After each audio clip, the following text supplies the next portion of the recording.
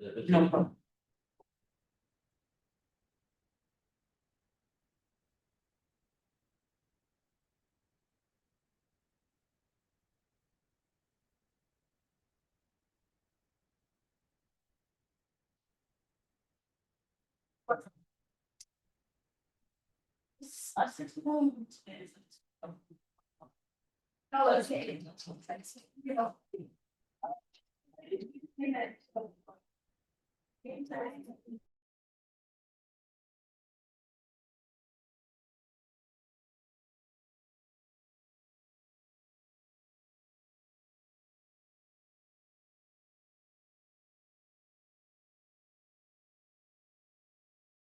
Recording in progress.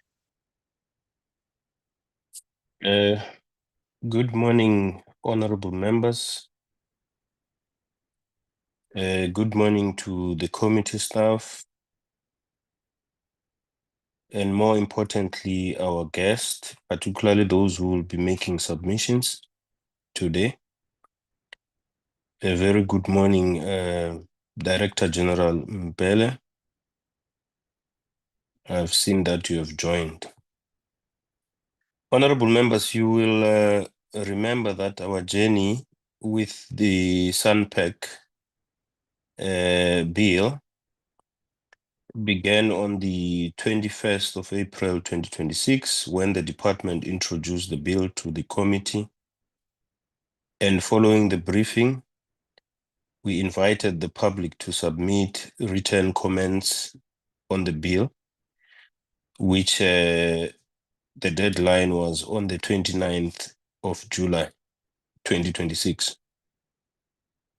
By the closing date,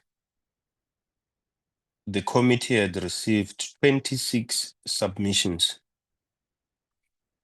One submission was subsequently withdrawn, leaving us with a total of 25 submissions. And that submission was from, if I'm not mistaken, SANPC itself. Mr. Moahi is here, the CEO will confirm that. Some of those who made submissions indicated that they wished to make oral presentations to the committee. And the purpose of today's meeting is therefore to listen to those presentations. I trust that honorable members have received all written submissions which were circulated by the committee secretary. I would like to emphasize that the committee is not yet processing the bill. The views and concerns raised by the public through these submissions will inform and enhance our work when we formally begin processing the bill. Today's meeting is therefore an opportunity for us to listen carefully to what members of the public are saying about the bill and to seek clarity where necessary.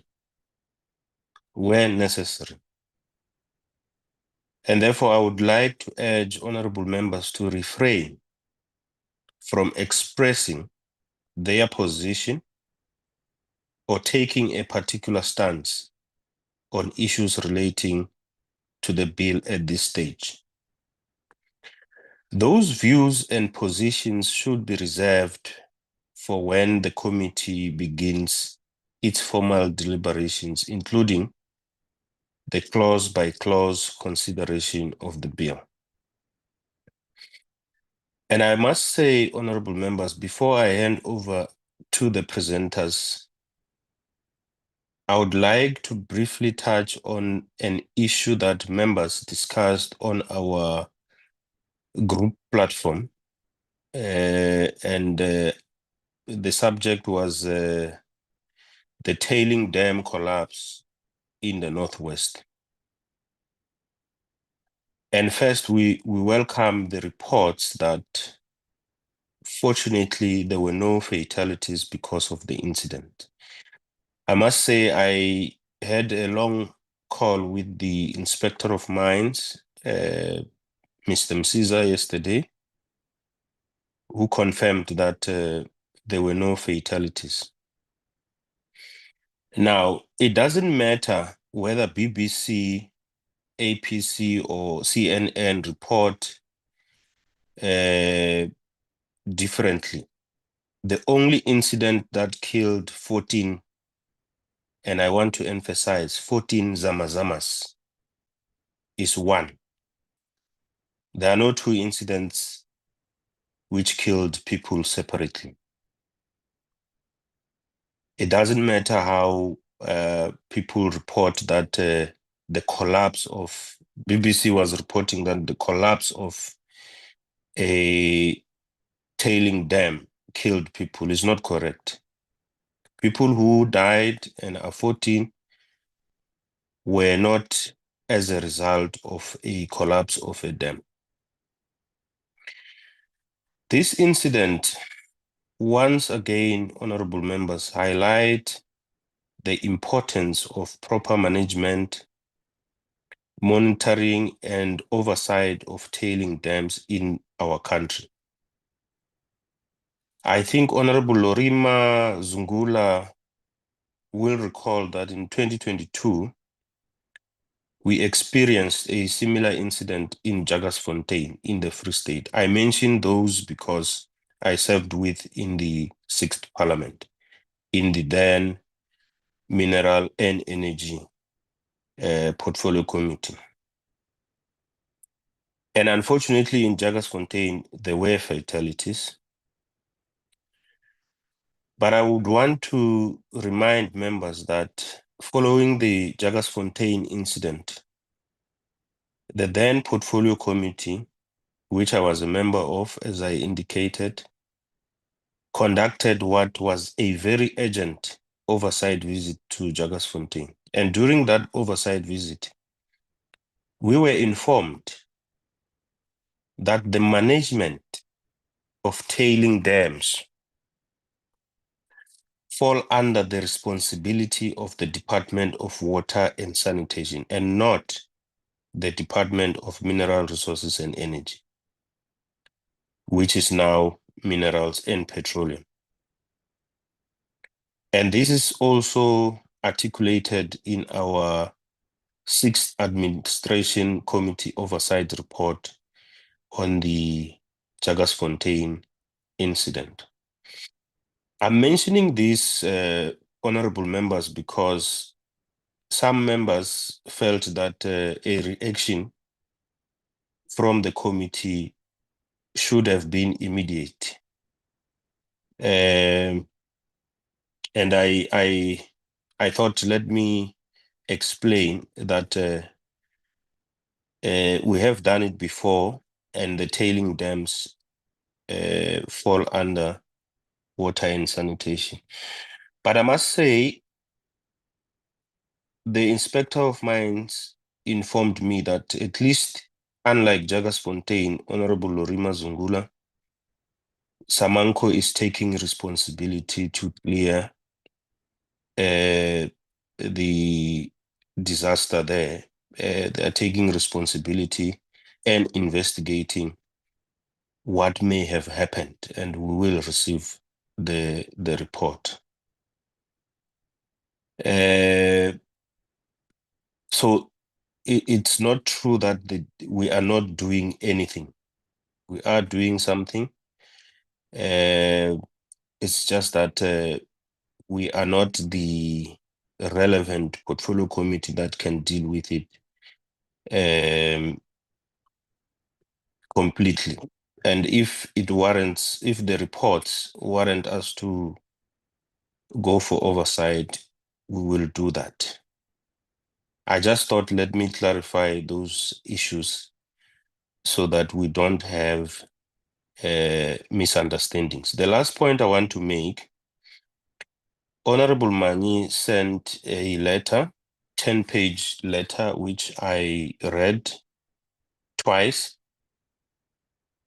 And I think how I would want to deal with it is to first give the department, in the form of the DG, a right of reply, and we will assess whether Honorable Mani would want the DG to, and the staff, because there are allegations there in the person of the DG and the staff, whether they would want to, whether we should call them to come and present themselves to the committee. I must say there are serious allegations, DG, against your person and the departmental staff.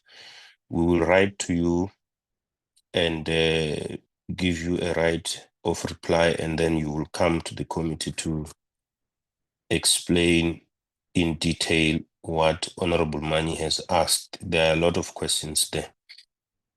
Before I give Honorable Mani, Ms. Boss, can you flight the agenda? Honorable Mani, can you speak so long? Thank you, Chair. First, I appreciate that that other matter you deal with it the manner you proposed. I'm not rising on that. I just wanted to just check on your report that the mine slime dam is now a water. What view? Is it because of the word dam that all of a sudden we think this is a water and sanitation issue when this is just a classical mine issue? I mean, the mine just pumps this thing, the all of a sudden we call it purely because of the three words dam. It's now a different category. Is that, I don't know, is that the reason? Is there something much more substantial other than the word dam that it became a water and sanitation issue? Because I actually am on my way to Brett's later today, and I've already submitted questions to the minister on this issue because I don't think it's a water and sanitation issue. But I just thought maybe just for my quick education, what made it a dam is because of the word dam. Thank you, Chair. Thank you, Honorable Mani. We will forward the report of the sixth term oversight to you. The very same frustration you have is the very same frustration we had then, that why is it that because there were still diamonds in Jagersfontein that were mined, and the public was saying that, and we were told that no, it's not your terrain, it's water and sanitation, when we wanted to do oversight. So I can't educate you on that, Honorable Mani, because I do think that even those that were educating me then failed to make me understand the rationale around that. But let's park that, honorable members, and move on to apologies. Any apologies, Ms. Boss? Good morning, honorable members and everyone on the platform. I've got one apology from Honorable Mhlangwini. Thank you. Thank you. Is there anyone, any honorable member who would want to register an apology, either though when you are driving to Brett, you would be offline or what? And Honorable Slepe? Good morning, Honorable Chairperson and DG members of the Portfolio Committee and the support staff. Chairperson, actually, I am looking at this agenda of the day. I am checking, Chairperson, there's something that I want to register here by you. It's not actually the apology, Chairperson. I failed to slot in whereby there's no, I thought maybe we will have the minister maybe with the remarks, but there's something, Chairperson. I've sent the letter to the minister. Chairperson, I'm having a challenge that the minister didn't acknowledge the letter that I've sent to him, and now for the second time, and he's now giving me a challenge, Chairperson. I don't know, because there's a pressing issue that it needs to be addressed that it's related to people Can that you might can you raise- hold on? Can you hold on, Honorable Slap? Honorable Mani, can you mute?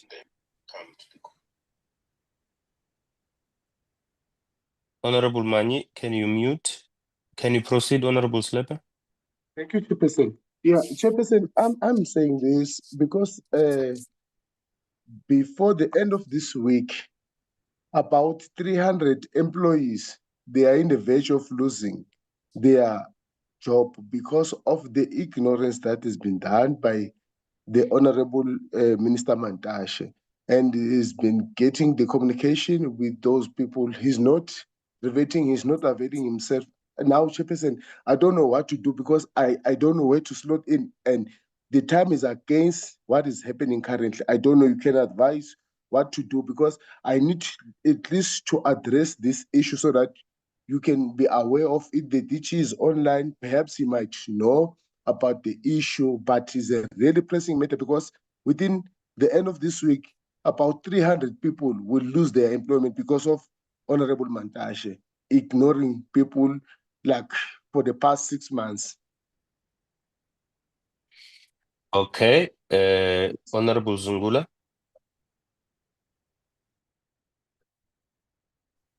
Good morning, Chair, colleagues, and everyone on the platform.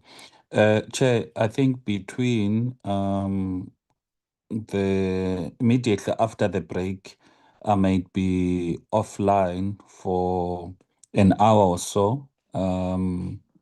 There's a commitment I need to attend to. Otherwise, I will be available throughout the other times. Thank you. Thank you, Honorable Zungula. May I ask the public and the presenters to be patient for a little bit while we deal with the issue that Honorable Slepe has raised. Please be patient with us. I just want to make sure that when we start with the presentations, we are uninterrupted. DG, are you on the platform? I saw you earlier.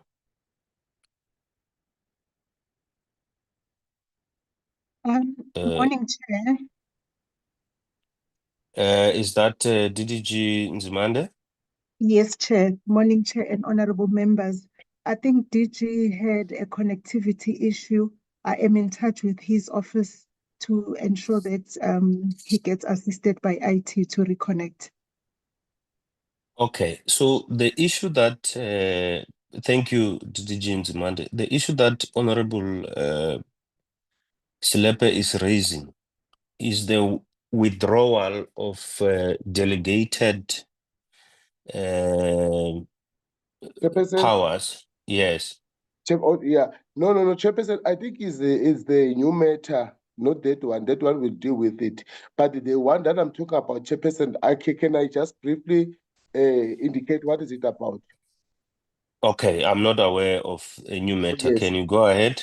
Yes, Chairperson, this one is about the Imbali Colliery, Gunolwazi Resources and Kutala, whereby Gunolwazi is an 80% black-owned junior mine company. Then, on 1st March of 2021, Gunolwazi purchased Mbali coal from Hussein Consolidate and Investment. And then they went through Section 11 of the MPRDA for approval. And then which mined process coal through a coal handling and so forth. And then they are situated next to Kutala mine. Kutala mine then, but now it's Seriti. Then it happened they enter into an agreement of selling the certain portion of Kutala mine assets.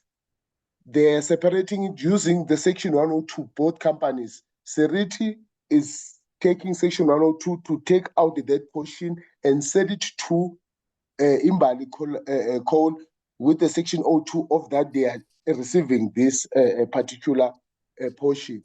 And then the department assisted them to sign off this section 102. And then when they were in the verge of executing, the security changed all of a sudden after everything has been done, signed by the department. Then I think there was a court issue. They went to court.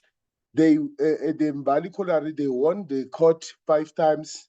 The security always losing this matter in a court of law.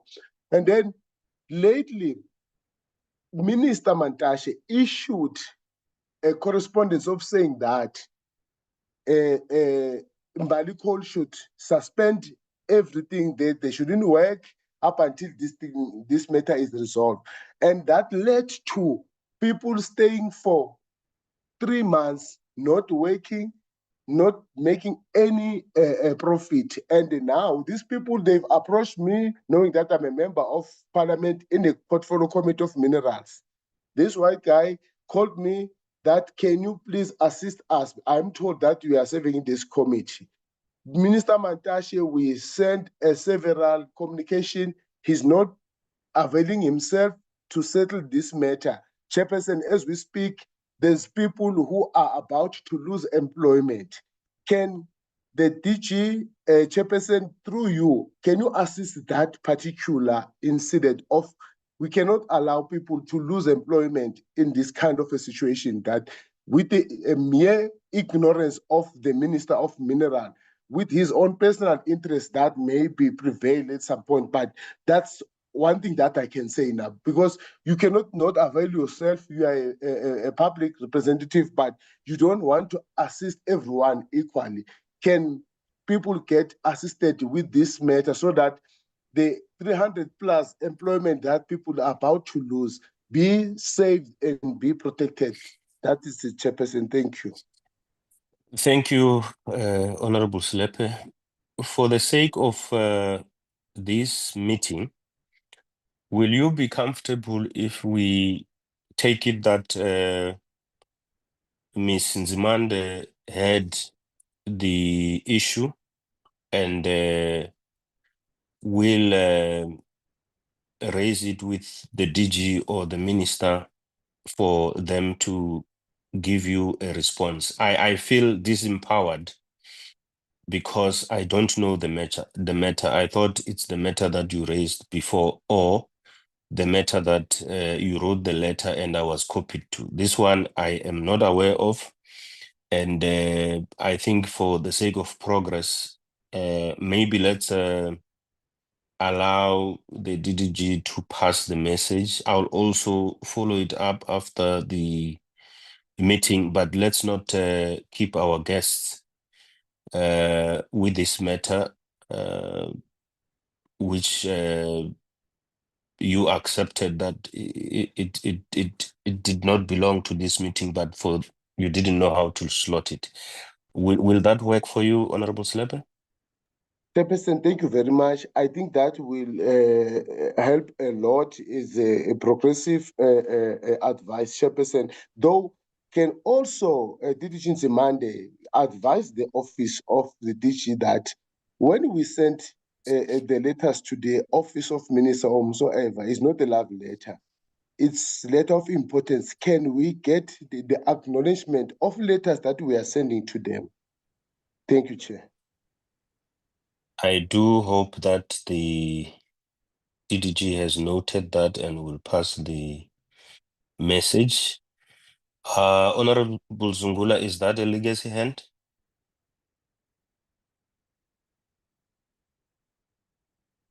I forgot to put it down. I'll put it down just now.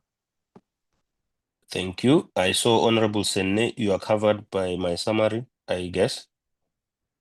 Yes, Chairperson. I actually wanted to propose that maybe we deal with it after our meeting so that we don't keep our guests, with our housekeeping issues. Thank you, Chair. Okay, thank you. With that out of the way, honorable members, we will now listen to the presentations. And I do think that for record, you do know that Parliament gives us 3 gadgets, which most of the time are fully functional. I do think that you should be advised to charge the other 2 while you are busy with one, so that we keep going until we are finished with the presentations. Can I now invite Oceans Oil as per the agenda to make a presentation? Are they in attendance? Can you Yes, just... Janet is just logging in, Chair. She's also traveling, so I just spoke to her now. She was on traveling. So, or maybe if Opasa is ready, we can swipe while he's trying to get in, or we'll wait for her. I don't know, Chair, how we gonna do it. Can you put back the agenda?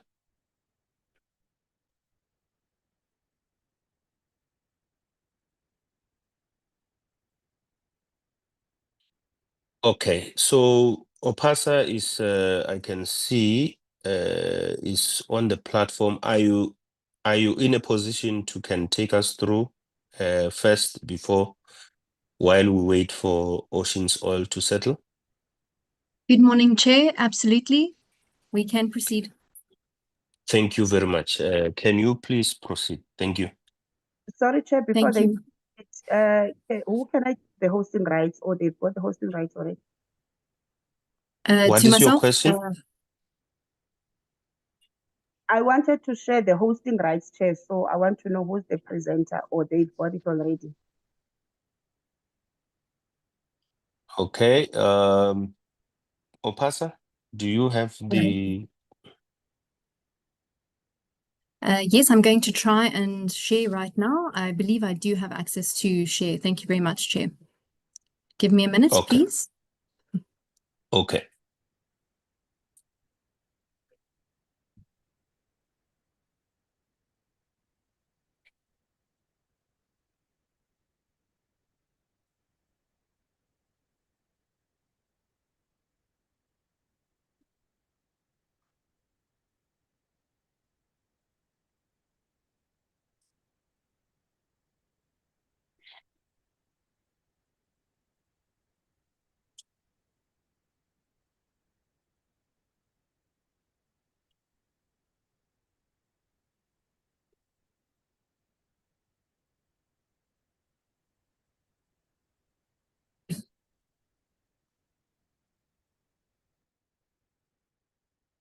I'm just trying to get this to share correctly.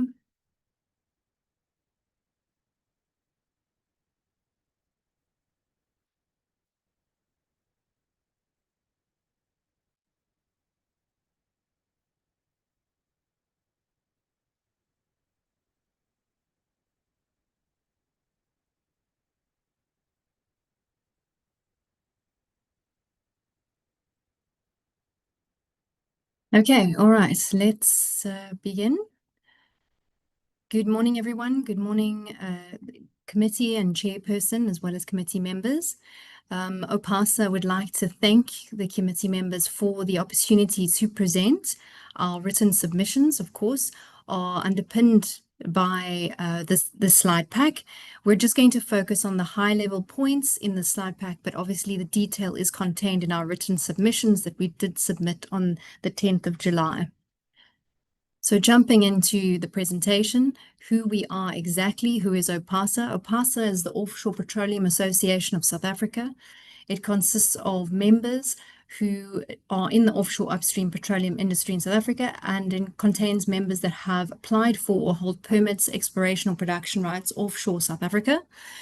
The key point, of course, is that we are governed principally by the Mineral and Petroleum Resources Development Act, MPRDA, as everyone is aware, or once commenced, will be regulated under the Upstream Petroleum Resources Development Act, or UPRDA. So this is high level, the points that I'm going to touch on today. Essentially, OPASA is supportive of the SANPC bill, as well as the concept of creating a singular petroleum company for the country. There's just a few points of concern that just need a little bit of tweaking to assist the industry in getting some comfort in terms of controls, or at least clarity in terms of certain aspects. So the first point we wanted to touch on is essentially the conflict of laws clause, which essentially touches on which law would take precedence over the bill. And at the present moment, the bill states that the SANPC bill will trump any other pieces of legislation. Now, obviously, the SANPC is listed as, the holder of petroleum rights on behalf of the state participation process in terms of the UPRDA, and amongst quite a few other things, including strategic stock and so forth. What the companies, or what the petroleum industry is just concerned about, is that we feel that the UPRDA should actually take precedence over the SANPC bill, or at the very least that it should be more equal in terms of no trumping by the SANPC bill. And this just purely relates to the security of existing rights holders. The second point is a slightly neutral point, is just relating to the comment or the section that touches on the scope of the SANPC, which covers renewables, and it's just a point of clarity, just to make sure. Sorry. Just a minute.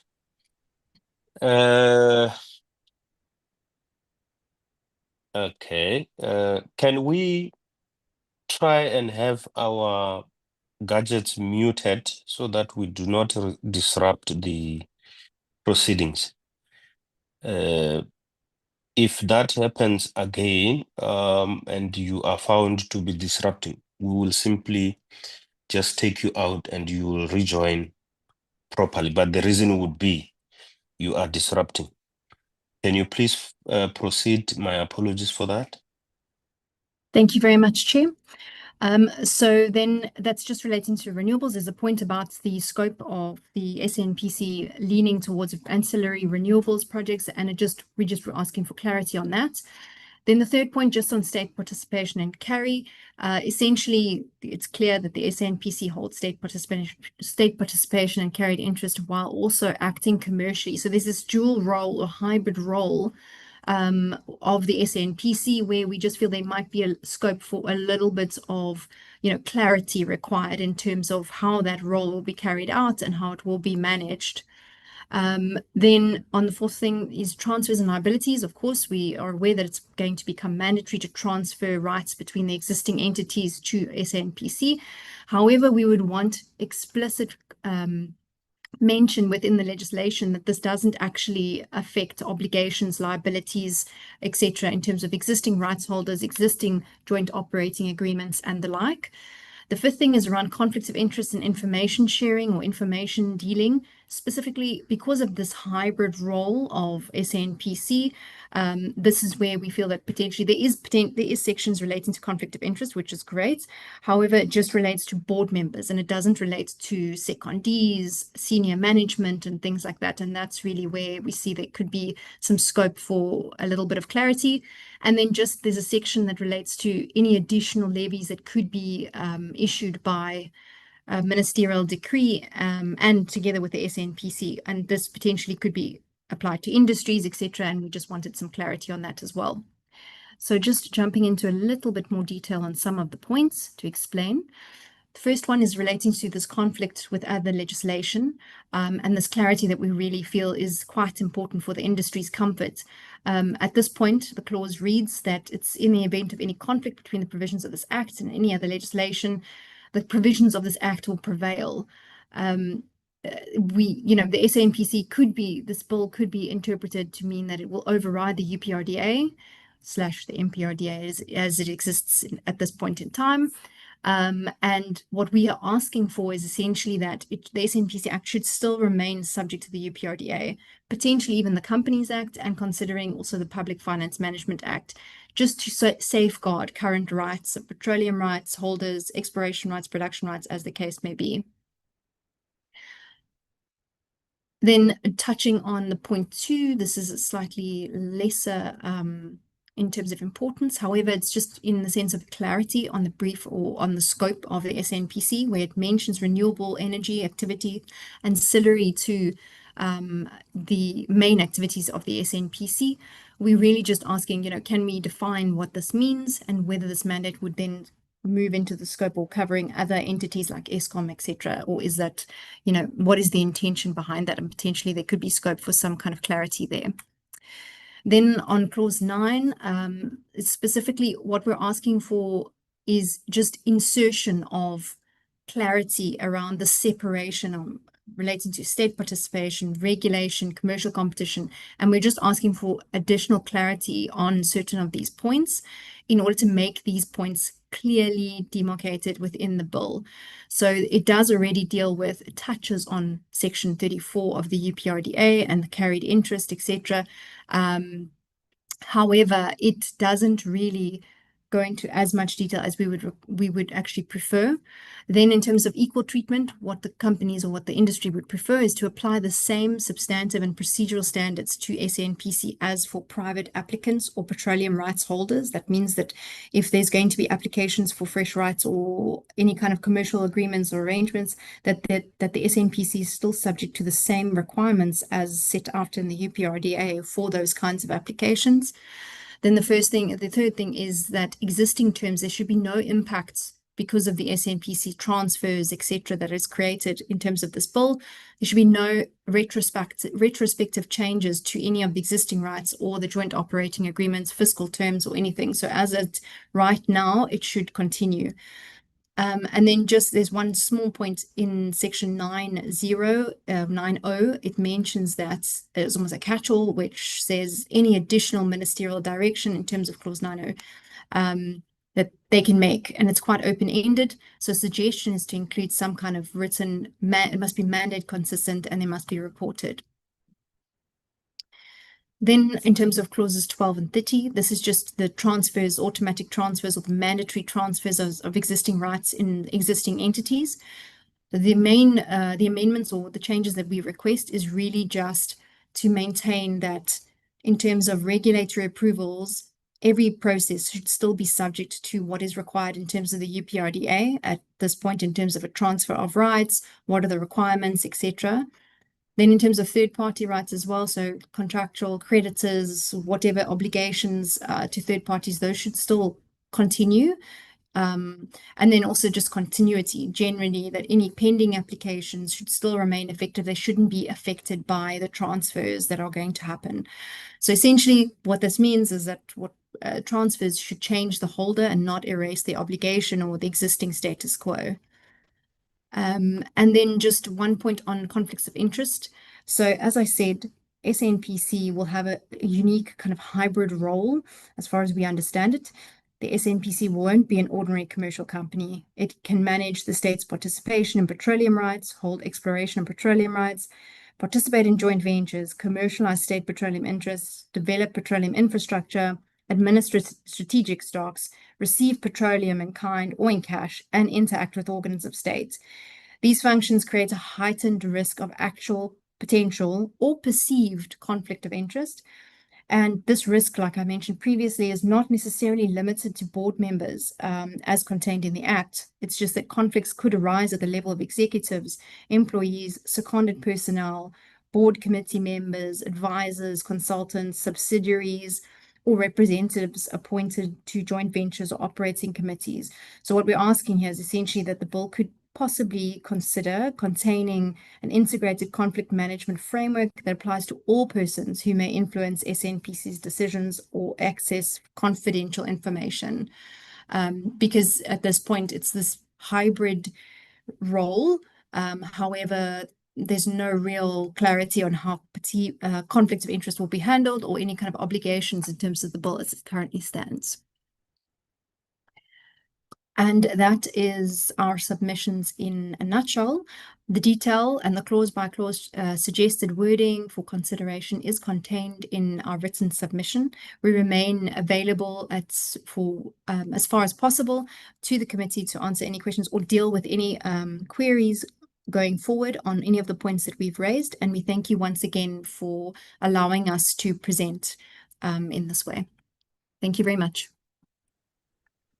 Thank you very much for the presentation.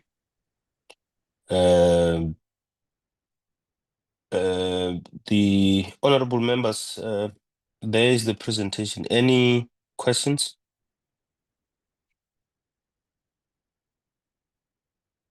I don't see any hand. Okay, so Upasa, there will be, I think there will be a response on Friday from the department on the issues you have raised, but we will also look at what you have raised and look at the possibility of reconciling the concerns you have raised when we deal with the bill ourselves. You do understand that at this stage, we can't express our views on your submissions. We can only listen and look for clarity seeking questions. I hope that is in order with you. Yes, thank you very much, Chair. Thank you very much for the presentation. And I got an indication from honorable members that they have noted the presentation. Ms. Boss, who's next? Oceans Oil Chair Janet is on the platform.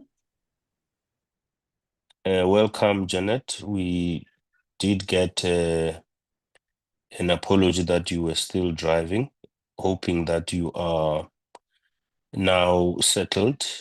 Over to you. Thank you very much. Thanks for this opportunity. We have Oceans Not Oil is a coalition of coastal communities, environmental organizations, and we've been active since 2018. We recognize that the stated objective is of strengthening South Africa's energy security and consolidating fragmented state petroleum assets that may, in principle, be a legitimate legislative purpose. The question before the Parliament is ultimately whether the bill provides sufficient, accountable, evidence-based and future-orientated framework to justify creating a national petroleum company. I'm going to list some of our concerns and then head directly, if I can be frank, right through to the questions to pose before the committee. Our big concern is around governance, accountability and political independence. The bill vests substantial powers in the minister as a shareholder representative, including appointment of the board and oversight of strategic direction. South Africa's recent history with state-owned entities, most exhaustively documented in the Judicial Commission of Inquiry into allegations of state capture, demonstrates with great specificity how politically influenced board appointments, procurement processes, and strategic investment decisions become the principal vector through which public institutions are captured for private or factual benefit. We do not believe the bill as currently framed contains safeguards adequate to this risk. The rest is continued here. I want to go on to the point of state ownership in itself is not a safeguard. So our questions are, what governance analysis informed the decision to consolidate strategic petroleum functions within a single state-owned company governed by a ministerially appointed board? Why does the bill concentrate extensive discretionary authority over petroleum investment, commercial decision-making and strategic asset management into a single institution without creating correspondingly stronger mechanisms for independent oversight? What specific safeguards beyond a general requirement of fair competitive selection exist in the bill to prevent political interference in board appointments, procurement decisions, and strategic investment decisions? Which specific recommendations of the Judicial Commission of Inquiry into allegations of state capture have been incorporated into SANPC's governance framework, and which have not, and why? Which mechanisms allow ordinary South Africans, workers, and affected coastal communities, as distinct from the Minister and the Board, to exercise meaningful oversight on SANPC's strategic direction? Regards the fiduciary governance, it requires a life cycle financial accountability. What independent financial due diligence, asset valuation, and assessment of contingent liabilities has the department undertaken in relation to the consolidation of Petro SA, iGas, and Strategic, the SFF, into SANPC? Will that information be made available to Parliament? Has the department undertaken a PFMA compliant comprehensive economic and cost-benefit analysis demonstrating that establishing SANPC represents a more efficient use of public resources than equivalent investment in renewable energy generation, electricity storage, grid expansion, and related infrastructure? If so, will that analysis be tabled before Parliament? What is the department's projected fiscal exposure arising from SANPC's activities over the next 5 to 10 years under both a central low oil price, delayed production, and accelerated energy transition scenarios? What is the projected public cost of enabling infrastructure required by SANPC's mandate, including pipelines, storage facilities, refinery upgrades, and the proposed conversion of coal-fired power stations to gas? And how are these investments intended to be financed? Has a stranded asset risk assessment been conducted for the planned upstream and midstream investments, modeling scenarios in which global and gas demand declines materially faster than current planning assumes? Does the bill impose any explicit obligation on the board to identify, disclose, and manage climate-related financial risk, contingent liabilities, decommissioning liabilities, and long-term environmental obligations as part of its fiduciary duties, consistent with internationally recognized financial disclosure frameworks? If not, why were such obligations omitted? Will taxpayers ultimately bear financial responsibility for losses arising from unsuccessful exploration, prematurely stranded infrastructure, environmental rehabilitation, or decommissioning costs? If so, through what statutory mechanisms and subject to what financial limits? Has the department assessed the potential and economic impacts on coastal communities, fisheries, tourism, and related sectors arising from spills, leaks, or other petroleum-related incidents? What compensation mechanism would apply should such losses occur?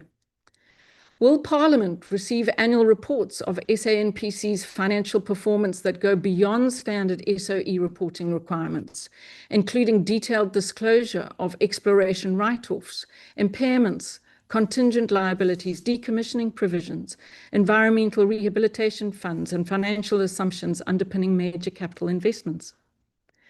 Regarding strategic fuel security and energy security claims, what minimum strategic fuel reserve targets will SANPC be required to maintain, expressed in days of national consumption cover, and on what evidence were these targets determined?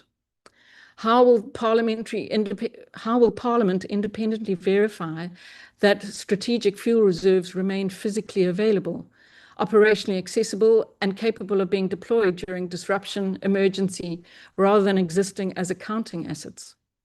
What assessment has government undertaken of the long-term impact of international oil and gas price volatility on the SANPC's ability to provide secure and affordable energy supplies?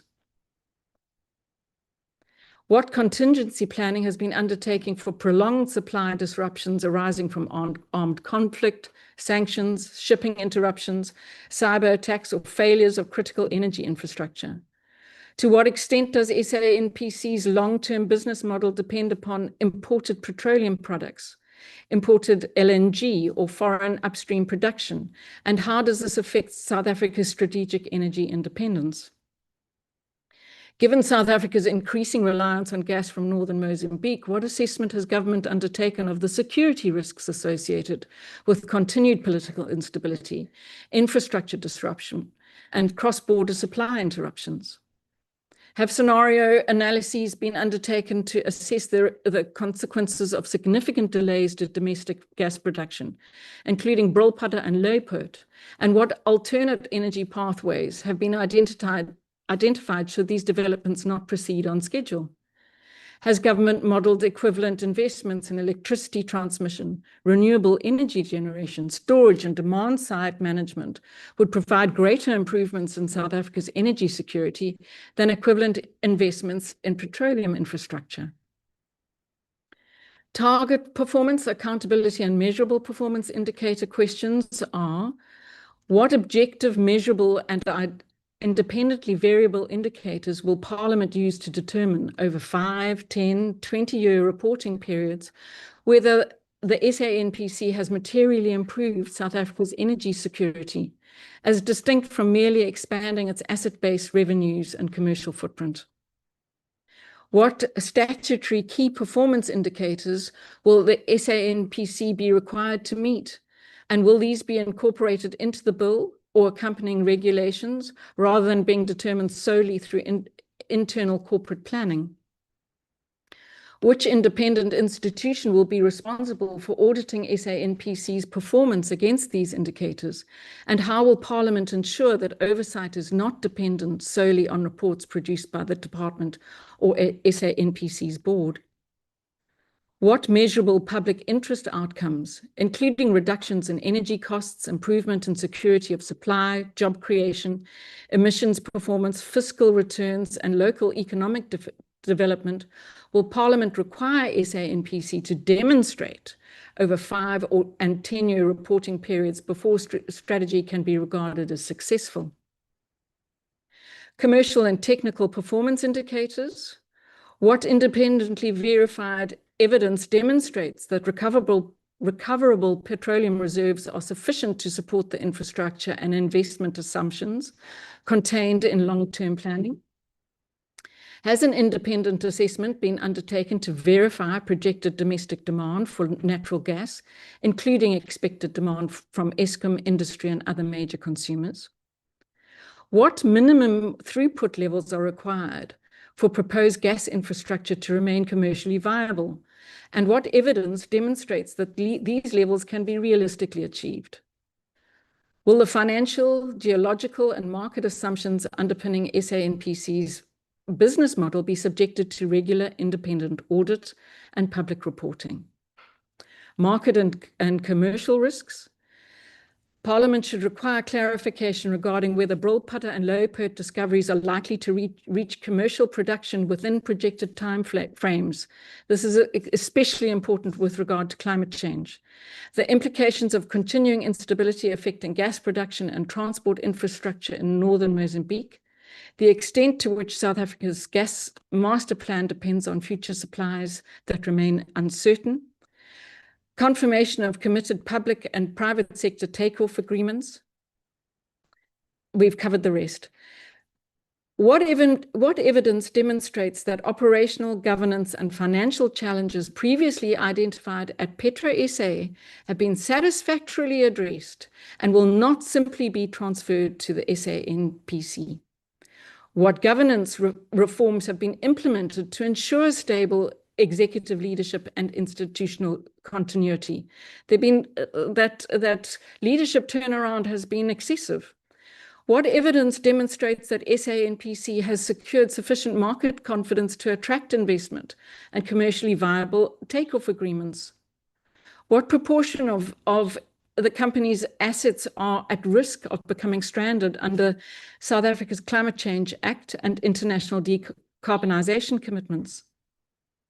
What assumptions have been made regarding future carbon pricing, methane regulation, and declining global demand for fossil fuels and export market demand? What measurable public benefits will justify the fiscal risks assumed by taxpayers? Does the committee consider the public participation undertaken for strategic planning associated with the national gas program? Does it consider that it's been sufficiently inclusive? It's seen seven towns so far. And if not, What further consultation should occur before major public investment decisions are taken? This potentially affects the entire coastline. What legal competition and market distortion, what legal and institutional separation exists or will be created between the company's commercial activities and the state's regulatory, licensing, and constitutional functions to ensure where the company holds a commercial interest in a petroleum project, regulatory decisions remain independent and free from actual or perceived conflicts of interest and preferred treatment? How will government ensure that the company competes with private operators, including international majors and other market participants, on equal commercial terms? What safeguards prevent the company from receiving privileged access to pipeline capacity, port infrastructure, regulatory approval timelines, public financing, or other state-controlled strategic assets relative to private competitors? Has the potential impact of the company on competition within South Africa's petroleum sector been independently assessed? And if so, will that assessment be made publicly available? Now, regarding transparency of strategic partnerships, will all major joint ventures, farm-outs, and concession agreements entered into by the company be publicly disclosed, including counterparties, financial terms, and carried interest arrangements on a regular and itemized basis? What parliamentary oversight mechanism applies specifically to concession agreements or strategic partnerships entered into with foreign governments or state-linked entities above a specified financial threshold? Does the bill require the company to publish a public itemized register of all concession agreements, carried interest holdings, and offtake guarantees on an annual basis? If not, why has such a transparency mechanism not been included, given that it would directly address well-recognized governance risks associated with state-owned petroleum enterprises? Climate alignment, carbon lock-ins, and stranded assets. How does the establishment of the company align with South Africa's obligations under the Paris Agreement, the Climate Change Act, its nationally determined contributions, and the company's legislated peak, plateau, and decline emissions trajectory? This is really important. Has government assessed whether SANPC's planned exploration, production, and associated infrastructure could lock South Africa into fossil fuel dependency beyond the period consistent with its national carbon budget, emissions reduction commitments, and net zero by 2050 objective? Most of these projects have a 40 to 60-year project timeline. This is inconsistent with what we're seeing with regard to climate change. We're talking existential risk here. Which jet investment plan gas scenario, the unrestricted pathway or restricted pathway, is the company intended to support? And has this alignment been formally assessed? Has a climate impact assessment been conducted for the bill itself? And were the projected economic costs of climate change incorporated into the cost-benefit analysis supporting the establishment of this company? Why does the bill not require the company to publish annual greenhouse gas emissions inventories, climate risk disclosures consistent with recognized international reporting frameworks, and a publicly available transition strategy? How does government expect the company to remain commercially viable over an expected lifetime of its investment, given global commitments to net zero emissions by 2050? That's 20 years away. Increasingly electrification of transport and declining long-term demand projections for oil and gas. Given the long lead times before domestic gas production is expected, including optimistic projections for Burulpada, what is the strategic rationale for pursuing gas as a transitional fuel rather than accelerating investment in renewable energy and grid infrastructure? Has government modeled an alternative pathway in which the planned gas allocation within the IRP is instead met with renewable energy storage and grid expansion, and compared the economic, employment, emissions, and GDP outcomes of these scenarios, including those associated with compliance with the Paris Agreement?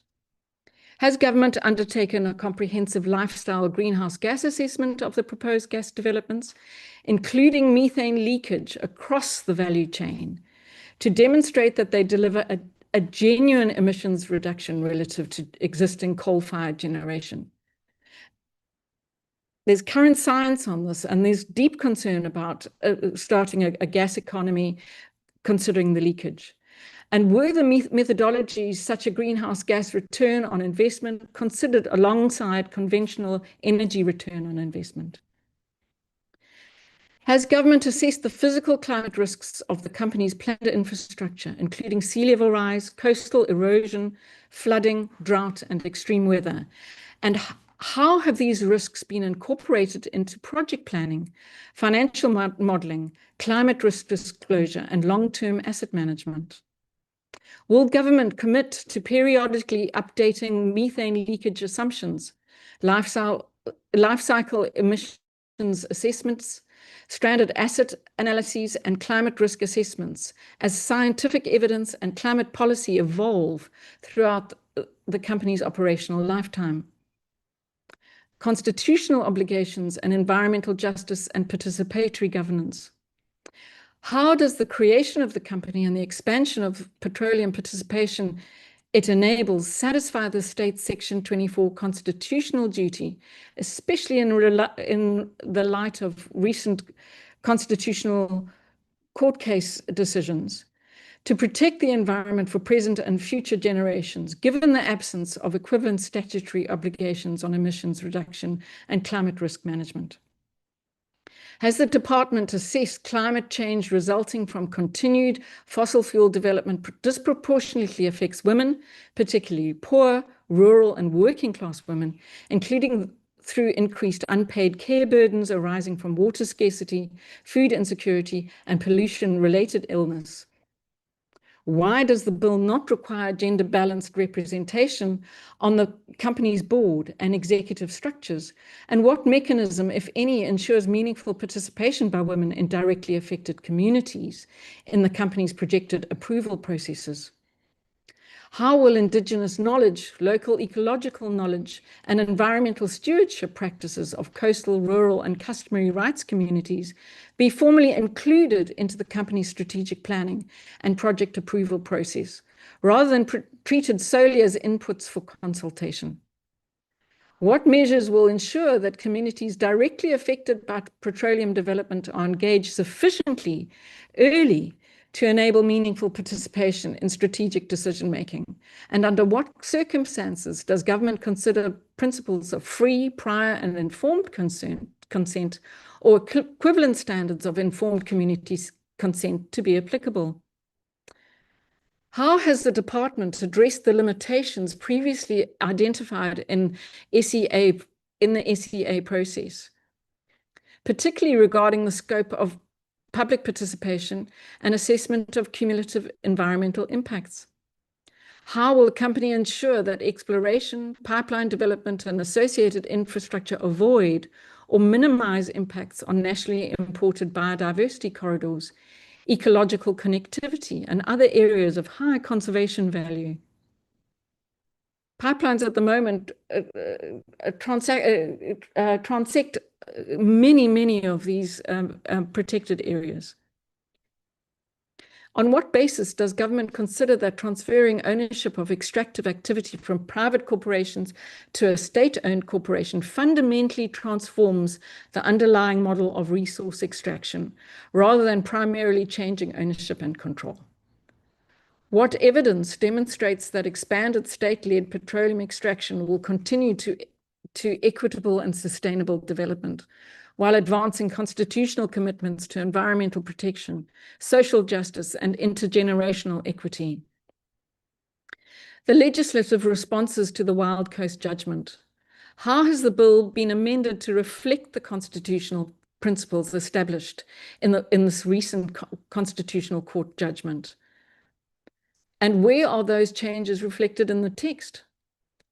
Does the bill contain any clause requiring the company, as a state-owned organ participating in offshore exploration and production, to comply with public participation and consultation standard articulated in the Constitutional Court judgments and the High Court judgments, or does it solely rely on existing NEMA and MPRDA processes that the court found inadequate in that matter? Institutional lock-in and opportunity cost. Is the company intended to facilitate South Africa's transition beyond fossil fuels or to prolong fossil fuel dependence under a new institutional form? And which specific clauses of the bill support the department's answer? Why does the bill not require the company to develop and publish a statutory transition strategy, setting out how its mandates, assets, and investment portfolio will evolve as South Africa progresses towards a low-carbon economy? At the moment, there's no transparency in this regard at all. What assessment has been undertaken on the opportunity cost of directing public capital, institutional capacity, and policy attention towards the company relative to equivalent investment in renewable energy generation, electricity transmission, storage, public transport, electrification, and energy efficiency? Under what economic, environmental, and climate policy conditions would government determine that the company should cease expanding petroleum exploration and production? Is that a question that's even on the table? What measurable indicators or statutory triggers would require the company to begin reducing its petroleum portfolio in line with South Africa's climate commitments and changing energy markets? How will Parliament ensure that the company's institutional structure does not create long-term incentives to maintain petroleum production solely to sustain the company's assets, revenues, and organizational mandate, rather than because continued production remains in the national interest? If in 10 or 20 years' time, renewable energy storage and electrification demonstrably provide South Africa with greater energy security, lower costs, higher employment, and lower emissions than petroleum, what statutory mechanism will enable the company's mandate to change accordingly? I thank the committee for their time, and I hope that these substantive questions are given due consideration. Thank you very much. Thank you, Chair. Thank you very much, Janet, for the presentation. I was about to ask you which page are you on now, because you were not moving with what you were saying for me to determine how much time you needed, but it's fine. We're good. Thank you very much. Thank you, Chair. Honorable members, any question? Honorable Zungula? Thank you, Chair. Greetings to the presenter. I've got a few questions regarding the coalition of NGOs. I just want to check whether are any of the civil society organizations, environmental organizations funded by international donors? And do those donors have got a mandate of stopping any form of offshore gas or gas and oil exploration in South Africa? Because if that is the case, it spells out something that I don't think it should happen in our country, whereby the country's domestic policies are dictated by international organizations and funders and donors using local organizations as proxies. The other question I just need to check is whether in the leadership of these organizations are all of the people that are at the helm of these civil society organizations South African citizens, because it will help to assist the committee to understand who is speaking on behalf of who and who wants then to influence the country's policies. And then the last question is whether, with the high unemployment rates, high poverty rates, do you not agree that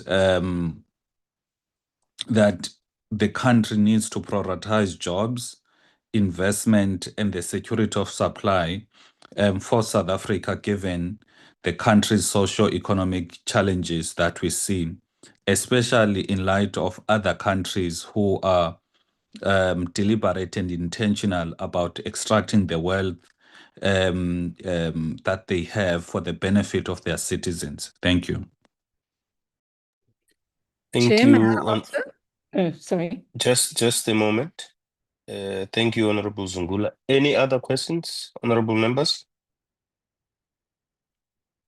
None. Janet, can you answer those questions, please? Of course, and thank you for them. Oceans Not Oil is unfunded. It's a voluntary organization, so there's no finance changing hands. With regard to our leadership, all leadership is South African with deep concerns about climate implications of fossil fuel futures for South Africa.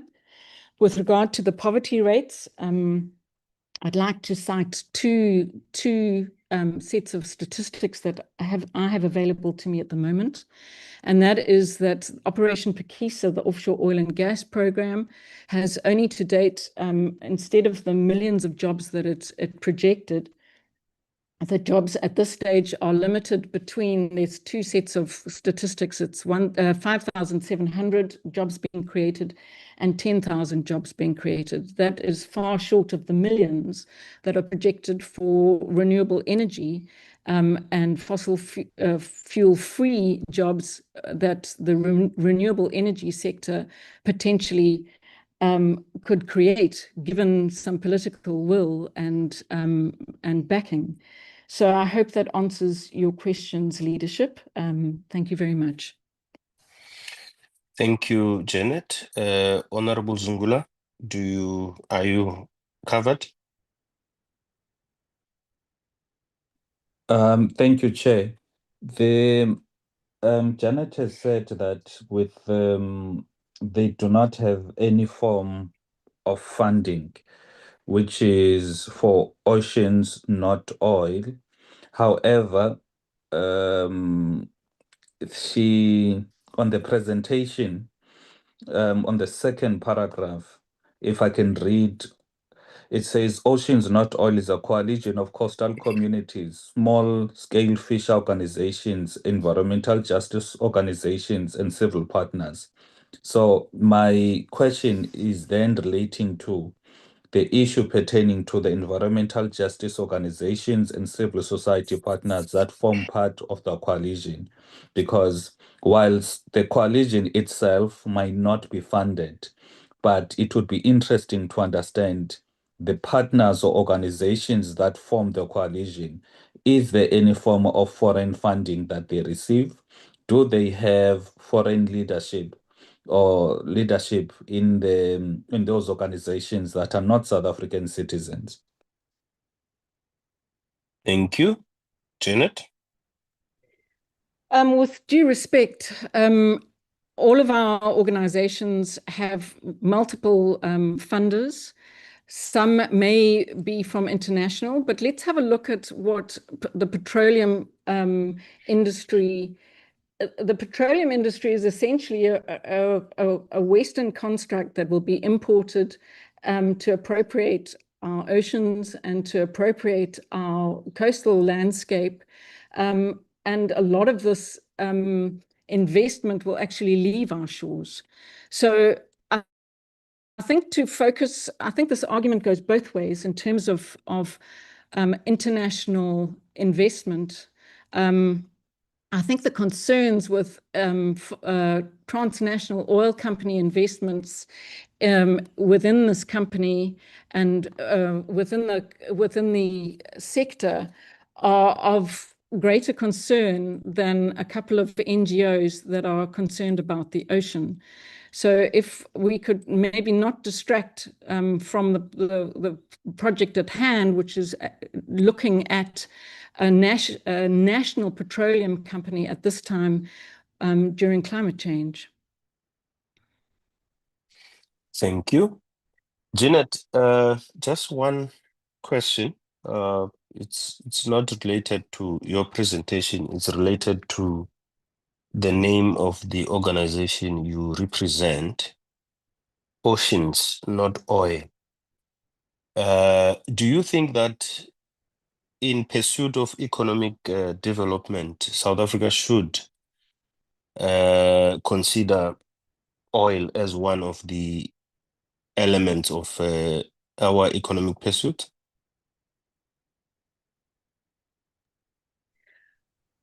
I mean, our name says it all, and I think the fires in Northern Europe, our droughts, our floods, our loss of life. I don't think, the science is clear about the connection between fossil fuels and climate change and global warming. This is going to impact South Africa directly. We have we are on 2 degrees warming here, and we are twice as likely to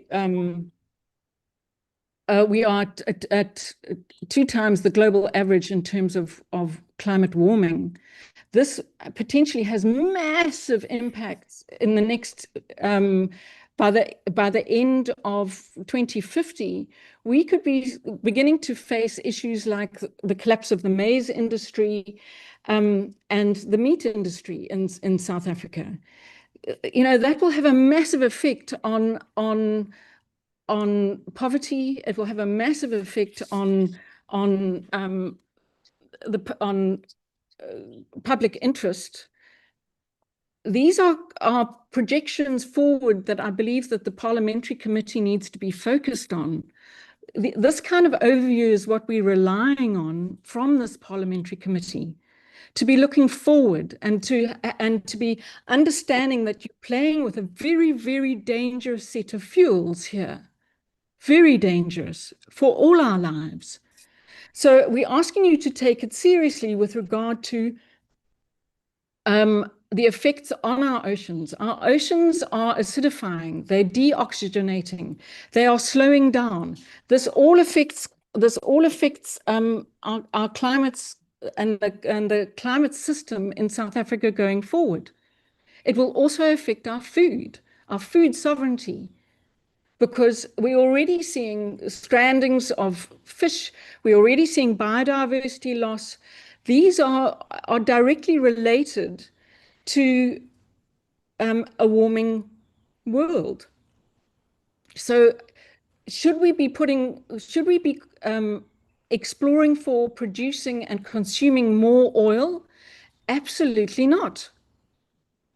We should be busy transitioning. I mean, I think it's really, really important that we should be looking at the science at this point in time. It should not be just looking at petrochemical science, it should be looking at climate science. And going forward, the climate science is already escalating. Our polar caps are melting, and that is happening faster than projected. The sea is warming faster than projected. The biodiversity loss is greater than projected at this point in time. These are warning signs. And I'm hoping that this parliamentary committee takes those warning signs seriously, because it affects not only us and our old age, but it affects our children and their children's children. And what the parliamentary committee decides on is, I mean, in your hands is the South African future with regard to energy. And is this an energy for all, or is this an energy for the few? So, our stance on an ocean's not oil, the oceans is the reason we breathe. If the ocean loses its health, we all lose our health. So, it's not just a case of, oh, well, we've got this fancy brand name. We're talking about fundamentals here. We're talking about survival fundamentals, basic elements that we need to survive going forward. So, yeah, I hope that answers your question. Thank you. Okay, just a follow-up out of interest, Janet. So You did mention that we live at around 2 degrees when it comes to climate change. Here, you said here. I don't know whether that here was referring to South Africa or Africa. But my understanding is that climate change does not have borders. What may be done in Nigeria when they are pursuing oil, or in Namibia or in Angola, or even in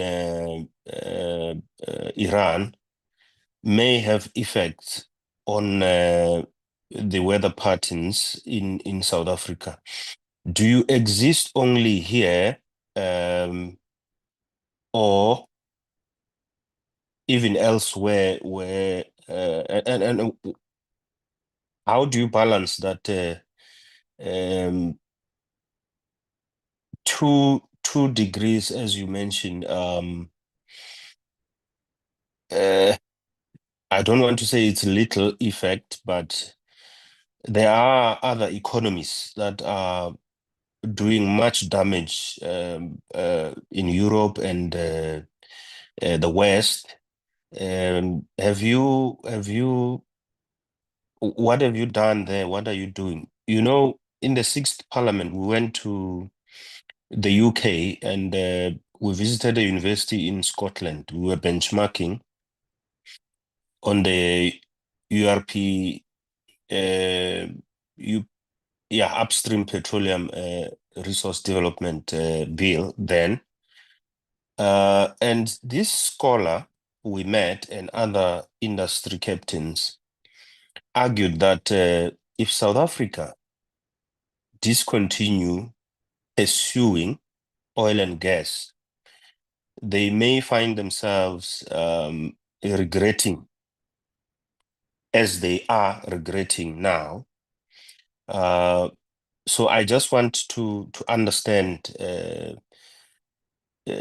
your stance with regard to that, and how you interact with other countries, because they even said to us they have a budget to fight NGOs because they feel NGOs are anti-development, and they are facing some crisis because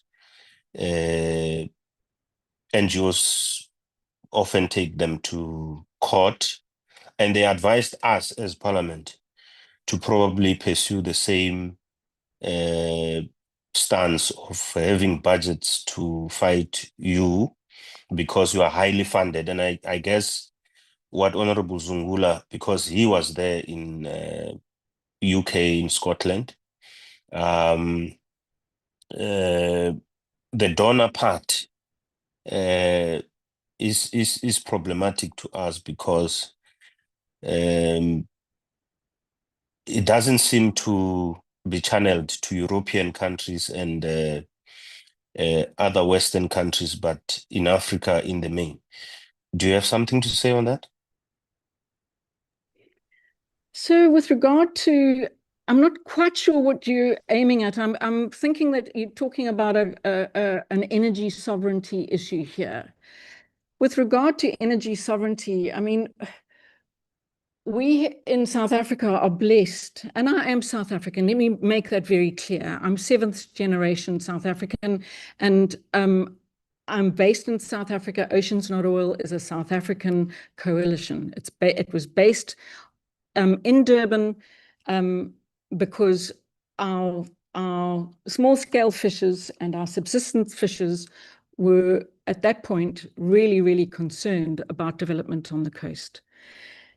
With regard to being labeled anti-development, it's an old rhetoric. I think what we need to look at in terms of development is who benefits with regard to this this program and this national company. Who benefits from the establishment of it, and what public purse is going to go towards it? So I'm not anti-development. I'm pro-development, but development that does not have us walking with eyes wide open into serious effects of climate change. So, it's fundamental. We've been told, the science is very clear, that oil and gas and coal are deeply problematic. They are warming our world. We can't just say, well, there are other sectors that are also contributing. Of course they are. But this is a known one. The science has made the causal relationship very clear. And we're playing with this fire going forward to set up this National Petroleum Company, because it's years in the making and decades in the making. And that locks us into an oil and a gas future. At this stage, we're not even taking oil off the table. We're keeping oil on the table. And the science is clear that we should be moving away from oil and gas and coal as quickly as possible. This is a survival issue. So, yeah, it's of deep concern that you want to throw anti-development towards people who have a right to participate, and I'm exercising that right. To throw anti-development my way, please, you're welcome to do so, but I'm supporting development that is pro-life. It's not, I'm supporting an energy future that relies on what we have plenty of: wind, solar, tidal, gravity. These are, and we have a fantastic engineering sector in South Africa. We can do this. We can take us forward without oil and gas. Thank you. Thank you for your time. Thank you, Janet. Just for the record, Janet, I am not throwing anti-development to you. I'm sure you do understand that when we deal with a bill, we will ask these questions on your submission. And I was just giving you an example of a benchmark we did and the information we got. Without asking these questions, we will not be able to do what you require us to do. So no emotions attached. And I'm not having a stance on anti-development or development.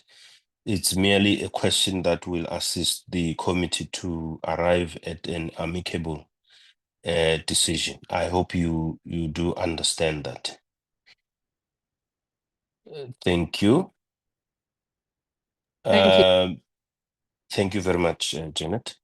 Ms. Boss, who is next? Amapungane, Chair. Amapungane, Chair, sorry, before Amapungane.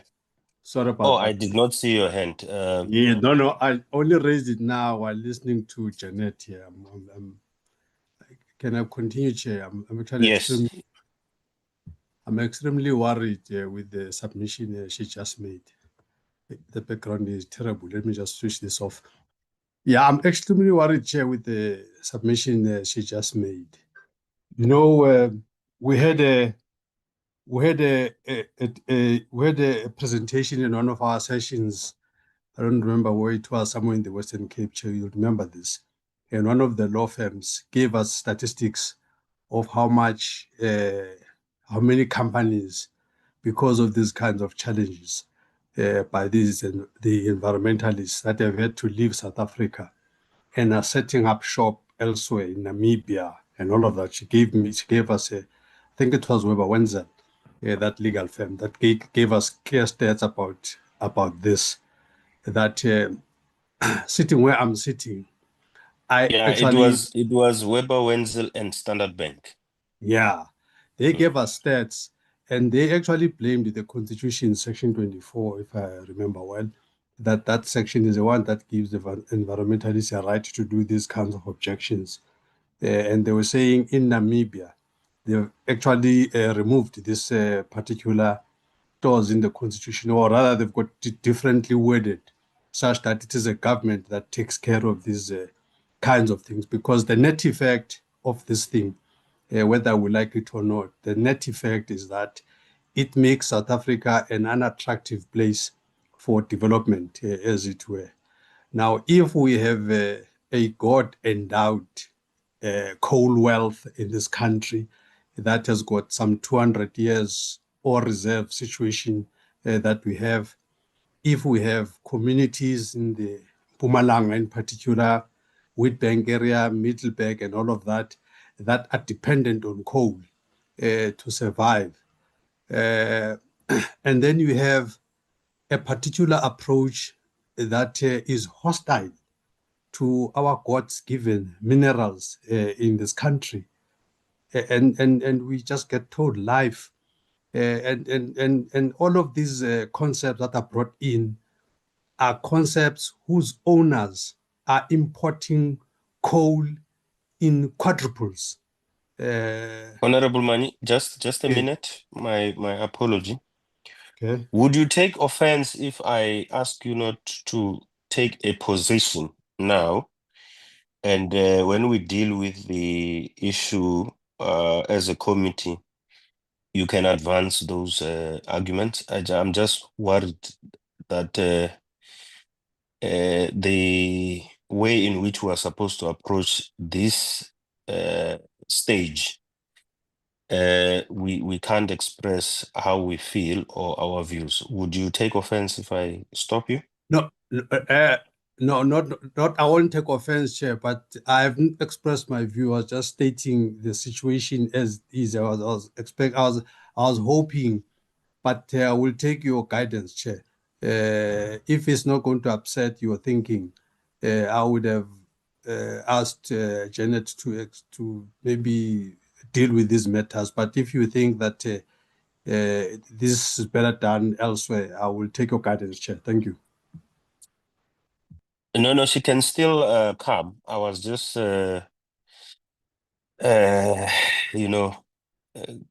cautioning. But I really have no problem that Janet makes a I'm also reaction. easy. I'm also easy, Chair. You probably have a better helicopter view. If your call is that rather not later, I'm easy with that. Thank you, Honorable Mani, for your understanding. Honorable Hassan? No, thanks, Chair. I think you've clarified. I was going to say, I think we at risk of going to a back and a forth. And I think it's okay if we have divergent views. That's exactly the role of why we've opened up this bill for public comment. There will be different ideas and views that come across. So I appreciate your intervention, Chair, and I would stand by it. That's why I put up my hand prior to you saying it. I think let's leave it as such. Thank you. Thank you very much. Janet, thank you again for the presentation. And I hope you don't feel that we have taken a position against your presentation. It's not the intention. Particularly my questions, we just wanted to do a comparison of how you think and how you interact with other countries as well. Thank you very much. Any parting shots, Janet? Just to thank you for your time and to, I'm sure the committee doesn't need reminding, but that every citizen has a right to place an objection. And when those objections are seen as barriers before the process has even got off the ground, that's deeply troubling, deeply, deeply troubling. Thank you for your time. Thank you, Janet. Tato Mashia, what's that hand for?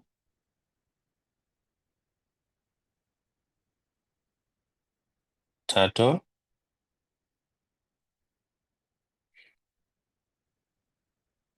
Tato Mashia, please. Sorry for interruption. I have a connection problem. Good morning, committee members. Yes, proceed. Yes, Honorable Chair. Speaking to Tatu Mashia, yeah, I'm a private citizen from Midrand, Gauteng.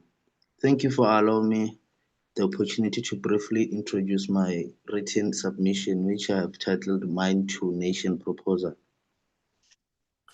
Okay, just hold on, Tato. I think you will come as well. There's a list of I'm directed by the committee secretary who is next. I was now calling Amabungani. All right. Thank you very much. I'll be back in a few minutes. Thank you. Thank you. Amabungani, welcome. Over to you. Tato, can you drop your hand, please? Thank you, Chair. Can I just confirm that you can see my presentation? Yes, we can see you and the presentation. Okay, I'm going to just switch off my camera. If you can see the presentation, then I am happy. Honourable members, thank you for inviting me to be here. My name is Susan Comrie. I'm a journalist with the Amabungani Centre for Investigative Journalism. Sorry, give me 1 second. So we have investigated and written about PetroSA for a number of years. And I think it's given us a unique insight into what never makes it into this committee. The deals that are done behind closed doors, the trades that go bad, and the losses that never come to light. And it's for that reason that we've asked to be here. Now, I'm delighted to hear that you are still, that this is the start of a process, and that you haven't taken a final decision on the bill. And I'm hoping that we can, that our submission can contribute in some way to enriching that process. So our submission is simple.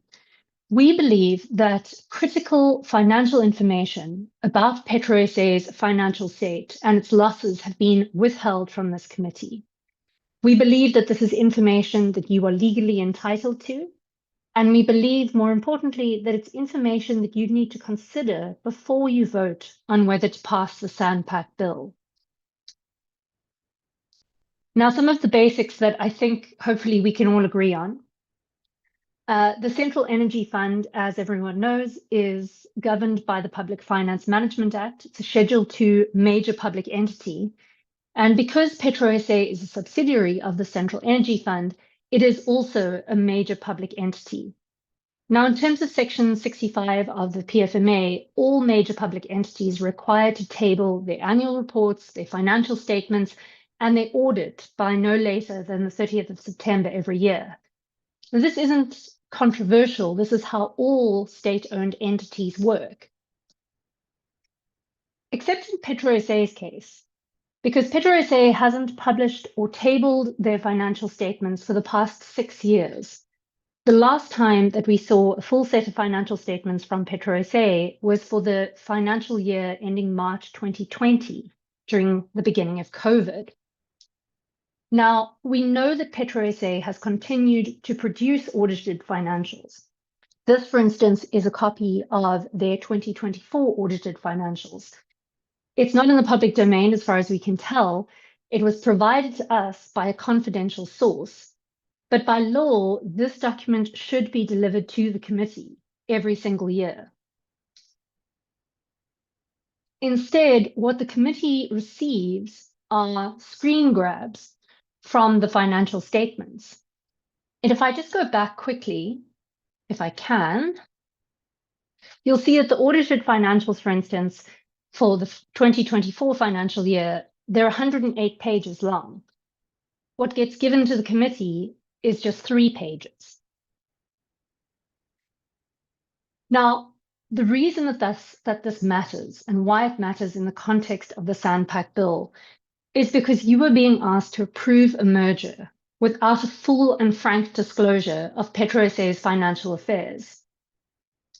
Now, granted, you, the members of the committee, members of the public, they can read the consolidated financials of the Central Energy Fund Group.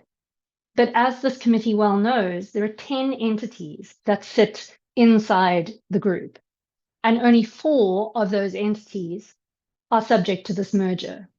So in our view, it's really important that the losses, the liabilities, the debts of each one of those companies is disclosed before any decision is taken on whether to approve the bill. Now, this committee is already well aware that PetroSA is the most problematic part of the group. In December last year, this is the conclusion that the committee came to, calling it the most financially distressed entity, reporting declining revenue, impaired refinery assets, significant liabilities, and ongoing investigations into irregular expenditure. And when we go into the detail of something like the financial statements that were given to us, you can see why PetroSA remains the really problematic part. So for instance, if you look at something like trade and other payables, which is one of the parts of the annual report that doesn't get disclosed to this committee, this is essentially bills that are due. If you look at the group and then you compare it to the figures of the company in this case being PetroSA, you can see that of the 8.3 billion rand that the group owed in financial year 24, almost all of that was coming from PetroSA. If you look at statutory payables, that's essentially, it's largely money that's owed to SARS. All of that was money that PetroSA owed, which is why PetroSA had a situation in December last year where SARS was threatening to seize the Mossel Bay refinery over its unpaid tax bill. Now, we don't know exactly what PetroSA's debt looks like today. Part of the problem is that PetroSA won't publish its financial statements.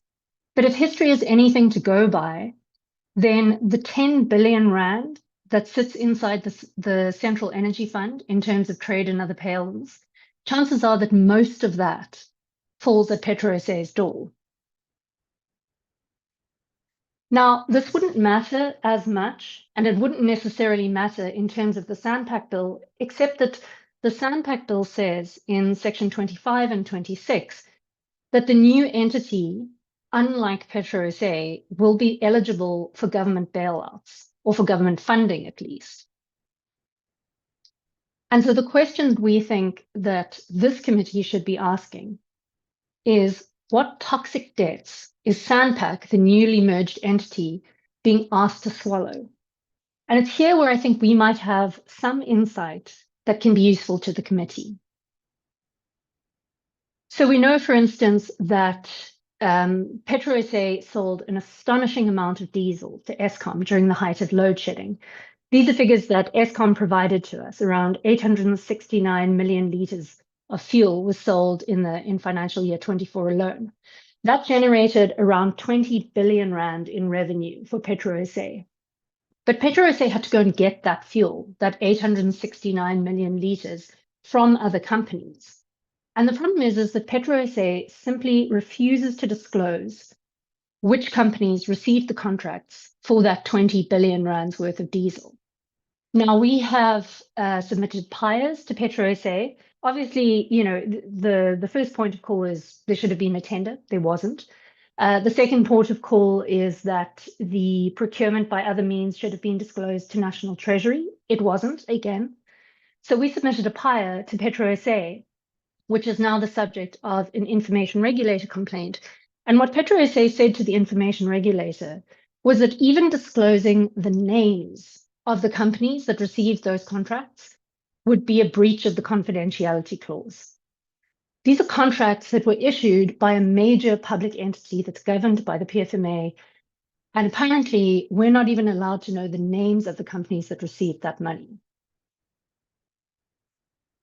Now, we also know from our sources inside PetroSA that part of the problem is that PetroSA had started gambling recklessly in its diesel trading business. In order to sort of supply that huge volume of fuel, what it was doing was ordering cargoes of fuel without there being agreed upon buyers on the other end. And you can actually see that. So if you look, for instance, I've included here an extract from the financial statements, financial year 24 statements, and it shows how the demurrage bill went through the roof in financial year 24. So it went from the previous year being 34 million rand to 389 million rand.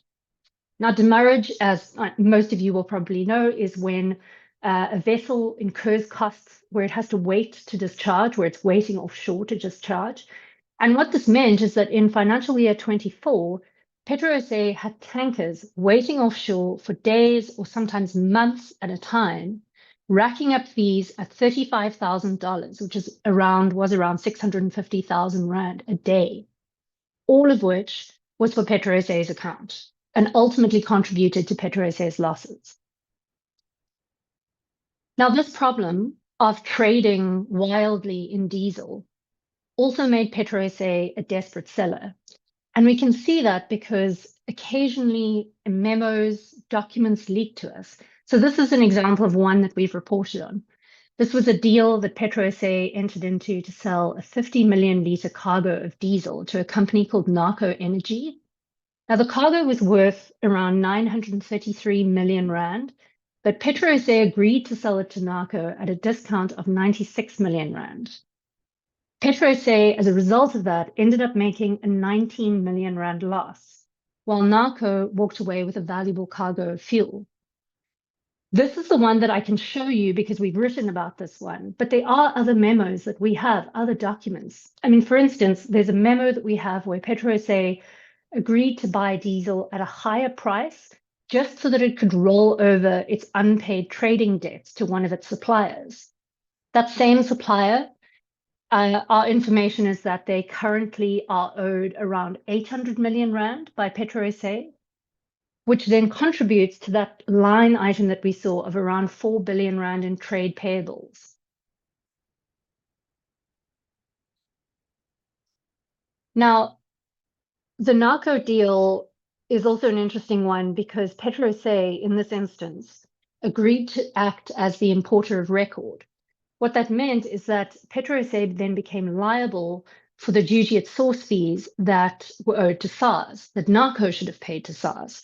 It was around 305 million rand in fees. And when Narco didn't pay that to SARS, PetroSA then became liable for 30 million rand in penalties as well.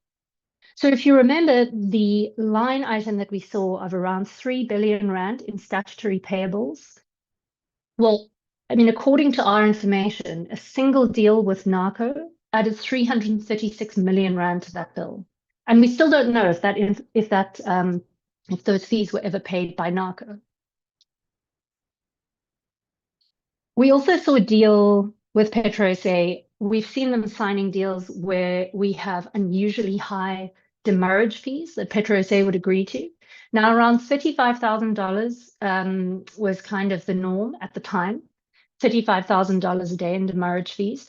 We've seen an instance where in a separate Narco deal, PetroSA agreed to pay $50,000 a day. That's almost R1 million a day that PetroSA was agreeing to pay for a ship to wait offshore.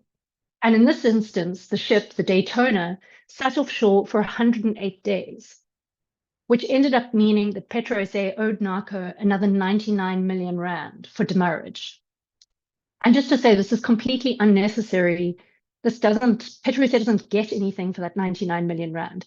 That's money that's wasted just because of logistical problems. But the worst part of that particular deal wasn't the demurrage bill. That was bad. The worst part was that it turned out that what PetroSA had bought was unleaded petrol that was laced with a chemical called N-methylaniline, which essentially turns a low-octane fuel. It artificially boosts a low-octane fuel, turning it into a high-octane fuel. But the problem is that it also causes gum buildup in the engine, and it can leave stains on the paintwork of cars, which is what we saw happening in the Garden Route in late 2023 and 2024. Now, by the time that this became public, PetroSA had already bought 2 cargoes of unleaded petrol from Narco Energy. But despite the fact that there were already complaints in the market, despite the fact that PetroSA's buyers were saying that they would not buy any more of this fuel, PetroSA agreed to accept another cargo of unleaded petrol from Narco. at a cost of 634 million rand. Surprise, surprise, a year later, PetroSA has been struggling to move that fuel because no one wants to buy it. So in June last year, because this has been in the public domain, we've reported on it. This committee has been raising questions about it. In June last year, I saw that this committee had asked PetroSA to explain what had happened with all of these disastrous deals with NARCO, these huge debts that had been incurred. And what PetroSA said to this committee was that they had entered into a commercial settlement with NARCO. But now the question is, how much does PetroSA have to pay NARCO? What are the terms of that settlement? How much will it get back in return? We know, for instance, that the debts incurred by the two entities are substantial. And my information is that a large chunk of that debt is still sitting on PetroSA's books. But I think more alarmingly, for the question for SANPAC and its future, PetroSA also said to this committee that the repayment plan was linked to future product deliveries. So does that mean that PetroSA only gets back the hundreds of millions of rands that it's owed if NARCO agrees to buy, if PetroSA agrees to buy more fuel from NARCO?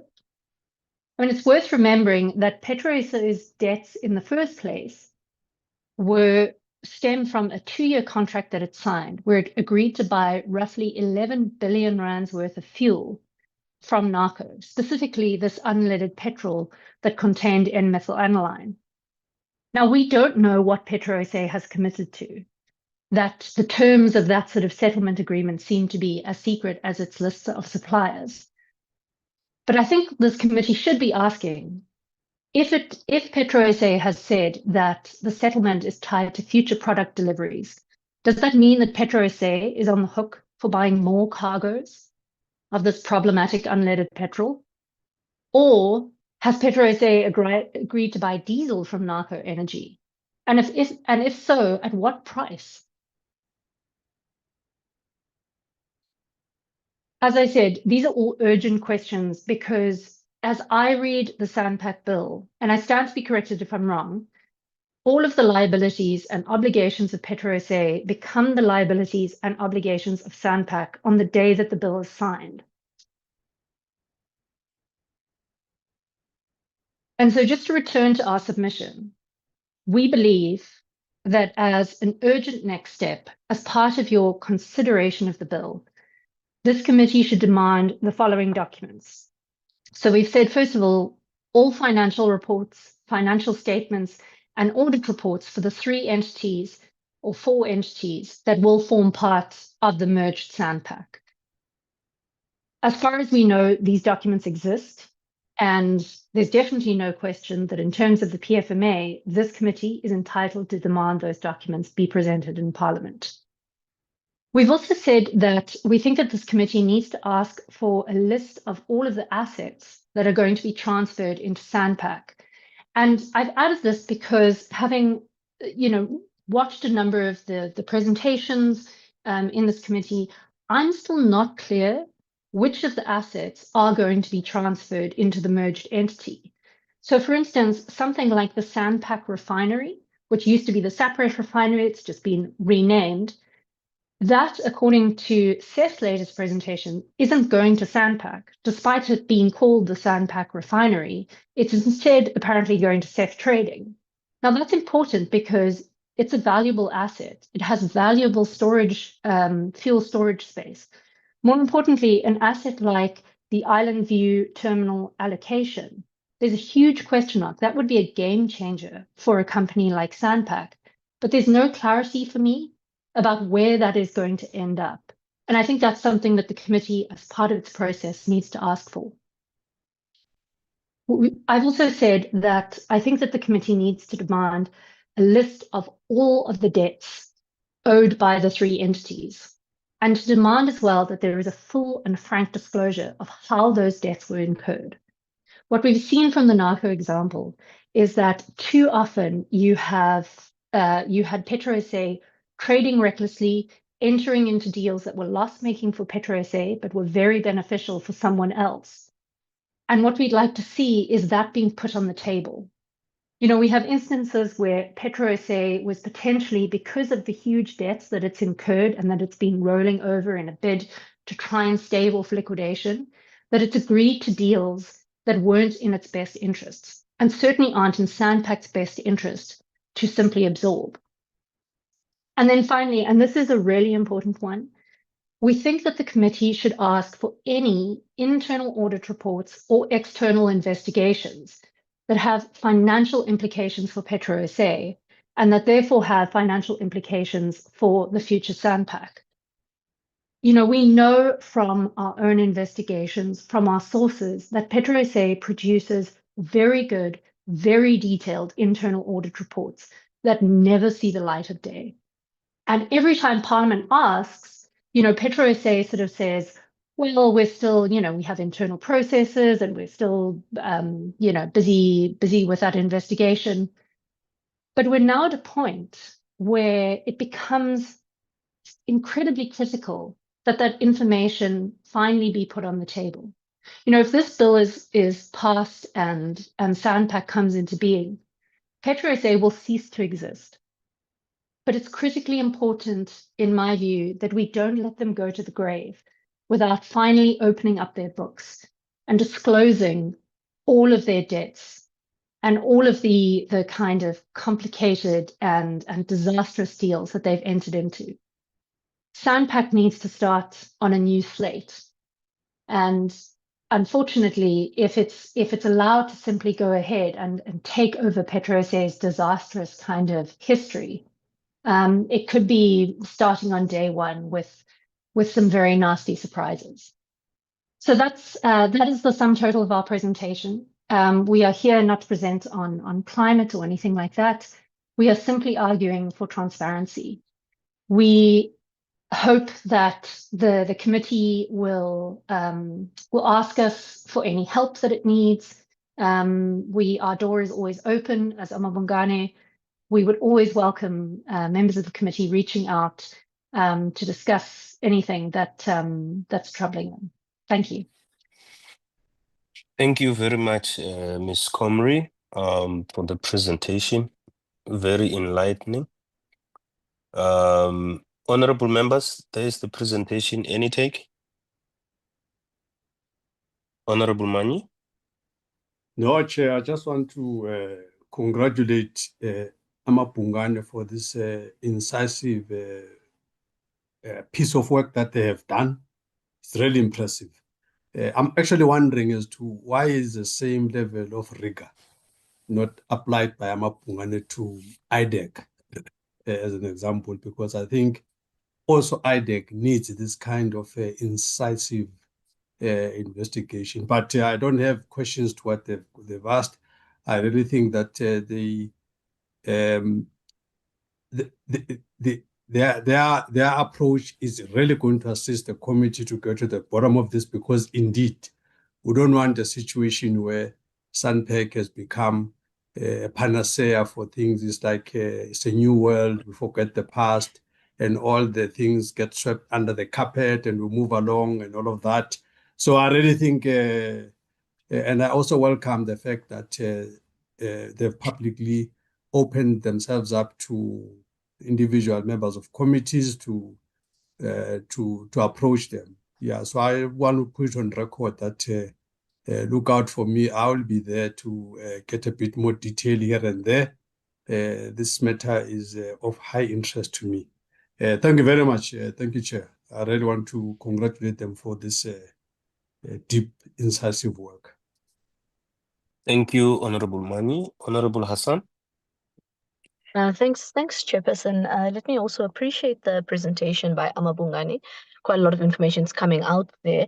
perhaps less so around the actual piece of legislation that's before us, but still critically important, and perhaps there is an offer to understand and go a little bit deeper. I'm interested in Amabongani, given that we are, of course, dealing with public hearings on the SANPC bill and some of the issues. I see the perspective that it is more retrospective, but we are looking now prospectively at a new piece of legislation and the creation potentially of a new entity. And so I'm interested in Ms. Comray's ideas regarding, we're at a point where at an inceptional level where you can create the legislation in a way that can safeguard against some of the challenges that we've seen that have gripped Petro SA in the past. Some of those around operating, etc. And while those are probably going to be dealt in a regulatory manner through DMPR's regulations later or CEF's regulations later regarding SANPC, I'm interested if there are any thoughts from Amabongani about how we craft a piece of legislation now to insulate or perhaps safeguard from some of the challenges that we've seen come up at a Petro SA level, because that will be helpful for a public hearing perspective now, and then perhaps in the future we can have further discussions around Petro SA. But it is very important just to see what we need to do going forward in this particular way in a prospective manner. Thank you. Thank you, Honorable Hassan. Ms. Comrie, any reaction to the two views? Yes, thank you, Chair. Firstly, on Honourable Hassan's point, we have made extensive submissions on the public procurement bill, which I think would be very useful in this situation, because we're describing the ways in which and what we think the safeguards need to be around public procurement to prevent exactly this kind of thing from happening. We have very extensive submissions there. If Chair, if you are open to it, I would be very grateful if we could send those submissions to the committee, because I think it will give you a blueprint of what we believe needs to happen in order to prevent these kinds of disasters from happening. But I think above all else, we have to be guided by the principle of transparency. If transactions cannot survive scrutiny from the public, then we shouldn't be entering into them. So Chair, if you are open to that, I would love to send that. And then on Honourable Mani's point, thank you for your kind words. And I know that that Honourable Mani has submitted extensive questions about narco energy, about the narco energy deal. I remember that from last year. I'm not sure that those responses were ever received from the department. I've struggled to find them, and if they have been received, I would love it if those could be made available, because I think that would be incredibly useful. And on IDAC, I also would love to send Honourable Mani our documentary that we made last year about IDAC around their failures of prosecuting state capture cases. It's called Tell No Lies, Claim No Easy Victories, and it's an opening salvo in our investigation into the criminal justice system and into IDAC. But I can assure you that we are far from done in terms of that. It's an area that we consider absolutely critical to be investigated. Thank you. Thank you, Ms. Comrie. Any information will be appreciated by this committee.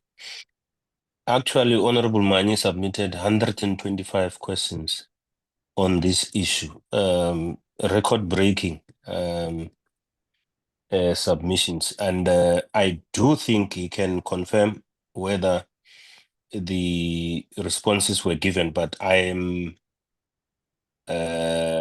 think they were given to him and the committee. I think I do recall getting some, going through them, the responses as well. Thank you very much, Ms. Comrie, and yeah, we will gladly appreciate additional information if you have. Honorable members, I want us to take 10 minutes break.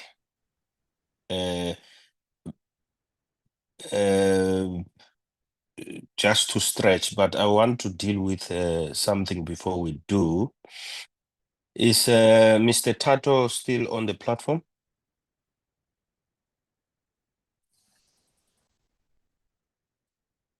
Tato?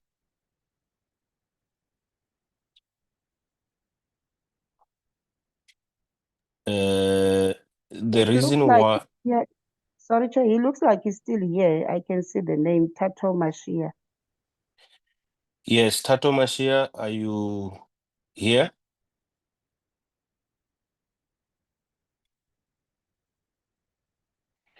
The reason why I want Tato to come to the mic is because I want him to identify the entity he is representing. If he is representing himself, that's okay. But I do think that the remarks I made in the beginning, and I was specific in saying we have received 26 submissions, and one was withdrawn, and we are left with 25, and some of them requested to make oral presentation. That's why we're having this meeting today. I made that because we advertised and there was a closing date for submissions.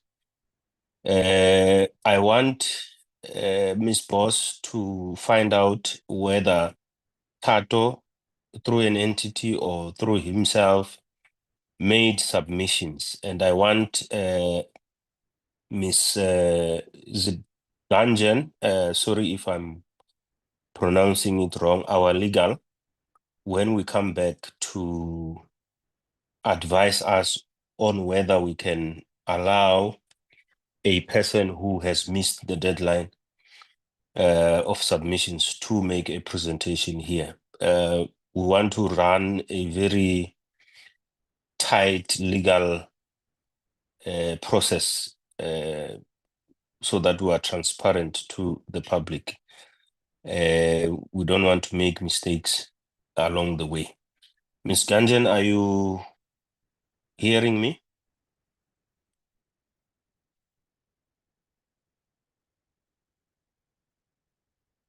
Yes, Chairperson, I am hearing you. Thank you. Okay, link with Ms. Boss, and then we will start with your advice when we come back. Okay. Honorable, yeah, honorable members, it's 11:35. Let's come back at 11:45. This is your chance to stretch and go to bathrooms and all of that. I would request that we don't log off. We just leave it like this and come back at 11:45. Thank you.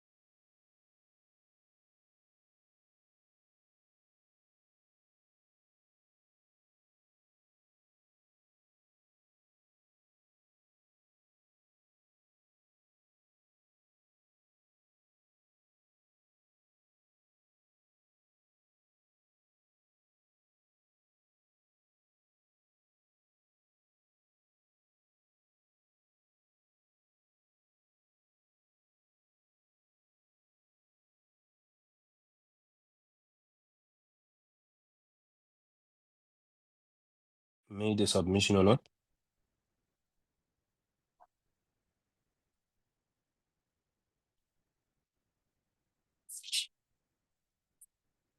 Miss Boss?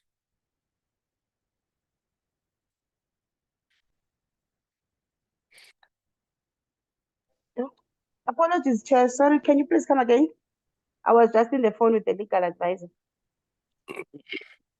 Yeah, it's 11. I was saying it's 11:45. Have you made a determination on whether Mr. Tato has made a submission or not?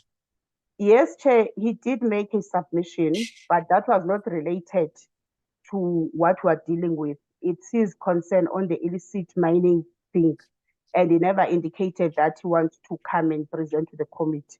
There is a submission even on the summaries, but not related to SANPC. Okay.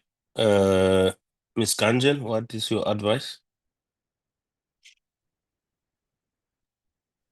Chairperson, I'm not sure if I got what Ayanda had said, but my understanding is that you're saying the person made a submission unrelated to this bill. Is that correct? Yes. Yes, Chairperson. Unfortunately, the committee must run its own business and process. We've had submissions, invitation to make submissions. There were deadlines. We're running on a very truncated timeline. And if we allow this sort of interjections that don't relate to our business at hand, then I think we are going to run into problems regarding timeframes. That's my view, Chairperson. Those are my submissions. Okay, thank you so much. Ms. Boss, who's next?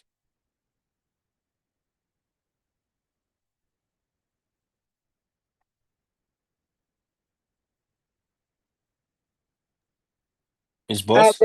The next person, Chair, is Michelle. Michelle? Yeah, I Is saw. she ready? Platform. Michelle Rivol. What's the name? Yep. I'm here. Okay. Can you go ahead, sir? Right. Okay. Sorry, I'm just.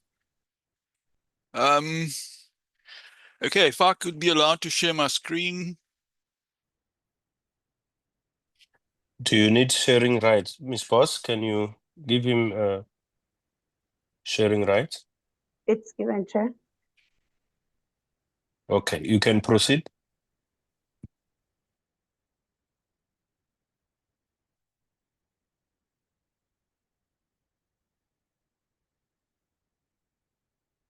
Okay, right. Before I talk about the slide, I'd just like to make a couple of comments. I'm not going to rehash what I've written because it has already been dealt with extensively by others before me.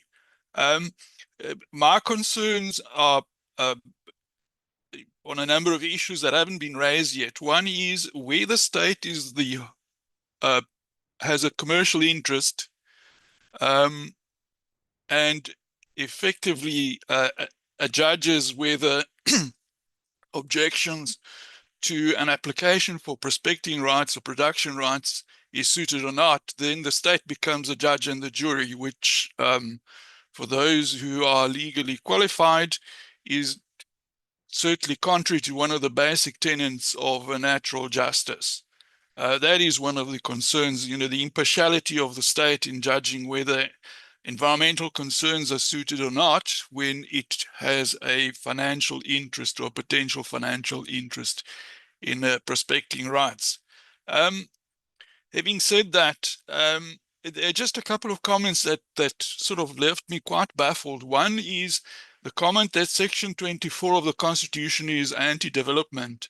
I mean, I would like that person who made that comment to think seriously about what they have said.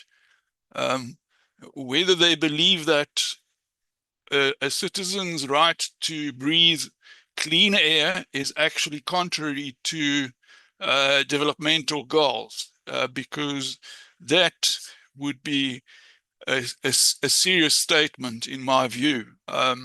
Then you might as well breathe the exhaust from a motor car tailpipe, because that would be considered to be acceptable, and I don't believe it is. I don't believe that environmental rights and development rights clash. They do clash, however, when development is undertaken at all costs without no consideration for the well-being of those who are supposed to benefit from it. South Africa is endowed with the biggest asbestos mines in Prisca. Those mines have not been used or have been in disuse for many decades, simply because asbestos is not a material that anybody wants to breathe. It kills people. So I don't see why that would be such an issue. Oil and gas are poisonous, the emissions are poisonous, and we should try and reduce their usage as much as we possibly can. As regards to funding, I'm funding myself. It's my own private bank account, so you don't have to worry about whether the money comes from. And by the way, the companies that I've seen that want to prospect along our coastlines are Shell, which I don't believe is South African, Total Energies, which I also don't believe is South African, and Impact, which I also don't believe is South African. So I also agree with Ms. Solomon that the concerns about who funds who are really quite misplaced. We are looking at principles here, and that is what the committee should consider. Anyway, I've done some basic arithmetic, which I've put up on the screen. I am by training an engineer. So if you look at natural gas, which is being touted by many as a clean energy source, I'm just going to show you that it's a complete red herring and it's a complete misrepresentation of facts. Although the burning of gas might in itself be cleaner than burning coal, it's certainly overall not a cleaner solution. Okay, so if you take the global warming of gas, the global warming potential of gas, it's 80. It has a atmospheric life of somewhere between 100 and 120 years. The losses on the gas distribution and extraction systems from the gas well up to the burner about between 2 and 9%. Usually they average around 3%. So if you convert the losses into a carbon equivalent, you multiply 80 by 3 and you divide it by 100. So that gives you a result of 2.4. So when you look at taxes that will be imposed on South African companies that are going to export to the European Union, which is one of our larger trading partners, the carbon taxes will be based on scope 1, 2, and 3 emissions, which will be 2.4 times greater than whether we stuck to what we have at the moment. So companies that are energy intensive and continue using gas will in all likelihood be paying more in carbon excise duties than if they were to use a different energy source. I mean, that's a fact. I actually attended a presentation by Hewlett's Aluminium, which I think is available. It certainly was made available to the persons who were employed by the state and were in attendance. And it showed that once scope 1, 2, and 3 emissions are going to be factored into the CBAM calculation, the excise duties paid by Hewlett's for products that they export to the EU will actually be greater than the selling price of the product that they are trying to export.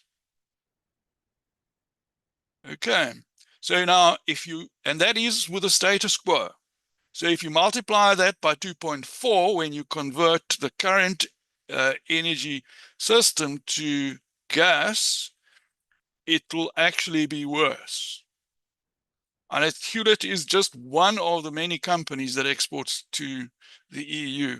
So if you take all of those companies, and it's very well saying, well, then you must develop other markets. But just for 1 second, assume that they will be exporting to the same markets. They will become completely uncompetitive.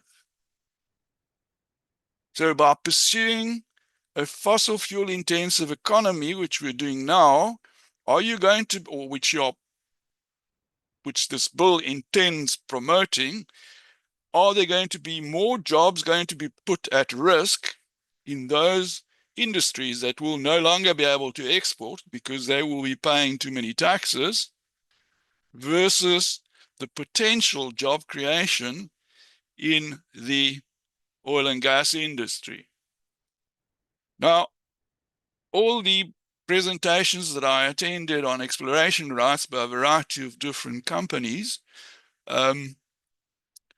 stated quite clearly that the amount of jobs that will be created on land during the exploration phase will be minimal, if any at all, because the skills that are required are all overseas skills.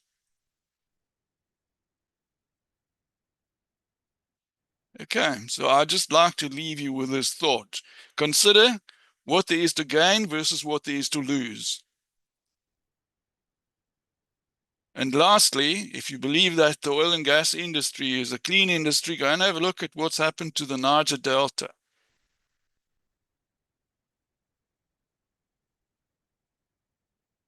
That's in Africa.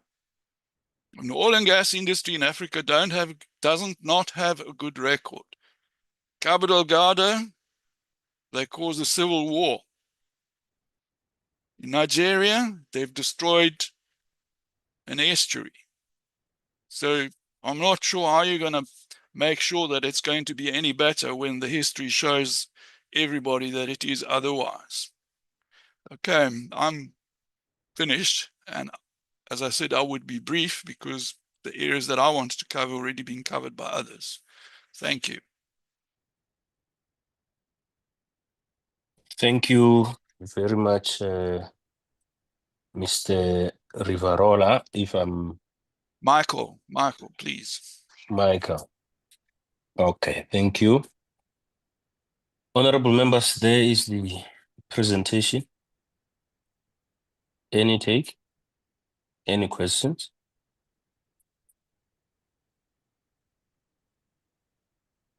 None. It seems Mr. Michael was very clear. Honorable Mani? Yeah, thank you, Chair. No, indeed, it was very clear. And I really appreciate people like these that take into account that has been said before and not repeat. Just one question, though. Does Michael have is it Mr. Michael or Michelle? What, I beg your pardon, Chair. Can you please remind me the name? Michael. Michael, yeah. Does he have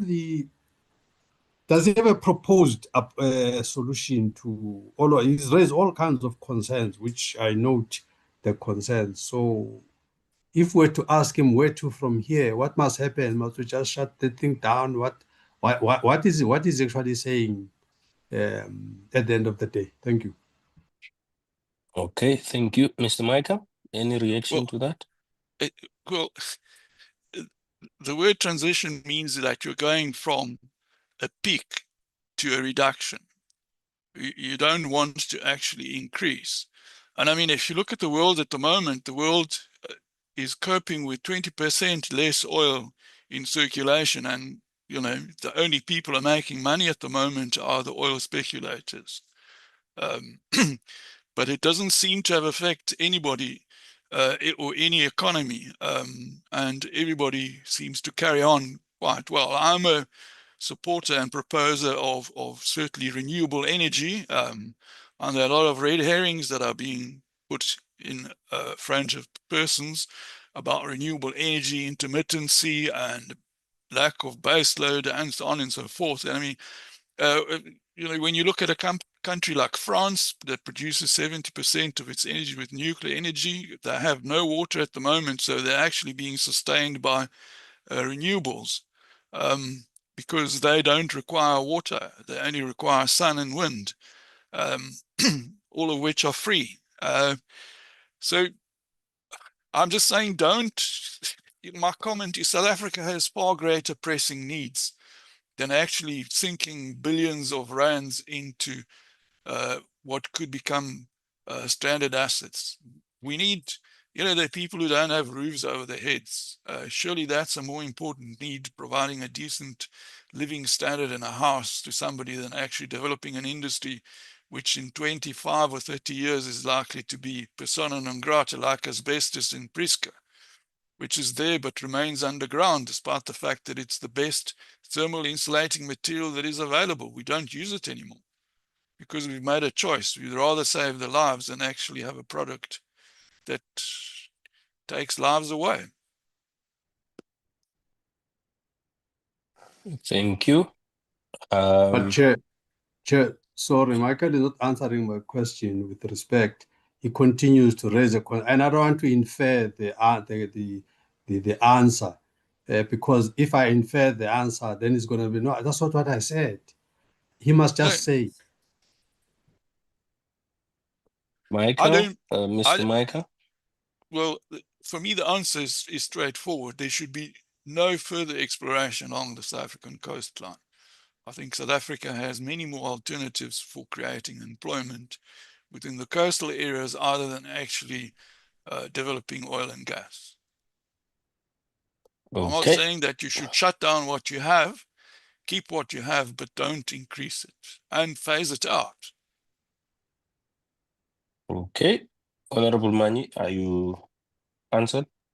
Yeah, that is a proper answer. Yeah, not that I like the answer, but it's a proper answer. Thank you.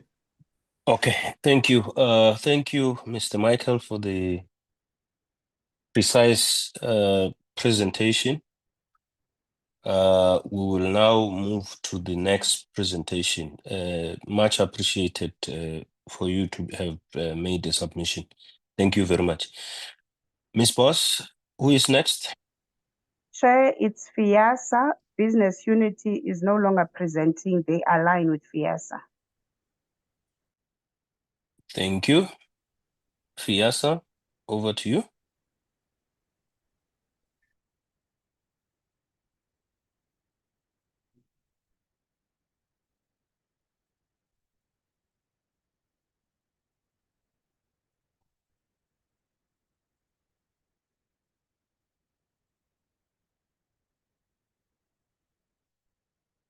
Good morning, Chair. Good morning to the committee.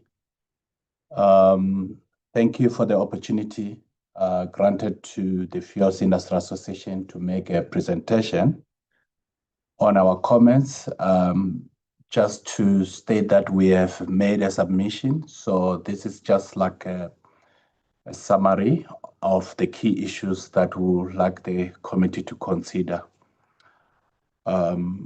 My name is Abafani Chiflaro. I'm the Chief Executive of the Fuels Industry Association of South Africa.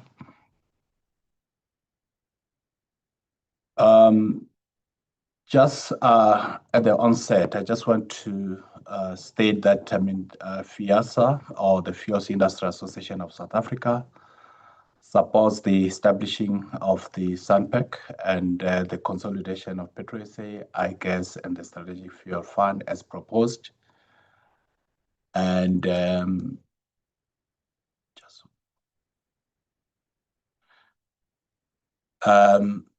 so our comments are really to strengthen the governance and the transparency and the implementation of these proposed changes or of this new company without changing the bill's core intent.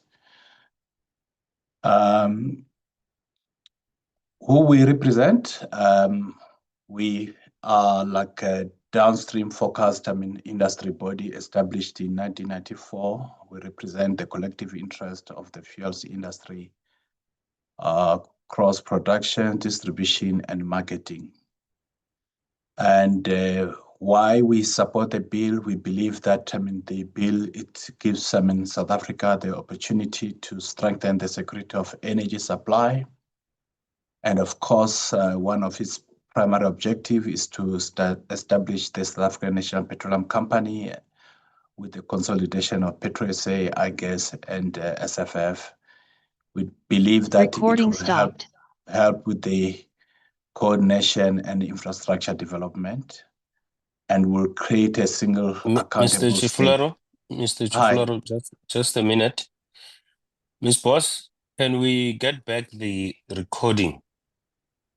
It can't stop. We need the presentations to be recorded. Can we fix that, please? Recording in progress. Please continue. Thank you, Chair. So the purpose of our submission is really to put some of our proposal to help the committee to consider as far as improving the governance, transparency, and implementation. And we have expressed this in through 5 priorities and 8 amendment areas. So, the clarification on in terms of legal precedents.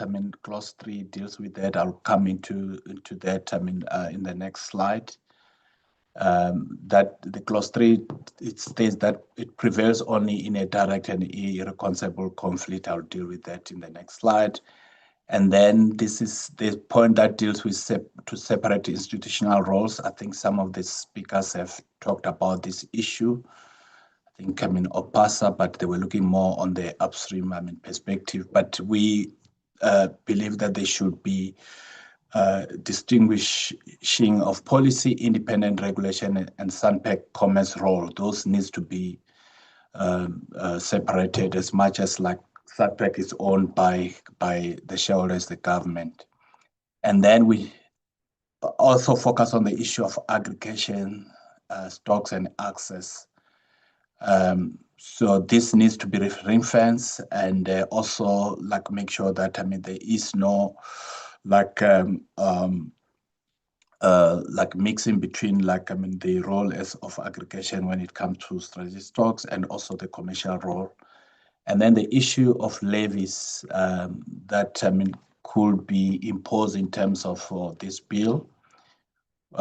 We believe that should there be a need to impose those levies, there needs to be consultation and as impact assessment and oversight and transition plan. In terms of how do we consolidate these entities to form the SANPC. So we also do make comments in terms of broadening the board expertise, as the company itself is covers quite a vast ground. We believe it will benefit by including expertise in logistics, stockholding infrastructure, and the competition risk and governance areas, because these are the areas that the company will deal with based on what has been proposed. So we do provide 8 amendment areas specific, dealing with governance and roles, security of supply, aggregation, strategic stocks, infrastructure access, funding and levies, and competition neutrality, and provision for transitional arrangements. I will now turn to clause by clause comments or submissions. I'll start with the one provision that deals with legal certainty and security of supply. Clause 3, it deals with the conflict with other legislation. I think the provision is broad and may create uncertainty for competition, public finance and environmental and petroleum law and NESA regulation. These are some of the pieces of legislation that this company will be subjected to. So we recommend that to avoid, that sort of a broad,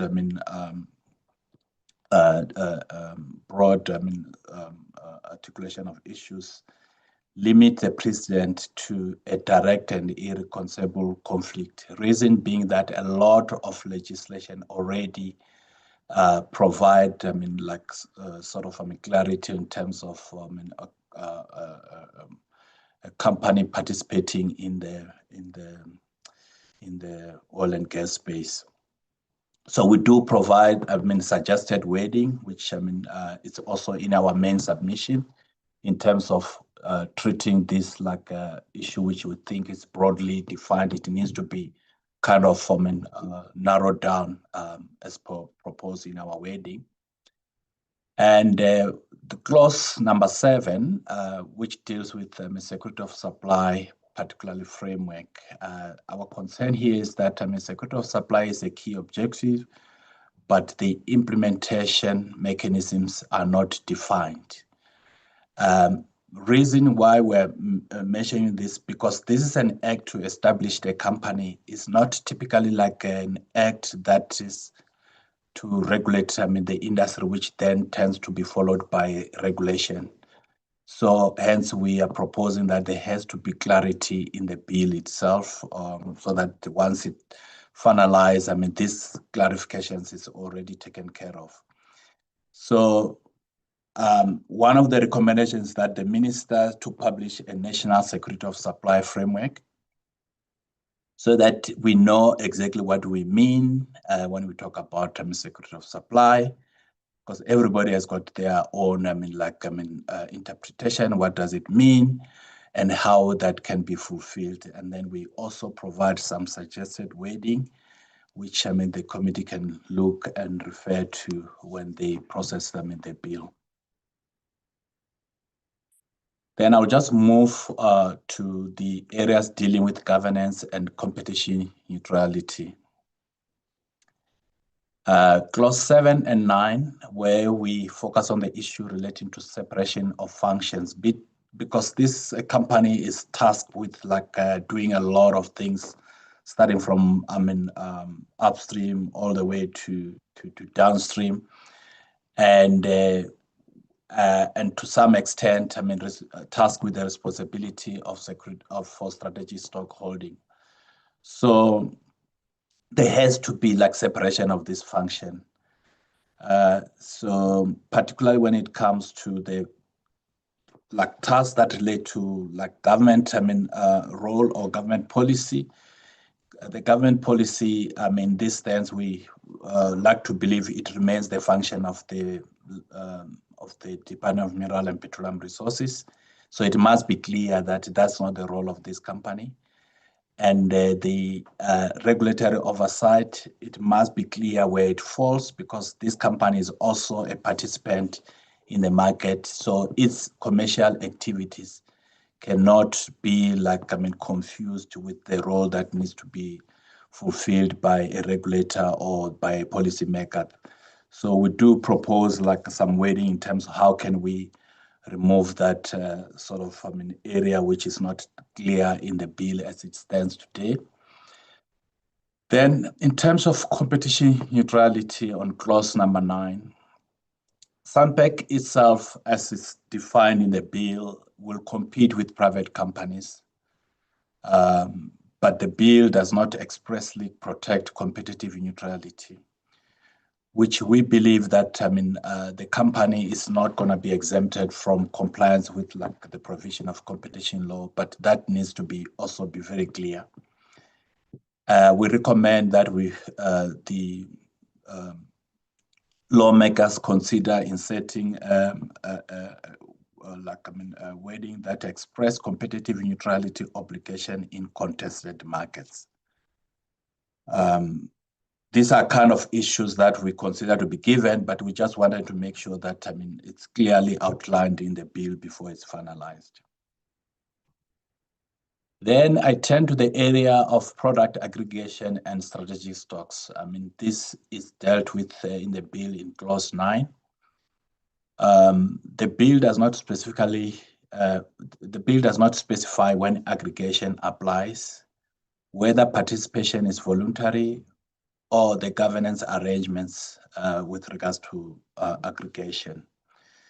So our recommendation is that limit aggregation to clearly defined security of supply purposes. We believe that the aggregation where it makes a lot of sense is when it comes to the security of supply, because that's an area that is is assigned to the department or to government to ensure security of supply. So aggregation, that's where it makes a lot of sense. Any other areas are clearly the areas where SANPC will be competing just like any other licensed entities in that area, subjected to various licenses that are issued by various regulators. Then also clause 9, it deals with strategic petroleum stocks. The consolidation of SFF into SANPC does not separate strategic stocks from commercial inventories. So the committee is aware that today, as it stands, the SFF is tasked with the responsibility of keeping strategic stocks through a ministerial directive. But once this SFF is now part of SANPC, this is not clearly separated from the SANPC commercial activities. So we believe that there has to be a clear separation. So we recommend that we ring-fence, there's a consideration to ring-fence strategy stock from SANPC commercial inventories, because there's a clear separate objective of these stocks. For commercial activities, it's clearly what SANPC can manage without seeking any permission from anybody. The companies have decided, but when it comes to strategic stocks, it requires to be managed in terms of the rules that will have been set by the regulator. In this instance, it would be the Minister of Mineral and Petroleum Resources. So there has to be a clear distinction, because the role of strategic stock is not, it also extends to other players as well, as is proposed. Then I'll turn to the infrastructure access and transition. Again, clause 9, it deals with third-party infrastructure access.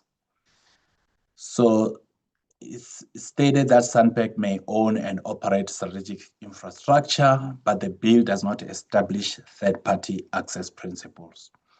So from our perspective, where there's a lot of shared infrastructure, the issue of third-party access principle is kind of dealt with already. So, but it's not that very clear whether this company is also going to be subjected to the same principles. We believe as far as its commercial activities, as long as it's licensed, it should be subject to the same terms and conditions like any licensees who's governed by the same principles of third-party access. So we recommend a fair, transparent, and non-discriminatory access to SANPC infrastructure, just like any other person who will have been licensed, who would be expected to provide access to their infrastructure, particularly when it comes to downstream fuels industry. Then on the clause 12 and 30, where the bill deals with transitional arrangements, the measure covers assets, liability, contract, licenses, and employees, and operational continuity. I think this point was kind of touched on by other speakers earlier on, because it is a consolidation of various entities that are already doing business with other entities. It is important that the legislators consider that they include a clause that allows that a transitional plan that protect existing rights that exist with the entities that are being brought into SANPC. It's there, so that there is a clarity that the fact that you were dealing with a Petro SA, it doesn't mean their obligation to you or your obligation to them. It falls away because they are now part of SANPC.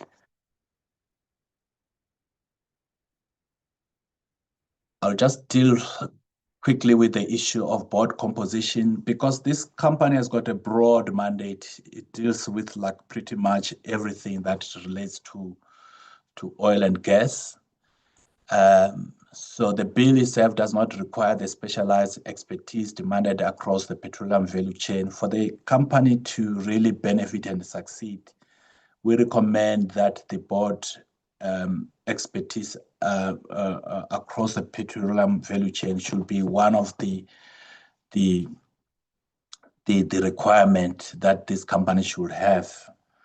I just want to make clear that, I mean, like the FIASA 6 no sits on the board and no role in appointments. It's just the comment that we are giving, that consideration should be given to include expertise in the downstream logistics, strategic holding, stock holding, infrastructure, competition law, risk management, and governance. They will probably be more like from the upstream side, where people, they might want to see it being considered to the people who serve on the board of this company. Then the issue relating to funding grants and levies, which dealt with in clause 25 and 26, the bill permits government advances, grants, and future special levies without consultation requirements. Our recommendation is that we need to have safeguards that before any levy is introduced, there is some sort of procedures that need to be followed, and also like where those levies have got direct impact on the competitive aspect relating to the company. There should be like opportunity for also people to give input into that. So consultation and impact assessment of what is being proposed on the industry as a whole is very important, and also there should be transparency in terms of how these levies are imposed, and then most importantly there must be parliamentary oversight in terms of like how those levies are utilized or whether they are being used for the intended purpose. This is just a summary on what I've been talking about, which it should help you to remember what, like sort of comments we made on under which clause, when you processing the bill. If you want to remember what, we said from our side, this should help you to deal with the comments that we have offered. So in conclusion, we support the bill to establish SANPC and the consolidation of Petroleum, iGas, and Strategic Fuel Fund.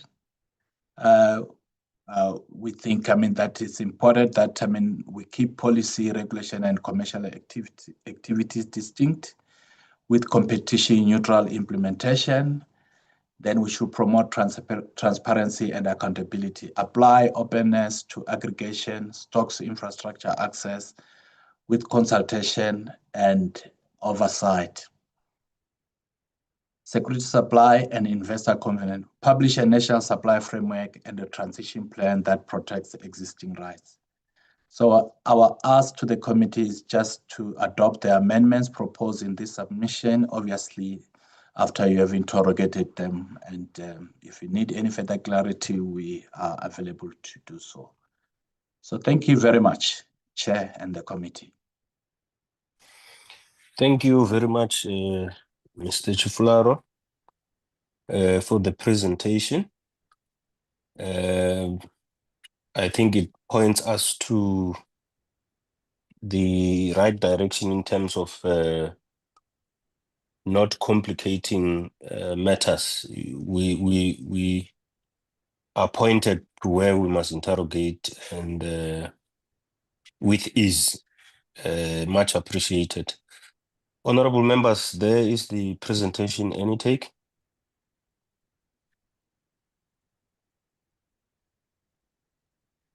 None. Let me assume that Mr. Chifularo was very direct and straight. I'm going 1, 2, 3. Thank you very much, Mr. Chifularo. It seems members are happy with your presentation. It was clear. Thank you very much. Thank you. Thanks. Thank you. Ms. Boss, who is next? Green Connection, Chair. Okay, Green Connection, can you come in, please?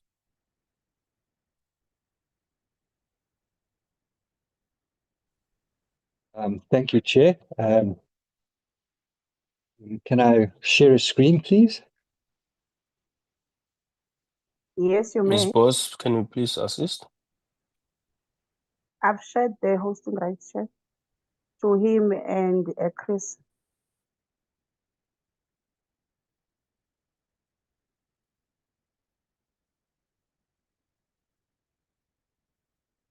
Hopefully you can see that screen. Yes, we can see it.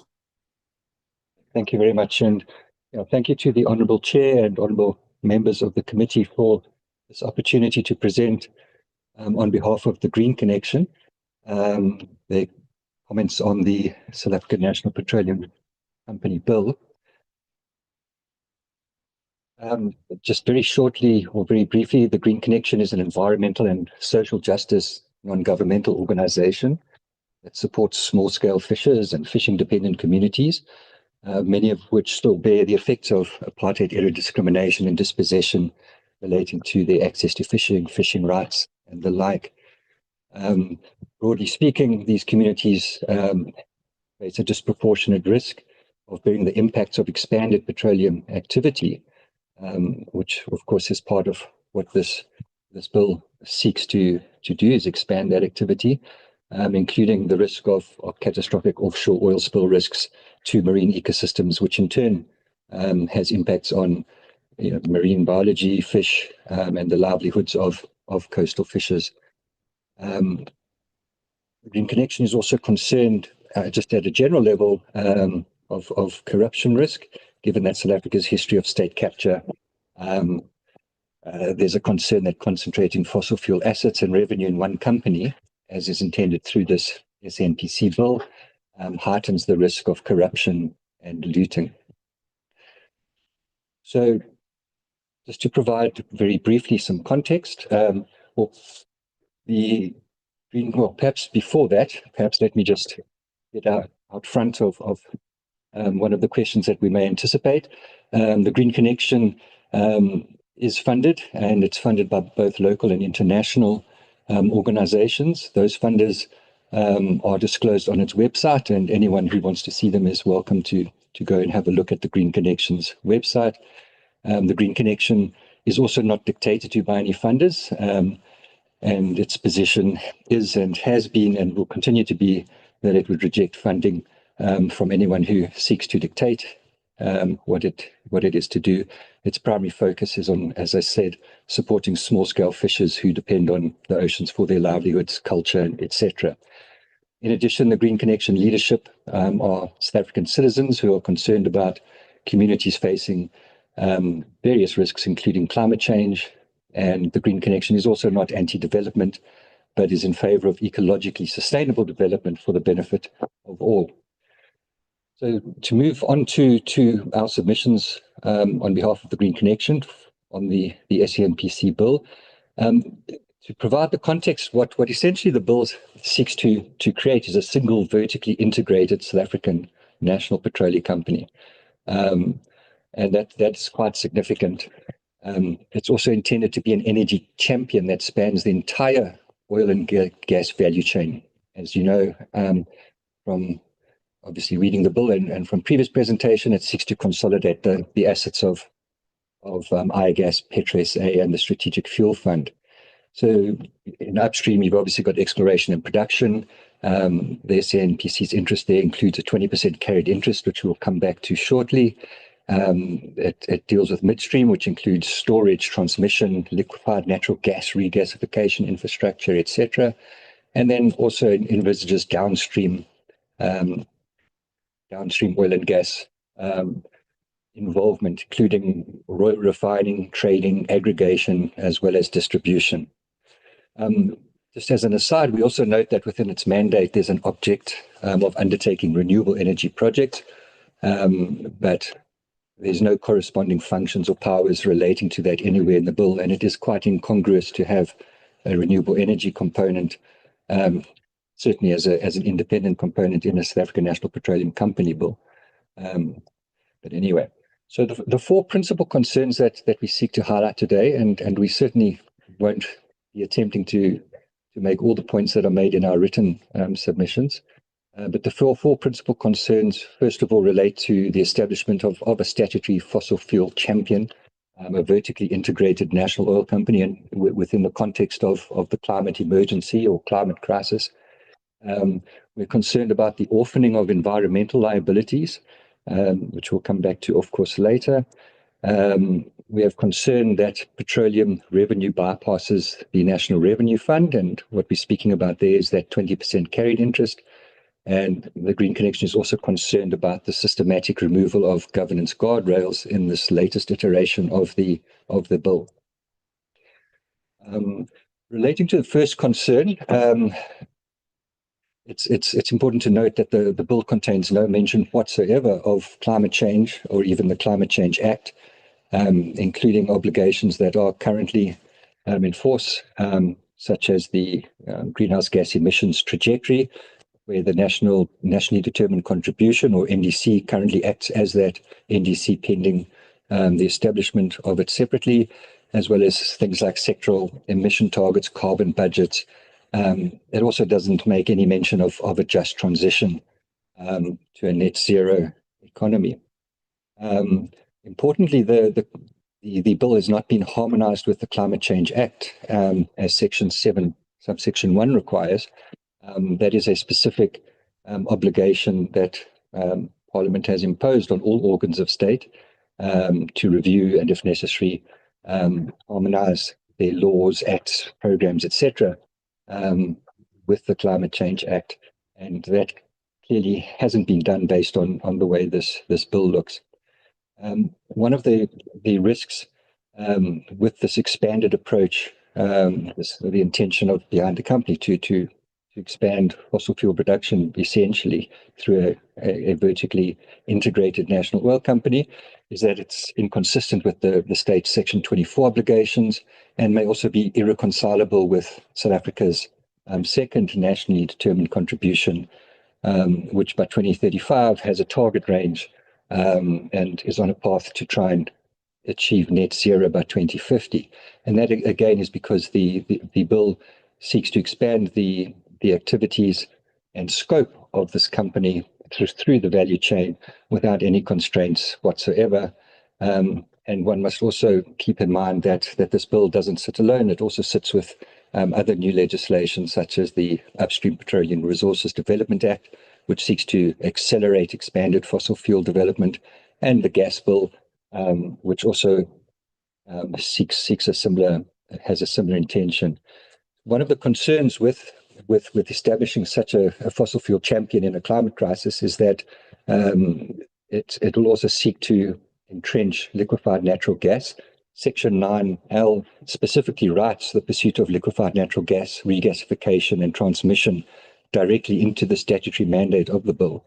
And in so doing, seeks to entrench a market that does not yet exist, and does so without any assessment of greenhouse gas emissions, methane leakage, liquefied natural gas price volatility, as well as lock-in implications for an LNG program. We all know that LNG infrastructure typically needs decades of operation to recover its capital costs, and that then exposes the fiscus to carbon lock-in and stranded asset risk if it comes to a point where the international and domestic laws no longer permit fossil fuel use at the same levels. And in order, obviously, to achieve our international climate change commitments under the Paris Agreement and in terms of our nationally determined contribution. The UNIPCC, the Intergovernmental Panel on Climate Change, for example, has pointed out the danger of LNG, which is essentially its fossil methane emissions, which have a 82.5 times more potential global warming effect than CO2 does, or carbon dioxide does, over a 20-year period. We've already mentioned the Act only deals with renewables in name only, with no corresponding powers or functions, etc. And finally, the other issue we would just like to raise as a concern under this heading is the issue of security of energy supply. The bill invokes that security of energy supply throughout the bill and sees it as synonymous with expanded oil and gas supply. The Green Connection's concern is that the bill fails to define or qualify security of energy supply by express reference to things like affordability, ecological sustainability, the just transition, and other legal precepts. The second concern relates to orphaning of environmental liabilities. We've had some presentations already dealing with Petro SA and the like that were very informative. I don't intend to repeat grounds there, but I think we come in at it from a slightly different angle. The first is to point out that the bill has an internal contradiction. Section 12.1 provides that the assets and rights of iGas, Petro SA and SSF must transfer to the company, but is silent on liabilities, which in turn contradicts Section 30, subsection 2, under which all liabilities and obligations pass to the new company. So that's a contradiction in terms. The risk that we're concerned about is that if assets transfer but liabilities are stranded in a Petro SA that stays behind, for example, it would essentially be a residual shell, and that the cleanup bill on decommissioning in the future would default to the fiscus. That would then externalize the costs and also breach the polluter pays principle. In the little box on the right, you can see that from the Petro SA's latest decommissioning liability, as set out in its financial reports for 2024-2025, the reported liability is 10 billion rand, while the amount of money currently provided is 3 billion, resulting in a 7 billion rand shortfall. So we understand that is still under review by external consultants, but I don't think we'll expect it to change that much. So the risk of orphaning of liabilities has happened before, although obviously not necessarily with state-owned entities.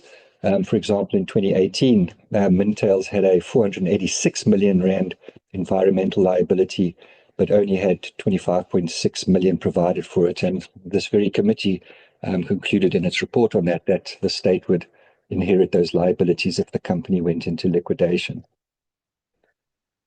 The third concern is that petroleum revenue bypasses the National Revenue Fund. As mentioned earlier, the UPRDA includes a provision that the state holds a 20% carried interest in petroleum rights. So that's in rights of other companies that have exploration or production rights under the MPRDA, well, under the UPRDA as it will be.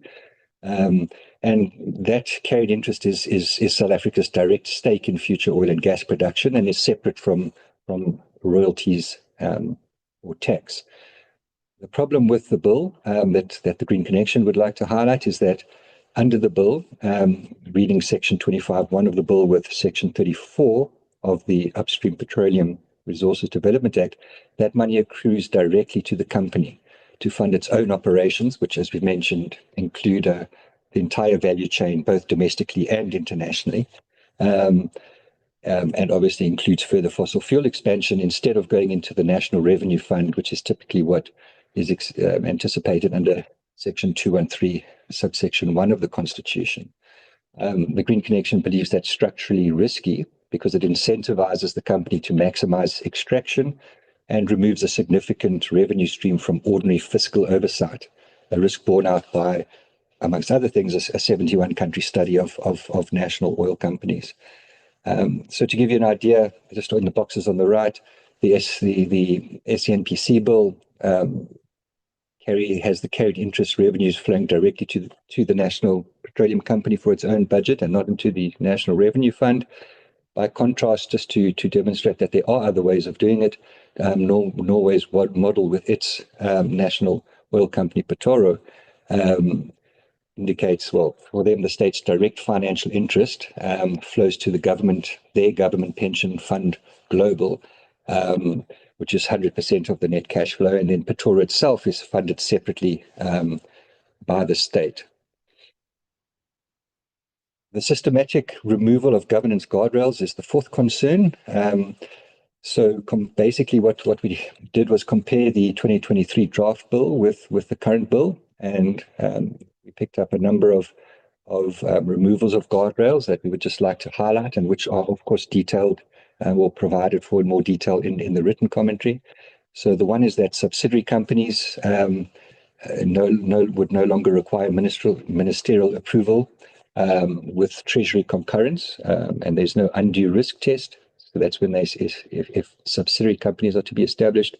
Regarding foreign investments, joint ventures and investments outside the Republic no longer require ministerial approval. Regarding other funding sources, income derived from any other source is no longer requires ministerial approval. And executive appointments, the chief executive officer appointments and removals and the chief financial officer removal no longer requires ministerial concurrence. The chief executive officer alone appoints executives and staff. We'd also just like to highlight that one of the concerns as well is that there is an 8-person board, but no civil society representation on that board whatsoever, which we believe is a weakness. Other weaknesses or other areas where it's been weakened, that one wasn't weakened, but it is a weakness. But where it's also been weakened is the disqualification of unfit directors now lapses automatically after 5 years, which is a concern. And in addition, whistleblower protection for protected disclosures is not expressly carved out, and that is a concern. So the reason why the Green Connection believes the guardrails matter is that there's been a track record of mismanagement in the companies that will be consolidated into the new National Petroleum Company. Just by way of some brief examples, both Petro and the Strategic Fuel Funds have a documented history of some losses and irregularities. For example, Petro SA's Project Equezi loss recorded in 2014-2015 of 14.6 billion. Its loss reported in 2019 of 20 billion, amid a string of other annual losses and turnover of executives in the company. And then also the Strategic Fuel Fund, where in 2015-2016, where crude oil stock was sold without approval of the ministers of energy or finance to the tune of 10 billion rand or so, 10 million rand or so, sorry.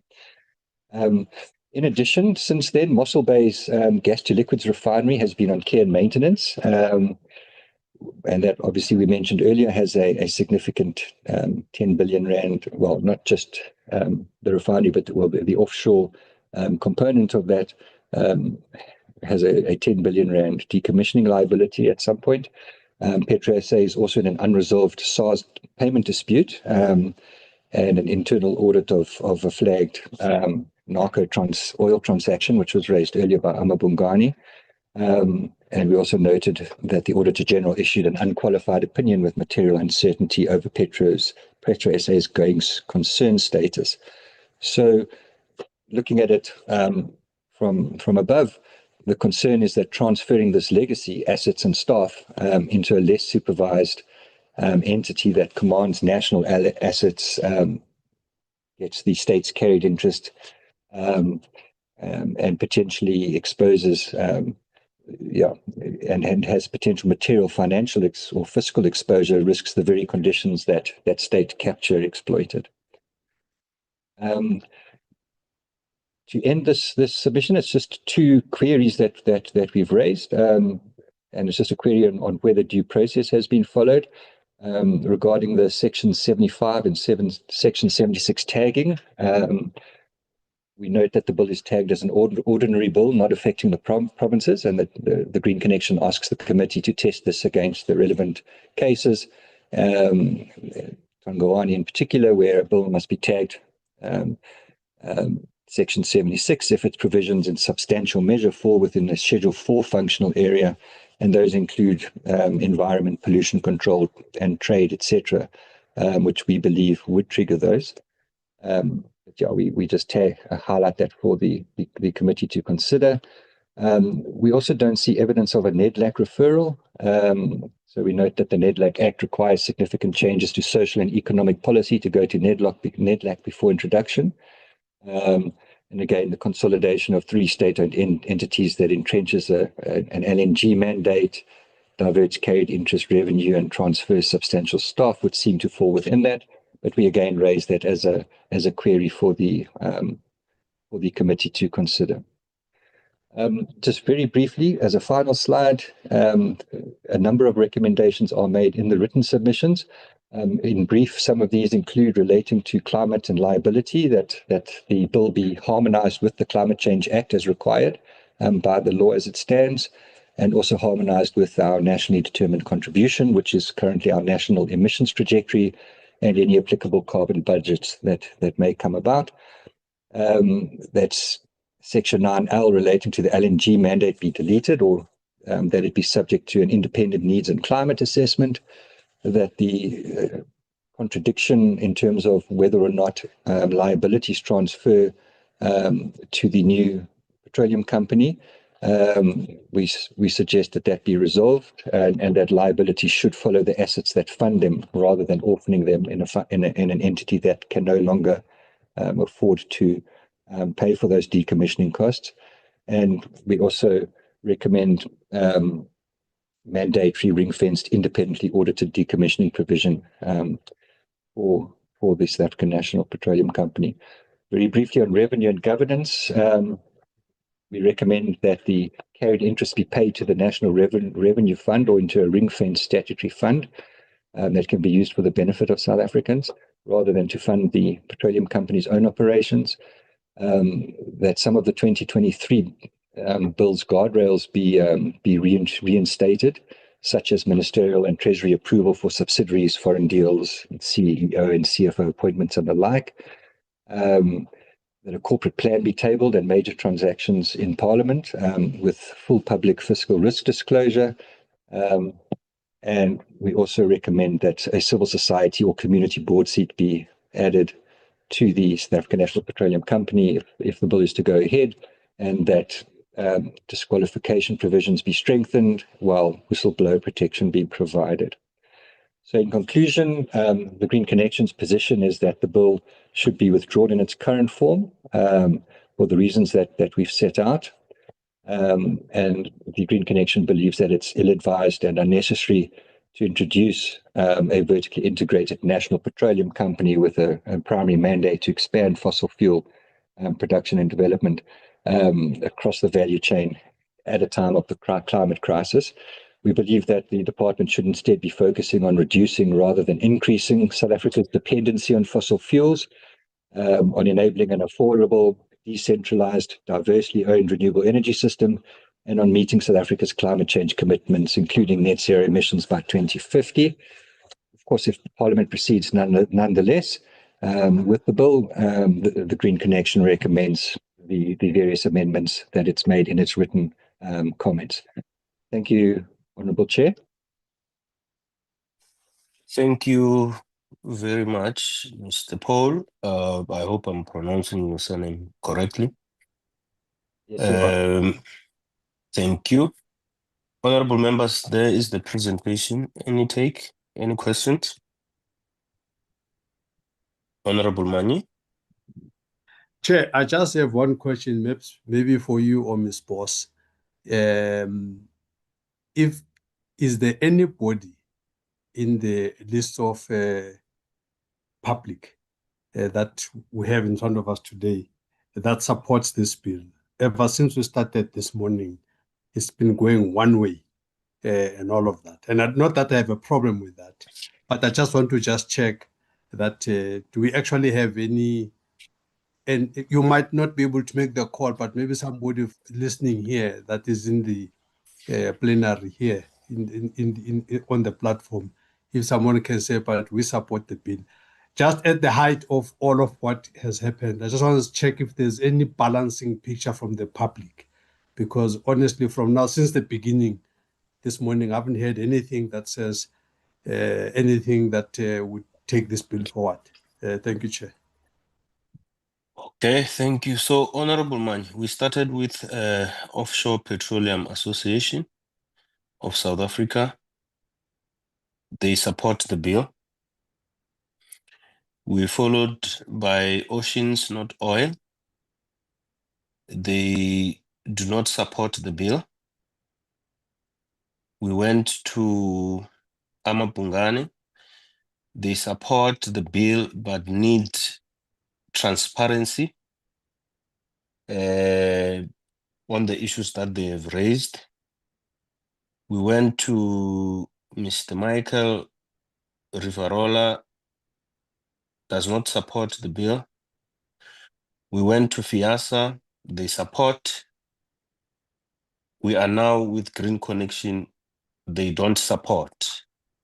Remember what Ms. Boss has said about BUSA. They were supposed to present. They did not present, but aligned themselves with FIASA. Does that respond to your question?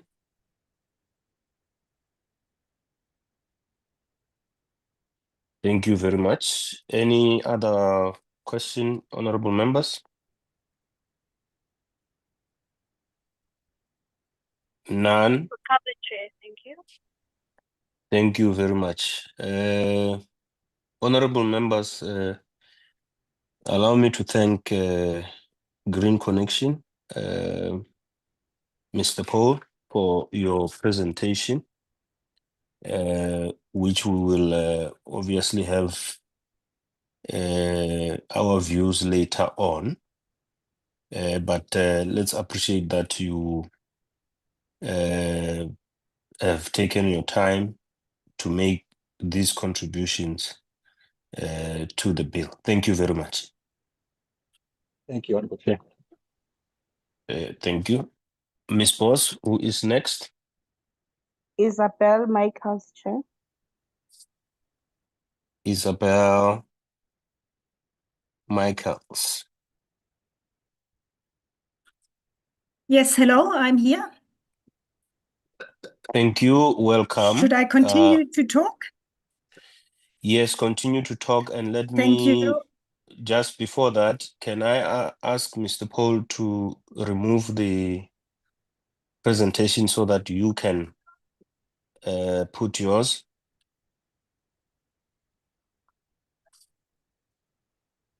Mr. Paul? Sorry, I'm not too sure how to remove it. You can just say stop screening. I'll try to remove from my side, Chair. If you can, thank you. Okay. Thank you. Miss Michaels, you'll clarify us on that one.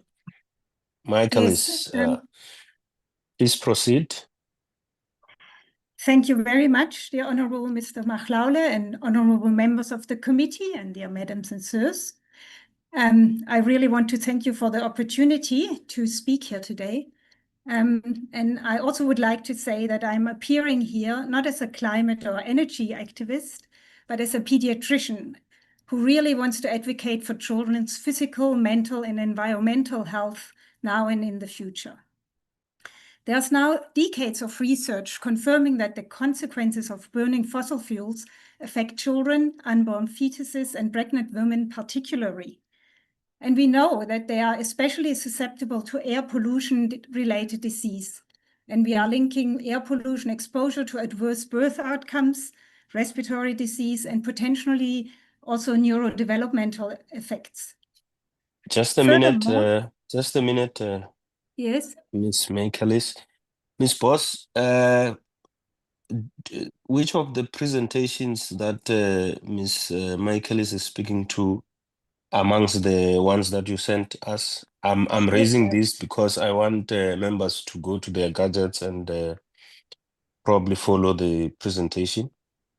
No, Chair, she hasn't sent a presentation. She made a submission that is safe. So that's Okay. why I sent the press. Yeah, I did not make a presentation. But I can forward the speech or the oral presentation. Please do after the meeting, but for now, please proceed because we will have to go and refer to your submissions at a later stage. Please proceed. Okay, thank you. So further studies have shown that early life exposure to extreme heat and actually also cold affects brain development. And we know now that the soaring temperatures, wildfires, and also actually floods and the air pollution we see now all over the world, including in Southern Africa, would not be as extreme as they are now if we had stopped burning fossil fuels very long ago. So that means that every decision to expand fossil fuel infrastructure is also a decision against health, safety, and a sustainable environment for our children now and for our future children or grandchildren. So I'm especially concerned that the proposed bill states that the SANPC is, sorry, let me just stop that one. Sorry about this. Wanting to, that the SANPC is the state's petroleum champion and wanting to managing exploration and production rights, holding exploration and petroleum rights, acquiring interests in exploration and production projects, and developing petroleum infrastructure. So that means actually a decisive expansion of the fossil fuel enterprise, and we know with devastating consequences, as I mentioned above. So actually, I'm just asking two questions. Why should South Africa legislate for a state-owned institution whose mandate includes actively pursuing further petroleum exploration and exploitation at precisely a time when we know that the detrimental health and environmental costs of fossil fuels are really very well understood? And if the purpose is energy security and socio-economic development, why should the state's new national energy company have petroleum expansion as the central statutory mandate, rather than promoting for the future only technologies whose first obligation is affordable, reliable, and healthy energy? If our government has capital available for energy infrastructure, I would like us to ask whether some of that investment could produce greater health and social benefits if directed towards solar energy and energy efficiency in low-income houses, so that those people living in those houses are not so exposed to further heat or coldness in winter, but that we safeguard them better. The South African Constitution, Section 24, says everyone has the right to an environment that is not harmful to our health or well-being, and requires the state to protect the environment for present and future generations. And I think it's very clear, and we talked about it today, that the oil and gas exploration and extraction contradicts this section above. So that actually also now means that a child sitting in my consulting room today has no vote on that bill. And yet that child will live with the consequences of an energy infrastructure we approve today for decades to come. In my opinion, we must base our decisions today on what will be best for the physical and mental health of all South African children now and the future generations. Thank you very much for listening, and thank you very much for the opportunity to address the Parliament today. Thank you, Ms. Michaelis, for the short presentation. Please do forward the speech to Ms. Boss. Ms. Boss, I will do yes. it now. Thank you. Honorable members, any questions?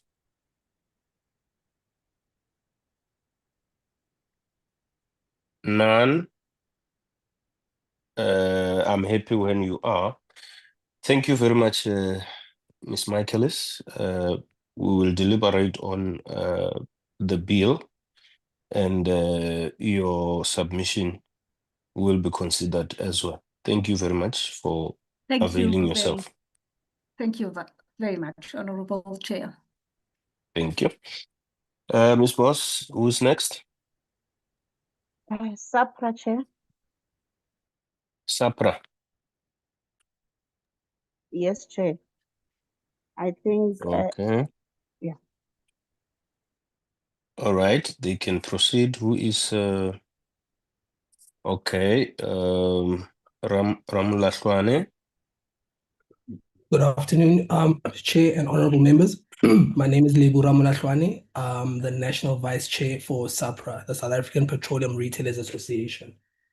We have a presentation that we'd like to share. I think if I can just check with my team. Mariki, are you able to share? It's Vishal here with Mariki. We need permission to share through the chair. We need permission to share from Mariki. Ms. Boss, what? Can I have the surname for Mariki so that I give the sharing rights? Smith, Mariki Smith. Okay.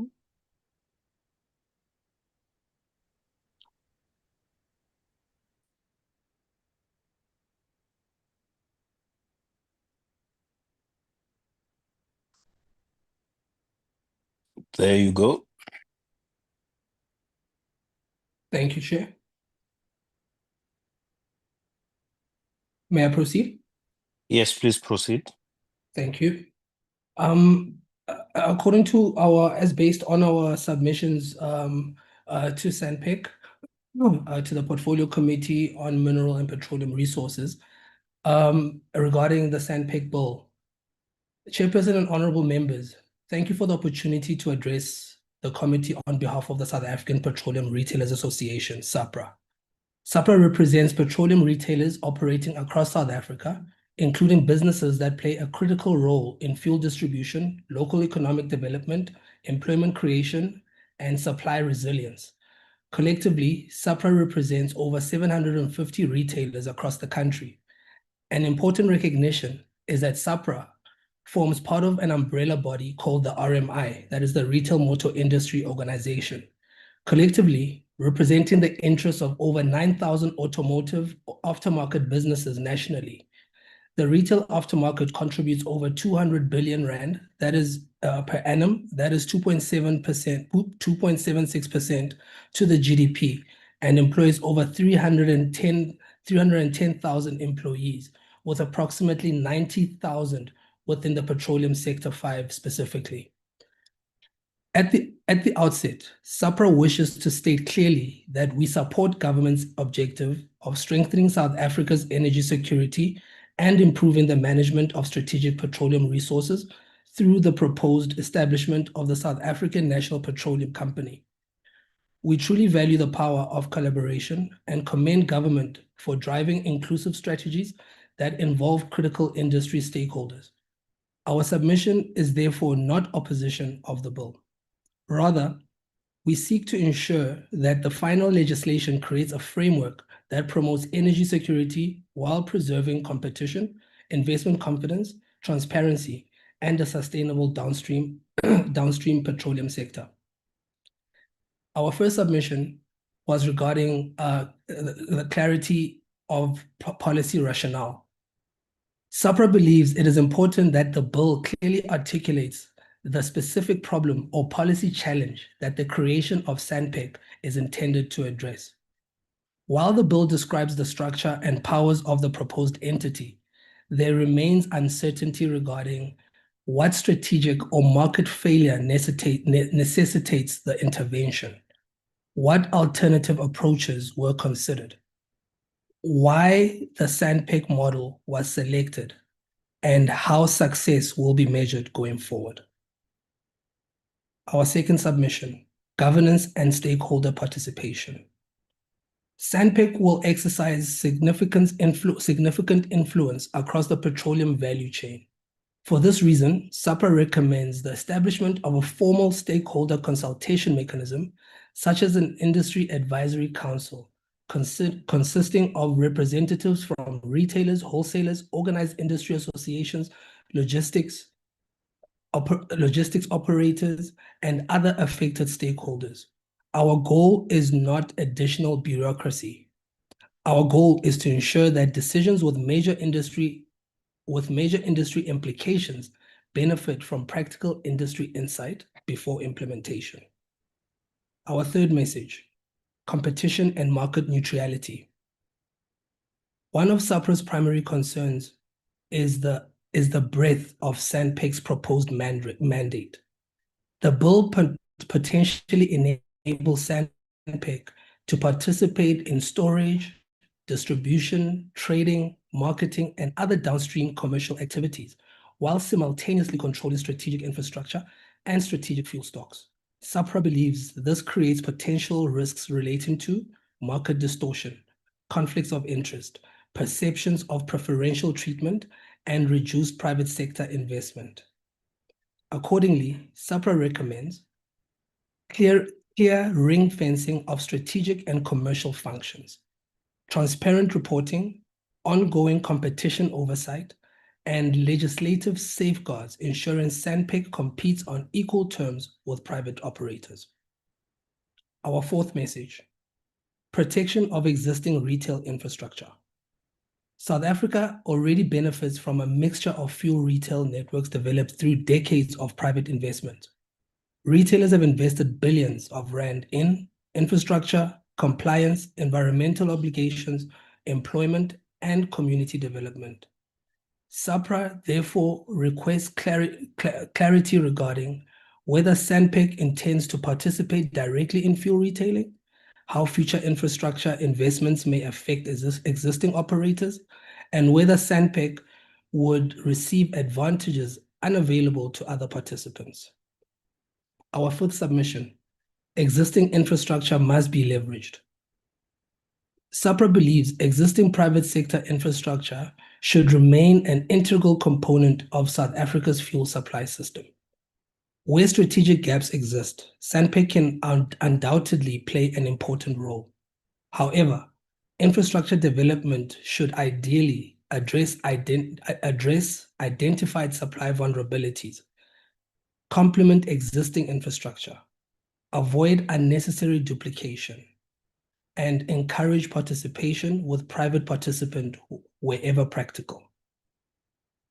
Our sixth submission, security of supply. SAPRA strongly supports SANPC's role in strengthening strategic stockholding and improving national fuel security. However, we believe security of supply is best achieved through cooperation with existing market participants. Petroleum retailers, wholesalers, and distributors already perform vital supply chain functions throughout South Africa, particularly in rural and underserved communities. The bill should therefore encourage collaboration and utilization of existing industry capabilities wherever possible. Our seventh submission, transparency and accountability.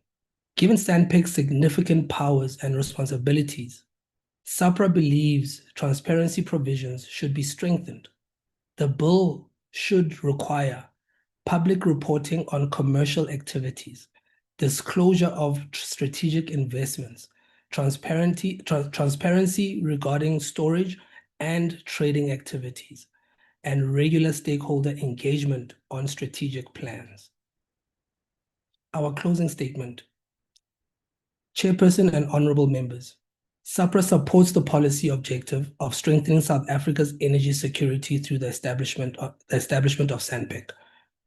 Our submission seeks to ensure that the legislation achieves the objectives in a manner that is transparent, accountable, investment-friendly, and supportive of a competitive downstream petroleum sector. In summary, SAPRA recommends clear articulation of the policy rationale and success measures, formal stakeholder consultation mechanisms, ring fencing of strategic and commercial functions, protection of competition and market neutrality, recognition of the existing fuel retail network, collaboration with existing supply chain participants, enhanced transparency and accountability provisions. SAPRA believes these amendments will strengthen the bill, improve industry confidence, and support both national energy security objectives in the long term in the long term sustainability of South Africa's petroleum sector. Thank you very much, Honorable Chair and honorable members. Thank you very much, Mr. Ramlahlwane and the team. Honorable members, there is SAPRA's presentation. Any question?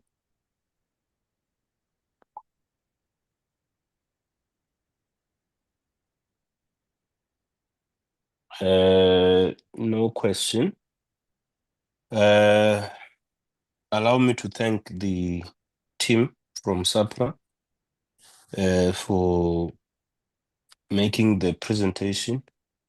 Taking your time to make a presentation is very important to us. We appreciate that. Thank you very much. Thank you, Chair. Honorable members, may I check, are you still in the meeting or you need a break?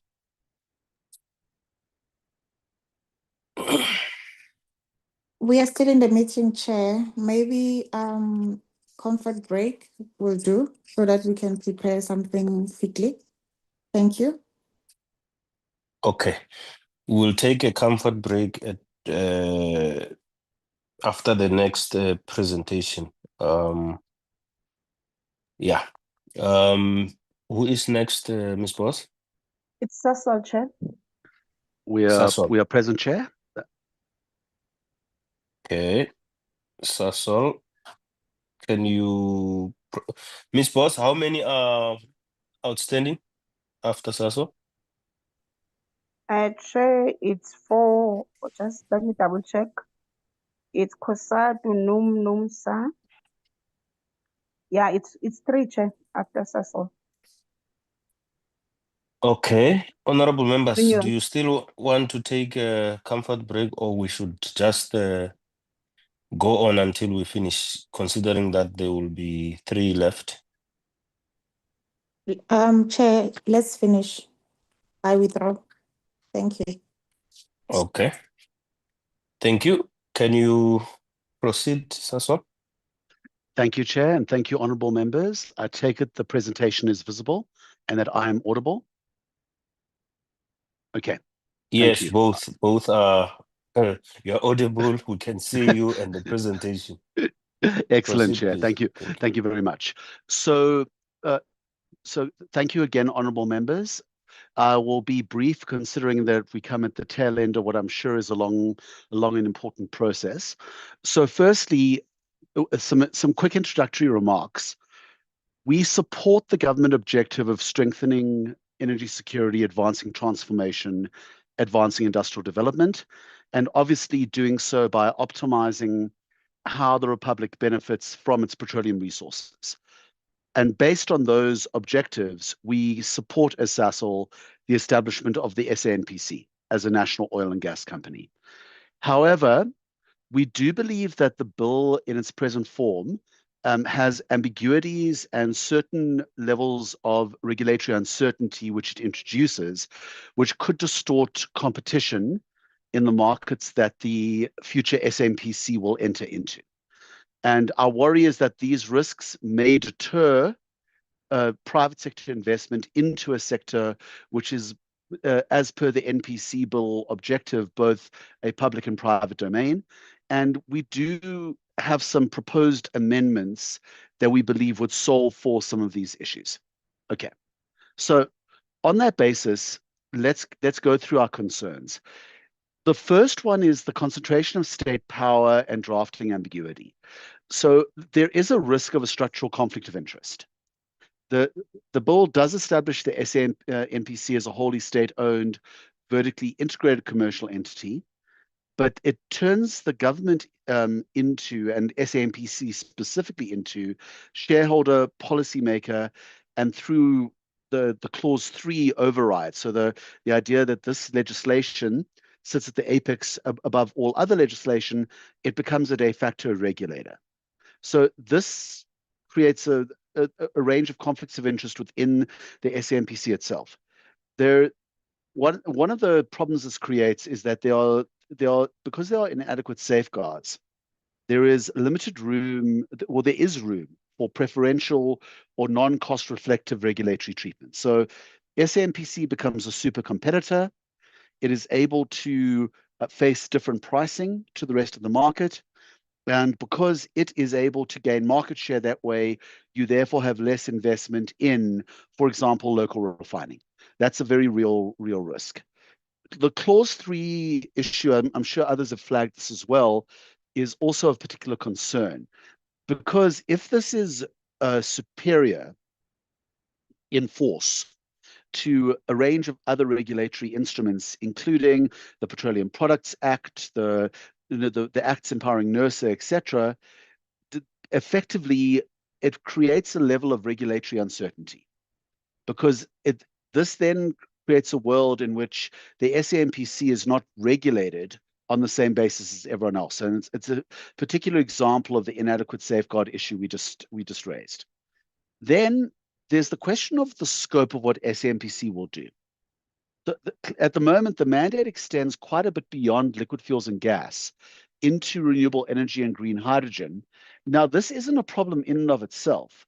It's just the danger is that we do not know what the nature of SANPC's participation in these sectors will be, and with what state support. And these are both sectors where there is a particular public reliance on public value being created through private investment.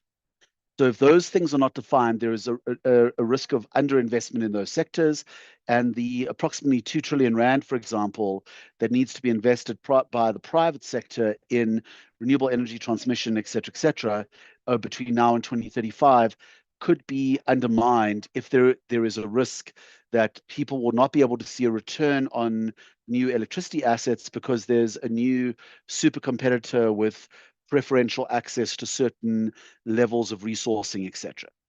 Lastly, the aggregator function on the fundamental concern list needs attention. What aggregation is in terms of fuel and gas is undefined. So there are a number of roles in the petroleum and gas value chains, particularly with respect to the procurement, to importation, to trading, to storage, to distribution, and all of them are currently performed in the current marketplace by private participants. We would argue that it is important to understand what an aggregator role from a public operator will be in this part of the marketplace. And at the moment, this is not defined. Okay. Then, so if we look at the kind of further areas of concern this creates, we've spoken to the risk of a super competitor emerging. That's the bespoke through a bespoke regulatory regime. Then there's the question of how SANPC will be funded. If under clause 26, it receives advances and loans and guarantees without transparency on how those are regulated and treated, it may confer a structural cost of capital advantage. In other words, there's a world in which we are worried that the public sector loans the future SANPC cheap money, and based on that, the SANPC can, to an extent, artificially compete with the balance of the market, and this could then obviously disrupt, private participation in these markets and private investment. Then the 20% free carried interest, which is the proposal on upstream participation, is also a crowd out risk. So because if private investors have to limit their equity to 80% of a project by definition, it will make those projects less attractive, and we are competing against a variety of regional and global capital projects in these areas for market share and for investors. So this is a concern that needs to be taken seriously. Lastly, just a very minor issue, gas should be defined by reference to standard temperature and pressure, and which is the way it's defined in the Gas Acts, and the definition of natural gas appears to be redundant. So what would we propose to change? Firstly, delete clause 3 as an override. So do not make this supervening legislation over existing legislation that governs these sectors. Allow NERSA to continue its regulatory function, allow the Petroleum Products Act to still apply, etc. Then mandate competitive neutrality. If it is clear that SANPC may not receive preferential treatment relative to other market participants, that creates a very powerful policy signal that the market will remain investable despite this large state-backed player, this new major entering the equation. Then ensure funding transparency, make all advances, loans, and guarantees disclosable and auditable under the PFMA, protect infrastructure access. So in other words, for example, pipelines, storage, and terminals should not be reserved for the SANPC. It shouldn't impair existing third-party contractual rights. Then lastly, refine the definitions, the definition of gas, that's a small one, and clarify what markets SANPC will participate in beyond gas and liquid fuels and what structural state support it will receive. A couple of other targeted enhancements. We introduced recusal and conflict of interest provisions for directors to protect decisions affecting competitors. I think it's a fairly straightforward governance proposal. Make all advances that are put forward by Treasury repayable within 5 years, with parliamentary oversight required where repayment does not occur. That's just to kind of basically keep the funding access that will go to SANPC aligned with existing capital realities in the rest of the market. Keep ownership and allocation of the mineral rights with the DMPR and outside the scope of SANPC. So there should still be a separation between referee and player when it comes to exploration rights. And then finally, just require SANPC to publish annual budgets and require delegated subsidiaries to comply with the code of conduct of the PPAA. Sorry. For the implications and conclusion, if further concerns are not addressed, the legal uncertainty of a licensing contractual rights may give rise to arbitration litigation. So in other words, if there is if it is uncertain whether the SANPC has the right to override private utilization of existing infrastructure, if there is uncertainty over the role it will play in currently privately managed markets, it could lead to a litigation risk. Competition could be distorted. This was our main point, as you saw, honourable members. If the SANPC receives preferential funding or preferential regulatory treatment, and that would undermine private investment. And this could weaken investor confidence, upstream LNG, pipeline-related investments, all of which require significant private capital to move forward. So in conclusion, these are not objections to the SANPC existing, quite the contrary. We feel it is a very positive development that the SANPC is being established, but we can't support a framework that creates structural distortion and regulatory uncertainty. So we would just urge that in the drafting and the finalization of the Act, Parliament creates the relevant safeguards, and that would then make sure that the SANPC expands and adds a powerful participation to the market rather than it becoming a market destabilizer. Thank you, Chair, and thank you, honourable members. That is our presentation. Thank you, Mr. Kosef. Right. Thank you. As much as we're not allowed to have a view now, I do like how the presentation kept the South African flag and government high. Thank you for the presentation. Honorable members, that's the presentation from Saso. Any question?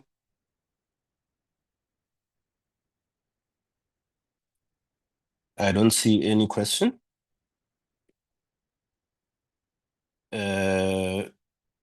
In that regard, let me appreciate the time you have taken, Mr. Kosef, to give us a presentation. Much appreciated. Thank you very much. Ms. Thank Boss. you, Chair. I'll take my leave. Thank you. Ms. Boss, who is next? National Union of Mine Workers, Chair. NUM. Okay. NUM. Who is there for NUM? Nkosazana Masiza, Chair.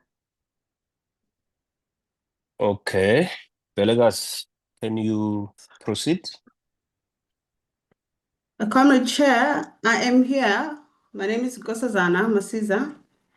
I'll be representing NUM today. Hosting rights have been granted, Chair. She can fly the presentation. Thank you. Let's see.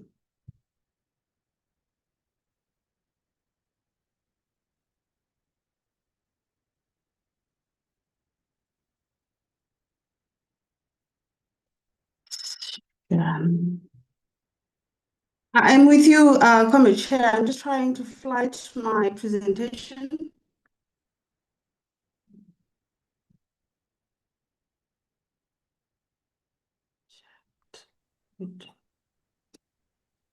We can now afternoon. see the yes. Proceed. We can see the presentation. Thank you, Chair. Good afternoon to the honorable members, to Honorable Chairperson, Honorable Chairperson, Comrade Mika Mashaole. Sorry, Chair, for calling you Comrade. I am a comrade. Thank you, Chair. Please allow me, Chair, to switch off my video. Go ahead. If that's okay with the committee. Yes, thank you. Yes. Honorable members, my name is Nkosazana Masiza. I am representing the NUM today. I would like to apologize for normally before the committee, we normally bring the leadership on board. In this case, Chair, we were unable to get one of the national leaders on board before the committee, but we will try our very best to have chairperson of the parliamentary committee that has been recently established by the NUM, Comrade DGS, Philip Mangre, on board to come and present all our presentation. We would like to apologize for that to the committee. Chair, we are here to present our submission on the South African National Petroleum State-Owned Petroleum Company. What we are saying, why we here, Chairperson, the rationale for us presenting on this bill, Chair, is that the NUM is a South African largest trade union organizing workers across mining, energy, construction sectors, and has recently expanded its organizing scope into the metal sector, including the operations operations regulated under the petroleum legislation, Chair. The NUM supports the establishment of a single integrated South African National Petroleum Corporation, Chair, as a strategic state-owned entity to strengthen state capacity, consolidated fragmentation, public petroleum assets, Chair, and to ensure that petroleum resources are managed in the public interest. The bill can reposition the state as a strategic value chain participant, Chair, advancing energy security, industrialization, and inclusive growth, which has already been spoken about by the previous presenters, Chair.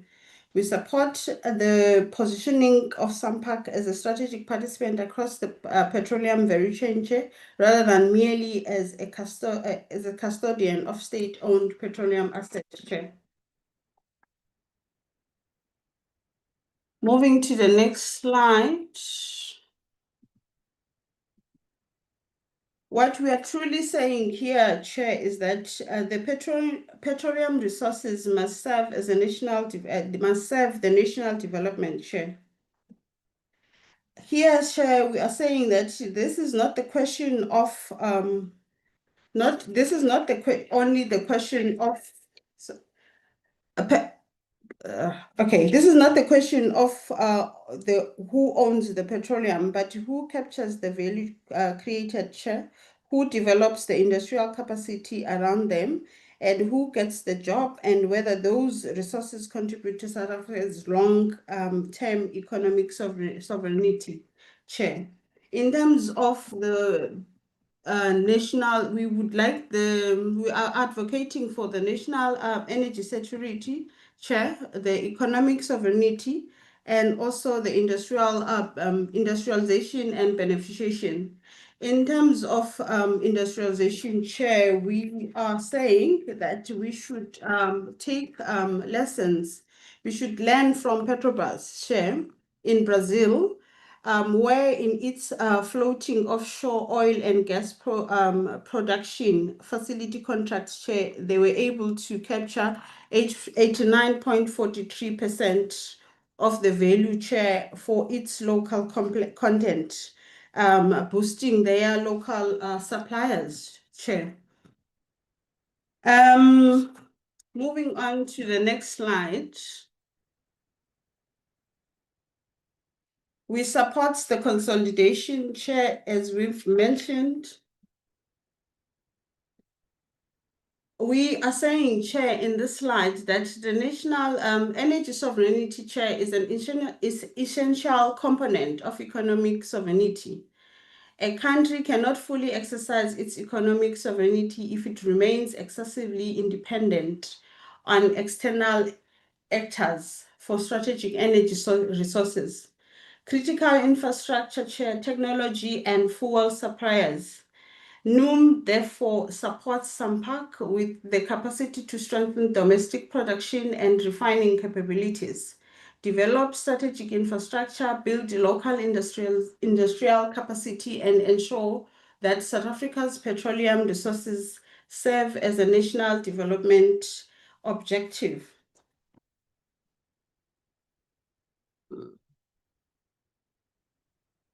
Chair, looking at our global experiences, Chair, what they teach us. In terms of Norway, Chair, Norway consolidated its interest, strengthened long-term planning and domestic technical capacity, and directed its petroleum wealth to industrialization, Chair.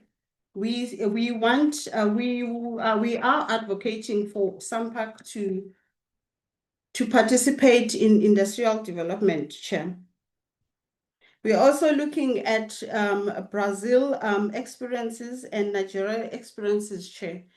We are looking at these two countries, Chair, with caution, Chair, as their lessons were not as entirely gloomy, but also both experiences, the declining experiences and the inadequate governance and all the lessons that have been learned through those two countries, Chair, they can build SANPC to a better and strategic state-owned honorable members. I'm moving on to the next slide. Okay. Sorry, Chair, I am fiddling with my notes and my presentation. Okay. Yeah. In terms of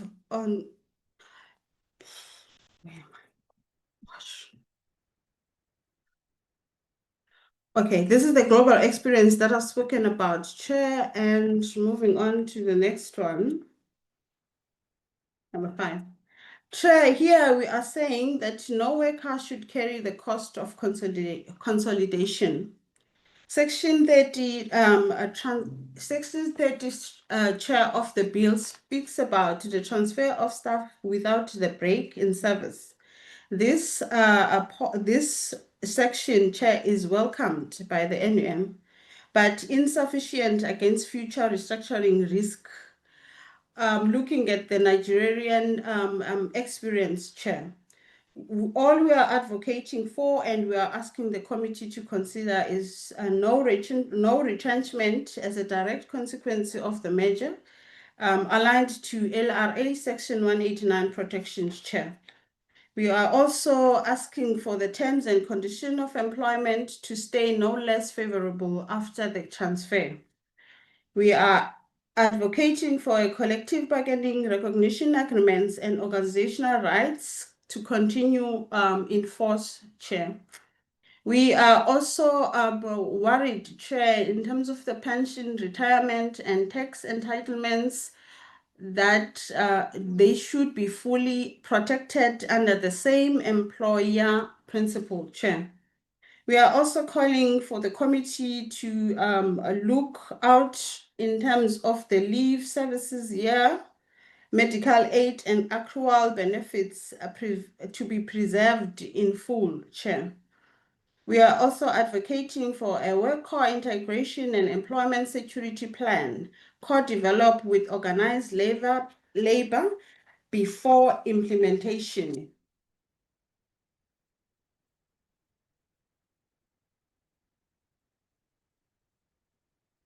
On the slide 5, Chair, we are asking for the committee to consider closing the governance gap.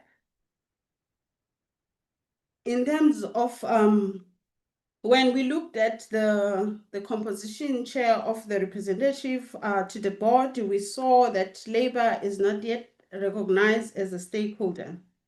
Section 13 Section 13 of the bill sets the board qualification requirements, but it is silent on organized labor, Chair.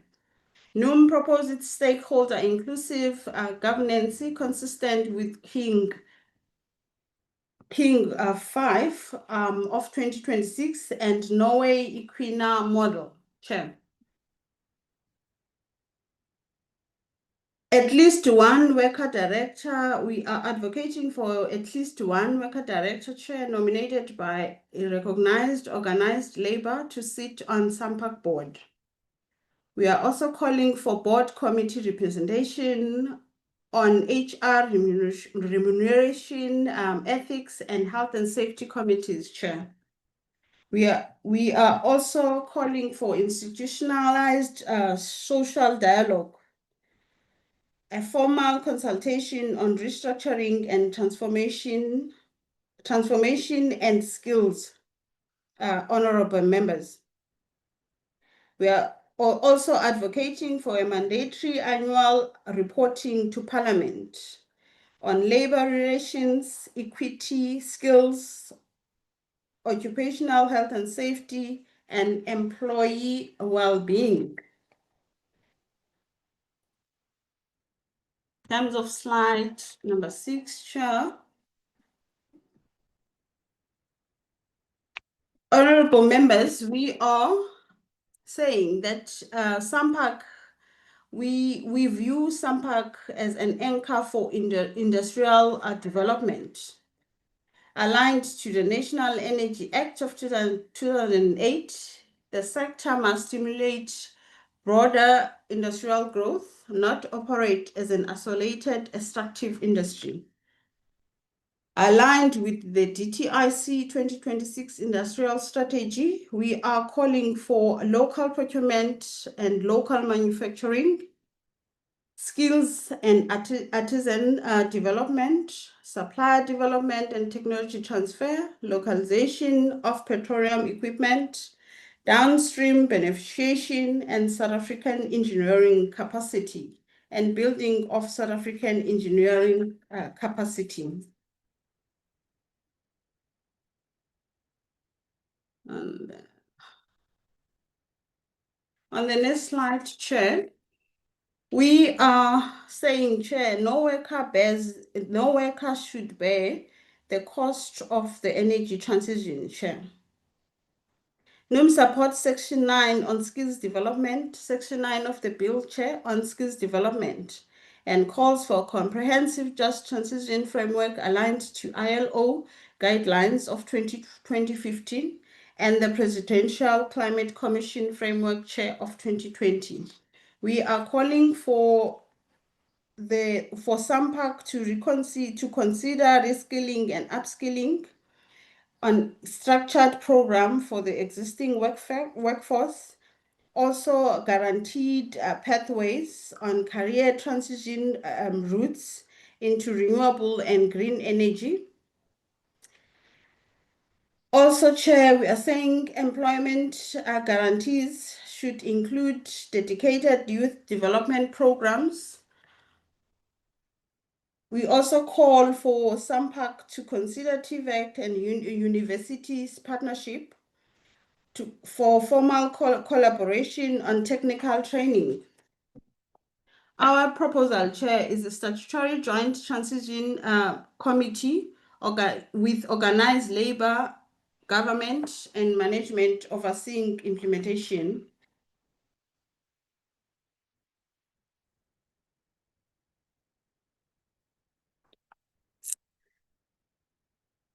In terms of slide 8, Chair, on sustainability through investment, not labor cost cutting. We are calling for a well-spoken legacy debt, Chair, and governance failures and constrained investment of Petro SA, Chair, not to be repeated with SANPC. We are advocating for government to ring-fence historical liabilities so they do not compromise SANPC's future, Chair. We are saying that of a opening balance sheet. We are also advocating for ring-fencing and state absorption of legacy liabilities. We are advocating for strong financial governance under PFMA of 1999, Chair, with transparent reporting. We are also advocating for strategic development in exploration, gas, refining, storage, logistics, and R&D. We are also advocating for ring-fenced carried interest revenue to fund a SANPC worker transition and skills development program.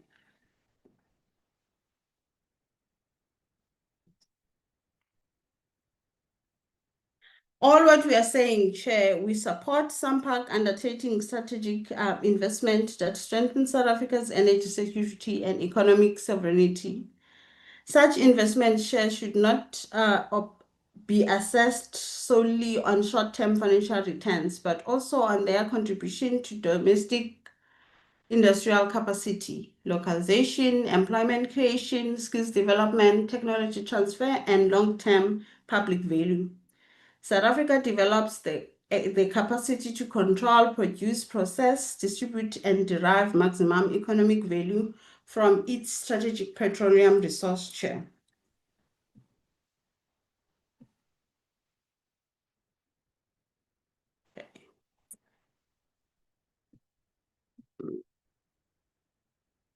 Sorry, Chair, I am still here. On slide number 9, Chair, in terms of positioning SANPC as a continental governance leader, we are calling for SANPC to participate or commit itself into the Extractive Industrial Transparency Initiative that supports public disclosure of contracts, beneficial ownership, and revenue flow. This speaks to transparency, Chair. The transparency that has been requested by the other presenters before me, Chair. We are also asking SANPC to have mandatory human rights due diligence across the major exploration, production, and infrastructure activities. We have also included EMA-aligned standard, Chair, as a source of relevant principle or good practice. Considers responsible labor practices, environmental stewardship, community engagement, and occupational health and safety. Advocating, we are asking the committee chair to request that SANPC annual report to Parliament should include measurable indicators on employment creation and retention, on occupational health and safety and employee well-being, on localization and supplier development, on environmental compliance, on transformation and employment equity, on community development, on skills development, also on governance and anti-corruption. Our two on the two slides, Chair, I'm almost there. What we are asking the committee chair to consider or to amend on the bill. We are asking the committee to look into the bill to ensure that the bill has explicit protection against merger-related retrenchment, to have guaranteed continuity on employment, benefits, pension, and bargaining arrangements, to have a worker director on the board, plus labor representation on key boards, committees, a statutory just transition framework, including a joint just transition committee, a binding localization, beneficiation, and supplier development obligations term. We are also asking for strengthened statutory obligation on reskilling, artisan, and graduate development chair. We are asking the committee to consider to ensure that the bill ring fence appropriately manage legacy liabilities aligned with PFMA. We are also, Chair, honorable members, asking for compliance with EITI, HRDD, UNGP, and responsible ESG practices, Chair. We are also asking the committee to ensure that the bill is strengthened in terms of parliamentary oversight and public accountability. We are also asking the committee to request that this the SANPC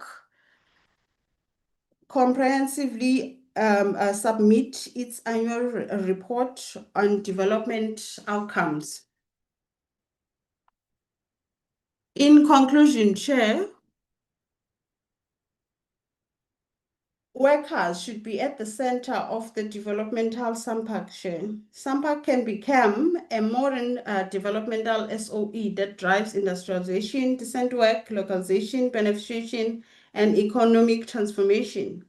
But only through legislation that places workers at the center of its restructuring process.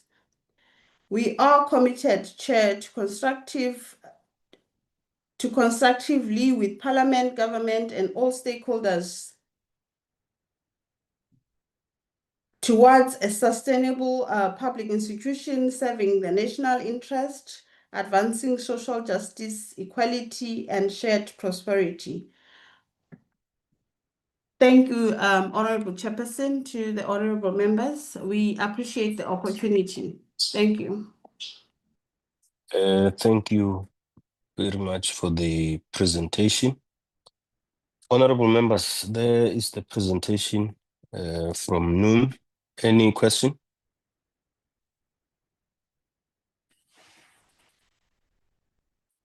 I don't see any question. We therefore want to appreciate you making time to come to the committee and make your submissions.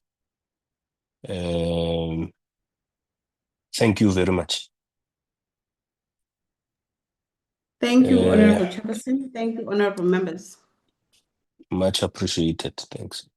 Ms. Boss, who's next? Chair, we've got NOMSA on the platform. They are lawyers, so I'm not sure whether Nuran Neren will go through the presentation or is waiting for the people from NOMSA. Can you just comment? Then after that will be Kosato.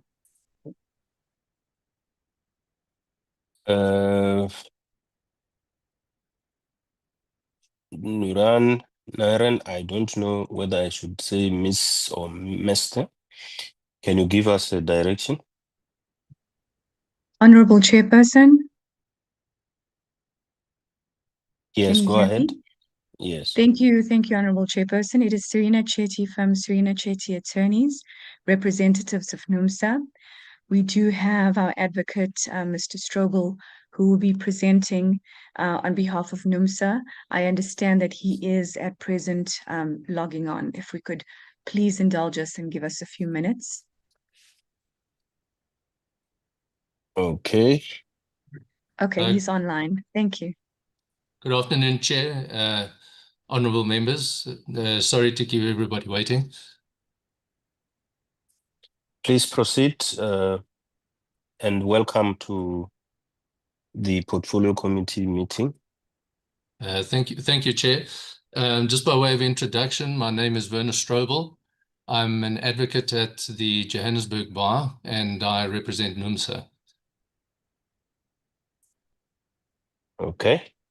I'm not sure, Chair, would you prefer the cameras off or do you prefer the cameras on? Do you prefer to be on TV or you prefer not to be? I'm indifferent. Whatever suits you, Chair. It's up to you.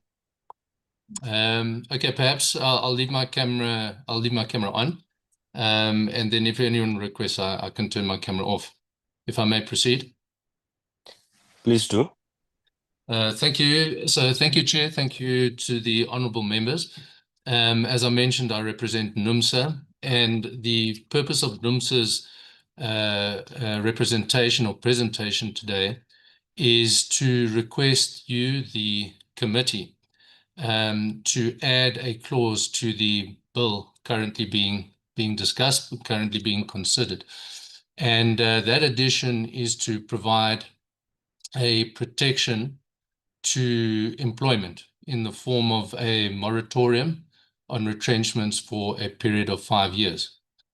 The presentation that NUMSA has, or my presentation this afternoon, I'll be seeking to make 4 points so that everyone's got their bearings. Firstly, I intend to cover. Are you able to flight the presentation? Sorry, but when I mean presentation, what NUMSA has done, it has given submissions. It has made submissions. The oral presentation is not in the form of a PowerPoint or anything visual. It's taking the committee through orally what the submissions in a nutshell are contending for or seeking to achieve. No problem. Can you please proceed? Thank you. So by way of a roadmap, the committee can expect from my presentation, my oral presentation, that I will address four areas or 4 aspects. The first aspect is this need to protect labor, to protect employment, and where it comes from and the recognition of it in our law, 1. 2, I intend to explain why the current bill needs that protection inserted. That's the second aspect I intend to deal with. The third aspect that I intend to deal with is the framing of that addition. So the clause, NUMSA has given a clause that it suggests be inserted in the bill.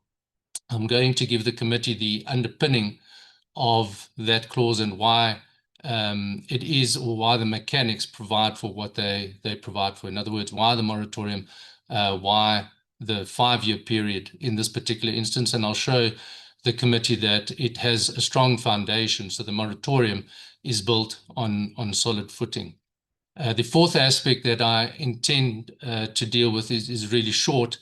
It is related to the other 3, but not so much. It is quite separate from the other 3, and it's a quirk or an anomaly within the bill that NUMSA has picked up.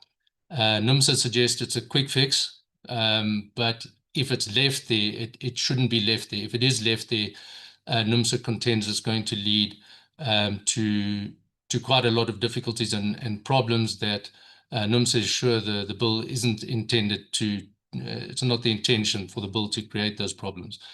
So those are the 4 aspects that the committee can expect me to be speaking to. So dealing firstly with the first aspect that I intend to deal with, which is the protection and the principle behind protecting labor when it comes to mergers such as this. So we know when it comes to the 3 legacy entities, The intention is for those three legacy entities to be merged into one, into the new SANPC, and NUMSA is fully behind that. But at the same time, when we consider a merger, this merger that is being proposed, it is a big merger. And normally when, we're used to mergers, big mergers in the private sphere. And in the private sphere, were there to be a big merger between entities such as this, the process would normally go through the Competition Commission and the Competition Tribunal. And those two bodies have been set up by the legislature itself. And the legislature has given those two bodies an oversight role. So their function is to look at a private merger and to determine, well, is this merger, do we permit this merger to go ahead or not? And the considerations that it applies, there's obviously this competition focus. So if the merger is not good for competition, if it hinders competition, then the commission or the tribunal, one or the other or both, would look to disallow the merger from taking place.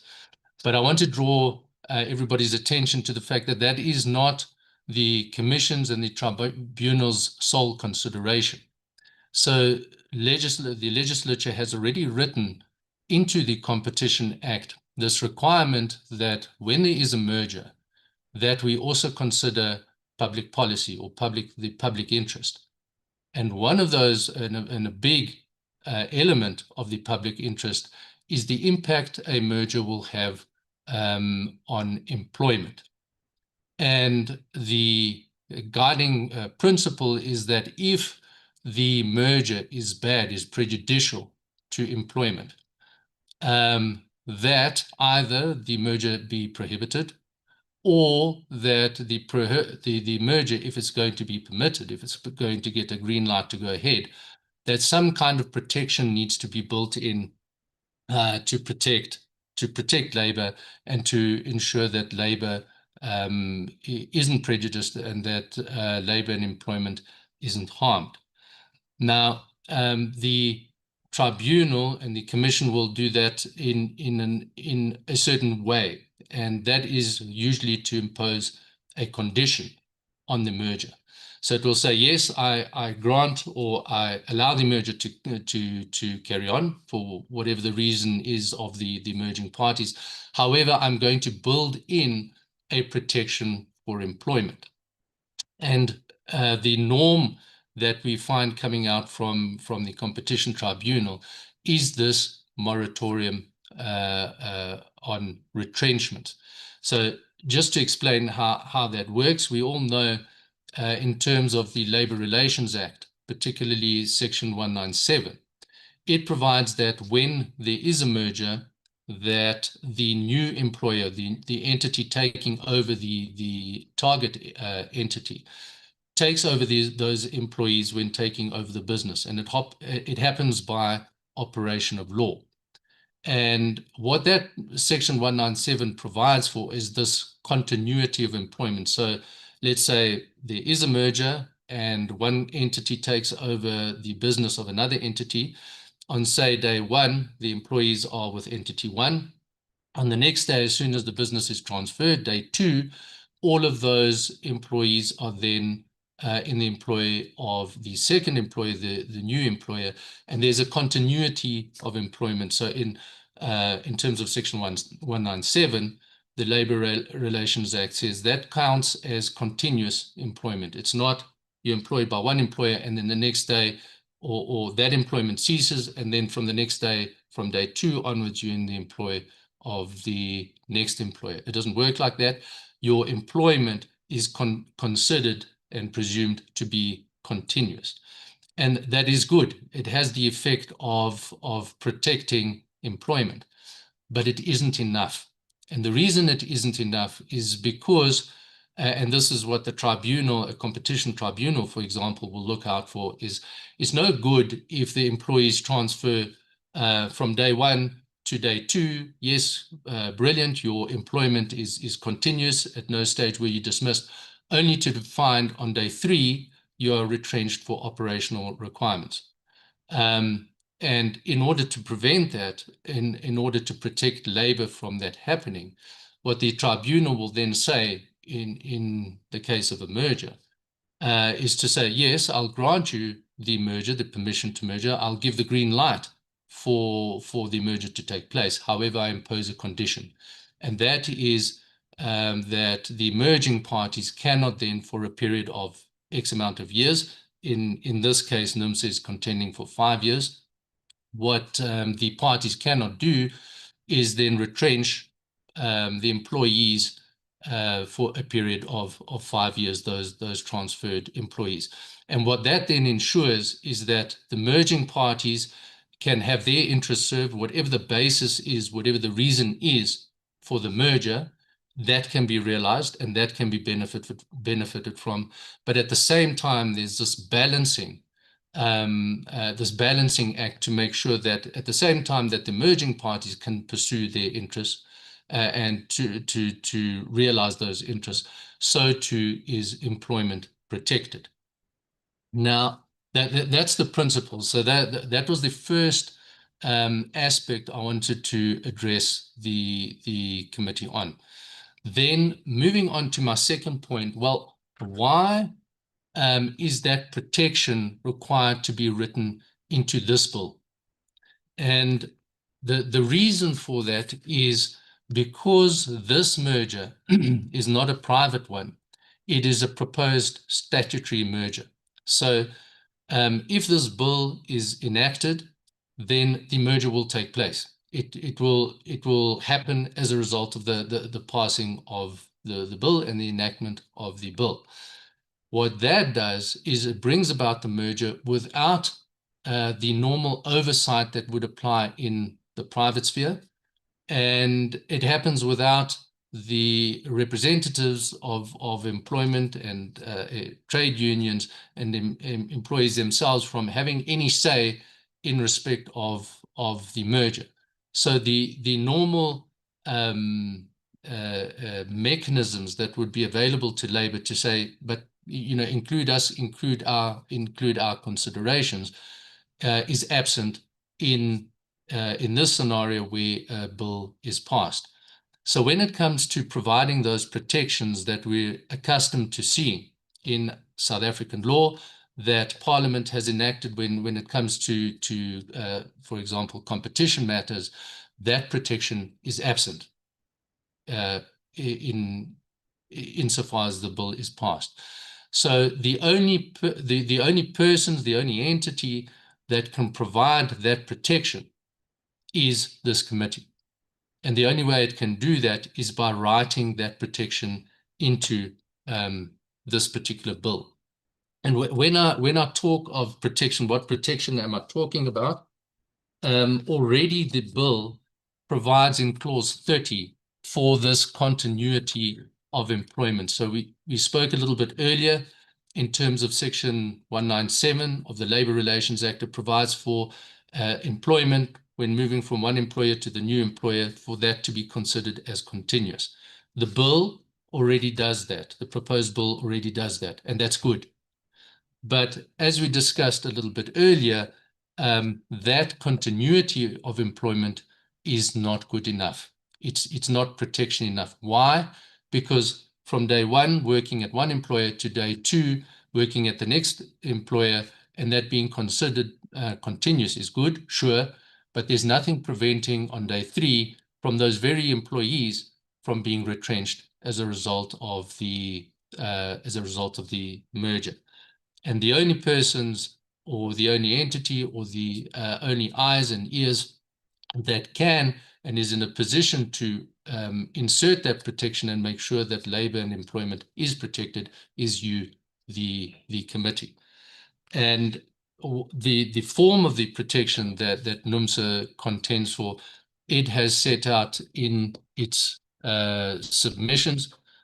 And if I can perhaps read that, what NUMSA contends for is that in an appropriate place in the bill, probably around about clause 30, that the committee inserts a non-retrenchment during consolidation type clause. And the wording that that NUMSA contends was that no employee transferred to the company under this act may be dismissed for reasons based on operational requirements of the company arising from the consolidation contemplated by this act for a period not less than 5 years from the date on which the relevant transfer takes place. And then subsection 1 does not affect the right of the company to dismiss an employee for any reason unrelated to the consolidation contemplated by this act, including misconduct, incapacity, or operational requirements arising independently of that consolidation. So what NUMSA contends for is if the committee inserts that clause into the bill, then its rights or the rights of employment will be properly and adequately protected as they would be in any in our law and using, for example, the Competition Act. So the type of protections that the committee would then be putting in place would be similar to and akin to the type of protection that employees in the private sphere would enjoy the benefit of when large entities merge. That concludes the second point that NUMSA is seeking to make, which is why does the committee need to insert that addition into this bill? The next aspect that I'll move to is the actual mechanics that I've just read to the committee. Why does it need to be a moratorium? Why does it need to be 5 years? What underpins that? Why is that on a sure footing? Why is that a safe thing to do?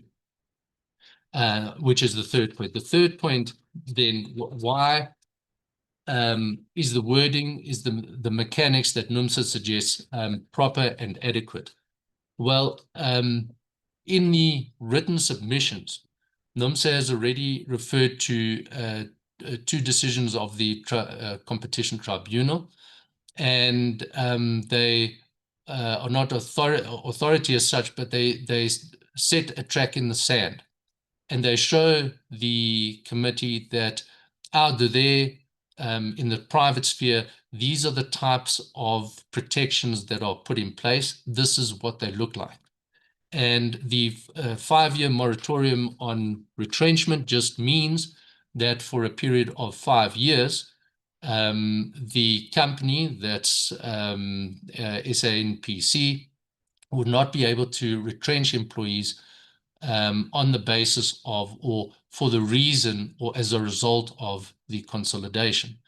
Already, as the wording that has been put forward says, this does not mean that employees, if they're guilty of misconduct, if they're guilty of or if they're incapable of performing their job, it does not mean that they are immune to disciplinary action. So if an employee misconducts themselves, is incapable of performing their work, then the normal principles apply. They are subject to disciplinary action and they can be dismissed. So too, when it comes to retrenchments, the protection that NUMSA seeks to put in place does not prohibit the company from ultimately invoking retrenchments as a result of operational requirements. What it does prevent is retrenchments purely from or resulting from the merger and the consolidation. Excuse me. And there's good precedent for that. So the Competition Tribunal, in similar matters where there are large mergers, has imposed moratoriums on retrenchment as a result of or resulting from the consolidation or from the merger. And the committee will find that a moratorium of 5 years is commonplace. It is often that is put in place. Insofar as the concept of a moratorium is concerned, currently in this matter, both the merging parties and the unions and labor are quite comfortable with the moratorium and have imposed a moratorium already for the last 2 years. the merging parties have, I think, on 2 occasions put in place a moratorium on retrenchment. I think they operated for a period of 12 years, of 12 months, and it was extended, I think, on 2 occasions thus far. What NUMSA seeks is that moratorium on retrenchments be put in place so that employees can refer to it, and that it is there concrete. Currently, it is up for the parties to negotiate, and it may be negotiated, may not be negotiated. It's an uncertain thing, and that's why the employment needs it written into the bill to make it certain. But the point that I was making is a moratorium on retrenchments is not something foreign to both sides of the equation. So both the merging parties and employment have used it in this current context, in respect of this current merger. Then the last aspect on the appropriateness of the moratorium and the period of 5 years. Also ask the committee to bear in mind that this consolidation, this merger that is being proposed, is not one of downscaling. So it's not a merger being proposed because the merging parties need to get smaller, are finding it difficult to operate. The purpose behind the merger is growth. The purpose behind the merger is increased value. And I think from the initial presentations that were given by the merging parties, I think there was a 10-year plan. And over that 10-year plan, the intention was to achieve growth and to achieve revenues of between, I think it's 60 and 95 billion rand. So we can see this is a scenario where the merger is not reducing. The merger is meant to lump together and grow and make bigger.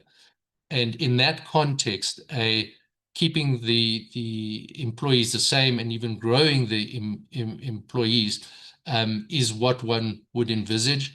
And NUMSA's proposal of a moratorium on retrenchments for a period of 5 years dovetails quite sweetly with that. It goes hand in hand with that view of growth, with that view of increasing value. One would keep the employees and not get rid of them. So those are the skeletal reasons why the proposal of a 5-year moratorium by NUMSA is supported and has solid and good foundations, and why the wording that it seeks to insert would be appropriate. So those are NUMSA's submissions on the 5-year moratorium and why it should be written into the bill. I mentioned at the outset that NUMSA seeks to make 4 points. The 4th point, as I mentioned also, is slightly removed from the others. And the point is this: NUMSA has picked up that there seems to be an anomaly in the wording of the bill itself. And it says so for the following reasons. In terms of this bill, what the bill seeks to do is to create, so upon enactment of the bill, it creates a company, and that company is the South African National Petrochemical Company. And that's fine. However, we know that in 2022, the same company, and well, I say the same company, but a company, the South African National Petrochemical Company, was registered as a state-owned company. So as soon as the bill would be enacted, it seems that a duplicate of that company would be created, and it's going to lead, if it's just left like that, it's going to lead to some issues. It's the same as if a human being, if you or I were cloned, yes, now all of a sudden there's 2 of us with the same identity, the same look, the same everything. But things start getting complicated when it's, well, who's gonna drive the car home? Who's gonna live in the house? You've got 2 persons now instead of 1, and it doesn't quite make sense. And NUMSA is quite certain that that is not the intention of the bill. And NUMSA explains the problem from its point of view, were the bill to be enacted in the form that it is currently in, because, for example, this company that has been created, the 2022 SANPC, has already concluded contracts. It's taken over assets. It's taken over employees. And when it comes to those employees, you'll note that, well, firstly, they've already been transferred from the legacy, or certain of those employees of the legacy entities have already been transferred to this registered SANPC, the 22 company. And the bill, however, only speaks to employees moving from the legacy entities, which is Petro SA, SFF, and IGAS, moving over to the SANPC, the statutory created one. And it doesn't address the employees that have already moved through and across to the existing SANPC. So there seems to be this anomaly, this glitch in the bill, were it to be passed in its current form. And NUMSA suggests it's an easy fix. It's a matter of rewriting one or two clauses, and NUMSA has put in its proposals as to how to fix it, but that's entirely up to the committee. But it's drawn to the committee's attention because not only for NUMSA, but for many other parties, it's going to lead to havoc if it is left, excuse me, if it is left as it is. So that issue needs to be fixed. It is a quick fix, but in NUMSA's view, it certainly needs to be done. Those are the four submissions that, or the four aspects that NUMSA sought to address. The rest, the more comprehensive case that NUMSA puts forward, is contained in the written submissions, but those are NUMSA's submissions. Thank you very much, Advocate, for that presentation. And we will make references to the submissions that NUMSA made. Honorable members, you've heard the presentation. Any questions?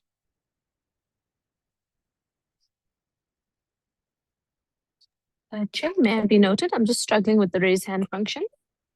Go ahead. Thanks very much, Chairperson, and thank you also to NUMSA and their council for bringing through for this potential of an additional clause. I'm just interested to know, and I might have missed this in the presentation that was given, Advocate, as to why you would want this. Okay, I understand why you want it only in the legislation, but why could we not deal with this issue through the regulations? You know, once we pass a piece of legislation, the minister, of course, is at their discretion to basically pronounce and create regulations, even as the department. And is this not something that we could deal with better in a regulatory format as opposed to a legislative format alone? Because I think the case has been quite well made about why you want the necessary protections. But again, why can't we deal with this only in a regulatory perspective as opposed to a legislation? Because, you know, when you're merging different entities, there's a lot of different dynamics that have to be looked at. And of course, worker protection is paramount to that. But I'm just interested to know why you think it should only be in the legislation as opposed to the regulations. Thank you. Thank you, Honorable Hassan. Any other question? Honorable members? Okay, I will allow the advocate to respond. Thank you, Chair. So to the Honourable Member Hassan, I would imagine when it comes to the passing of regulations in NUMSA's experience, well, to answer the question in two parts. So in NUMSA's experience, the promulgation of regulations does take some time. And the difference, let's say it was a private merger, and it were before the tribunal, a tribunal would impose a condition immediately. So the merger wouldn't go ahead. So as soon as a merger happens, and I know we've got a lease operation currently in place between the merging parties, but insofar as a tribunal gives a green light to a merger, it imposes a condition, and that condition operates immediately. And that protection is afforded immediately on, as soon as the merging parties seek to go ahead, they are bound to that condition. So it forms part of the merger from the outset. One would envisage that if it is left to the promulgation of regulations, often that process does take some time. And one would find that in all likelihood, there would be a gap between the bill being passed and the merger being sanctioned and told go ahead, and the promulgation of regulations some months, some perhaps even years later. During that interim phase, there would be a lacuna, there would be this vacuum where employees wouldn't know where they stood, and their rights and their protections would be up in the air. And I'd submit that would be undesirable. The employment should know from the word go, this bill is being passed, these are your protections. That would be my one reason why I would submit that regulations wouldn't afford the protections that NUMSA is looking for and looking to write into the enactment now. The second part is that also regulations, I think, are very good at creating a tailor-made solution and really making a suit that fits, where the seams really line up to the shoulders, match to the waistline, match to the hip line, and where a degree of technicality is required. I think regulations, they really fit that much better than an act of parliament could, because an act of parliament is slightly broader, is more high level than a regulation would be. However, the protection that NUMSA is looking to insert is really easy to insert. It's not cumbersome, it's not complicated, it doesn't take up 10 pages of wording, it doesn't take up 15 pages of explanation. It is really short, as NUMSA's submissions demonstrate. So to insert that protection in the same way as Clause 30 already does. So Clause 30 very neatly packs in this continuity of employment.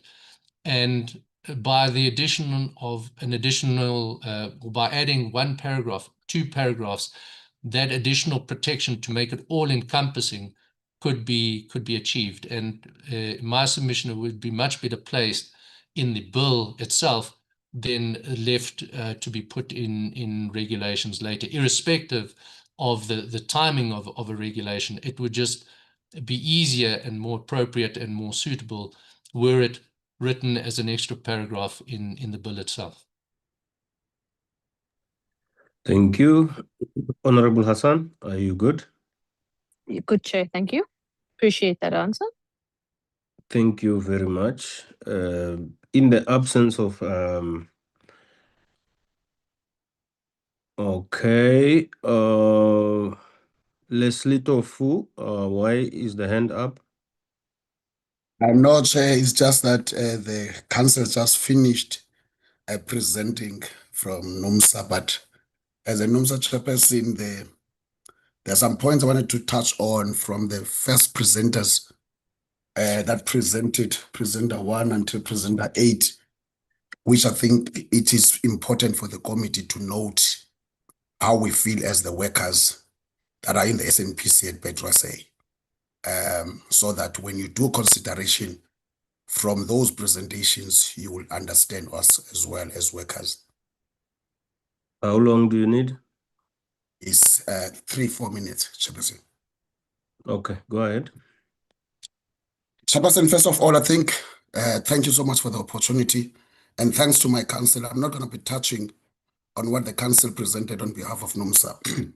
I've been present in this meeting from 9:30 when we started.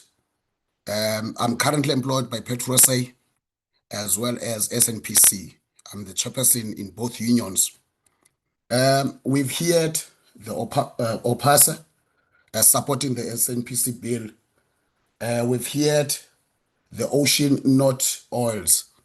I think it's important, Chairperson, to highlight that iGas is a registered company in operation for some time under SAF. through SAF Act. It is important to note that Petro SA is under operating for some time under SAF Act. It is important to note that SFF is operating as a company under SAF, and these companies are being merged. I'm also highlighting this for Ocean, Not Oils, as well as Amapungane, as well as Michelle. These companies are being merged to deal with the issue of synergies, competition. Petro SA is in the gas facility. As we speak, Petro SA has got a facility 80 kilometers from the shore of the Southern Cape. The only way to get the Bulpalta gas as well as Leopard, it is through that facility. iGas is currently in the gas business from Mozambique. The government, through the cabinet, saw it was necessary to merge these entities to avoid competition, to avoid duplication. It's not that this SANPC is coming to operate as a new entity. It's bringing these entities together under one umbrella, under one crown. So I think the presentation that was made by those individuals that was opposing this bill, highlighting the issue that is going to affect children and pediatric and everything else. These are the issues that are there. One presenter, chairperson, highlighted that we must stop using oil, gas, as well as coal. We must go to cleaner energies and everything else. When you go to internet on Google, it is important to note that 55% of the people that are owning that space is international companies. So if you look at South Africa right now, SAF has bought Sapref. We are owning that asset. Petrosa is owned by government. SFF is owned by government. iGas is owned by government. So we want to own the assets as a government to make sure that we are providing continued employment. What we also want to highlight, Chairperson, the measure that we are looking at eventually that must be supported by this bill is the amalgamation, where you move everything else under SANPC, where you don't have employees that will remain in the legacy, where all efforts and energies will be used together to reinstate the plant that is in Mossel Bay, to make sure that the plant that is in Durban is fully operating properly as it's supposed to be. So SANPC, as the employees, will support it. But the way it is right now in terms of listen assign, it's got challenges. The quicker the bill is approved, the quicker it will be to address the challenges that are in the current measure. I like what the advocate has said.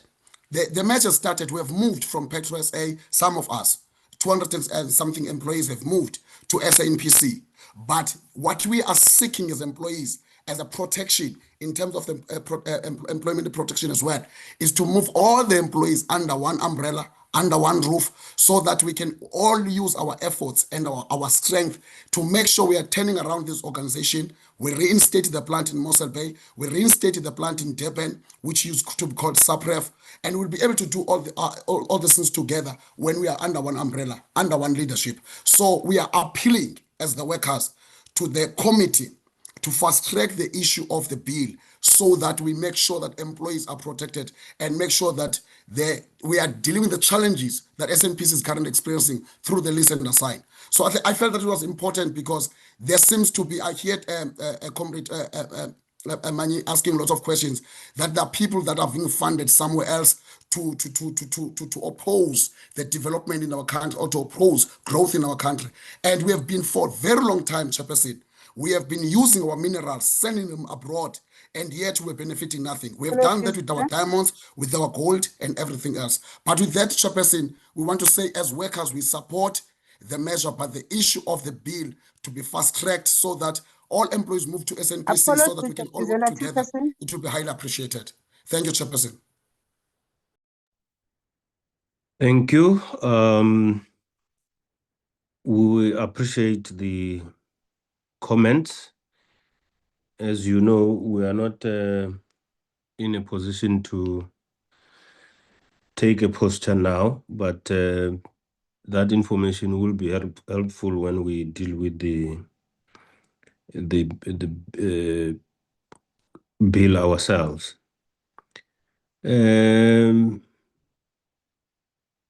We will now move to the next presentation. You disorientated me. I don't know who to thank for the presentation of the NUMSA, whether I thank the advocate or I thank you as a chairperson. You disorientated me a bit, but thank you to Team NUMSA. Let me put it like that, for taking time to make a presentation. We highly appreciate that.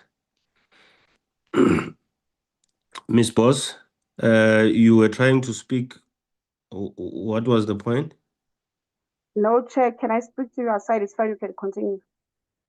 Okay, who is next? Kwesatu, Chair.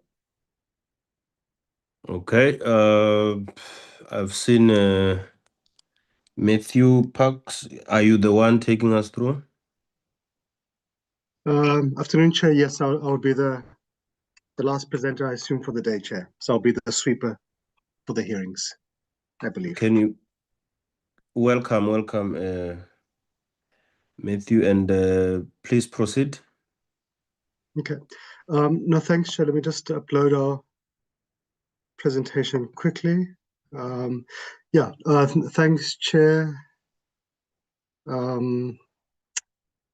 Giving us space just to share it. Let me just give me 1 second to. Okay, yeah. So hopefully you can see it, Chair. No, thanks, Chair and members, for giving us space as COSATU just to speak on this bill. I don't think it'll be a long presentation. I think, Principal Chair as COSATU, we support the bill. We do represent about 1.6 million workers who operate across every part of the economy. So we have a direct interest in legislation which affects the issue of energy security, the issues of industrial capacity, of saving and creating jobs, and also about how do we try to reduce the increasingly painful cost of living, which is having impact upon everybody, from workers to commuters to small businesses to the economy. If you look at this year alone, Chair, the growth rate projected for the year in February in the budget speech was about 1.4%. It was cut by a third because of the oil price crisis resulting from the war in the Middle East. And to state the obvious, Chair, energy and fuel are the foundations for our economy. We're a modern industrial economy, so these play a real role. And of course, we're forever exposed to the volatility of international oil prices, not just now, previously the war in Ukraine, previously with the Gulf War 20 years ago, etc. We've seen the painful cost this year of essentially the collapse in local refinery capacity. There's been challenges around the fragmentation of state entities in this sector. So there is a real cost for workers, for the commuters, for industry.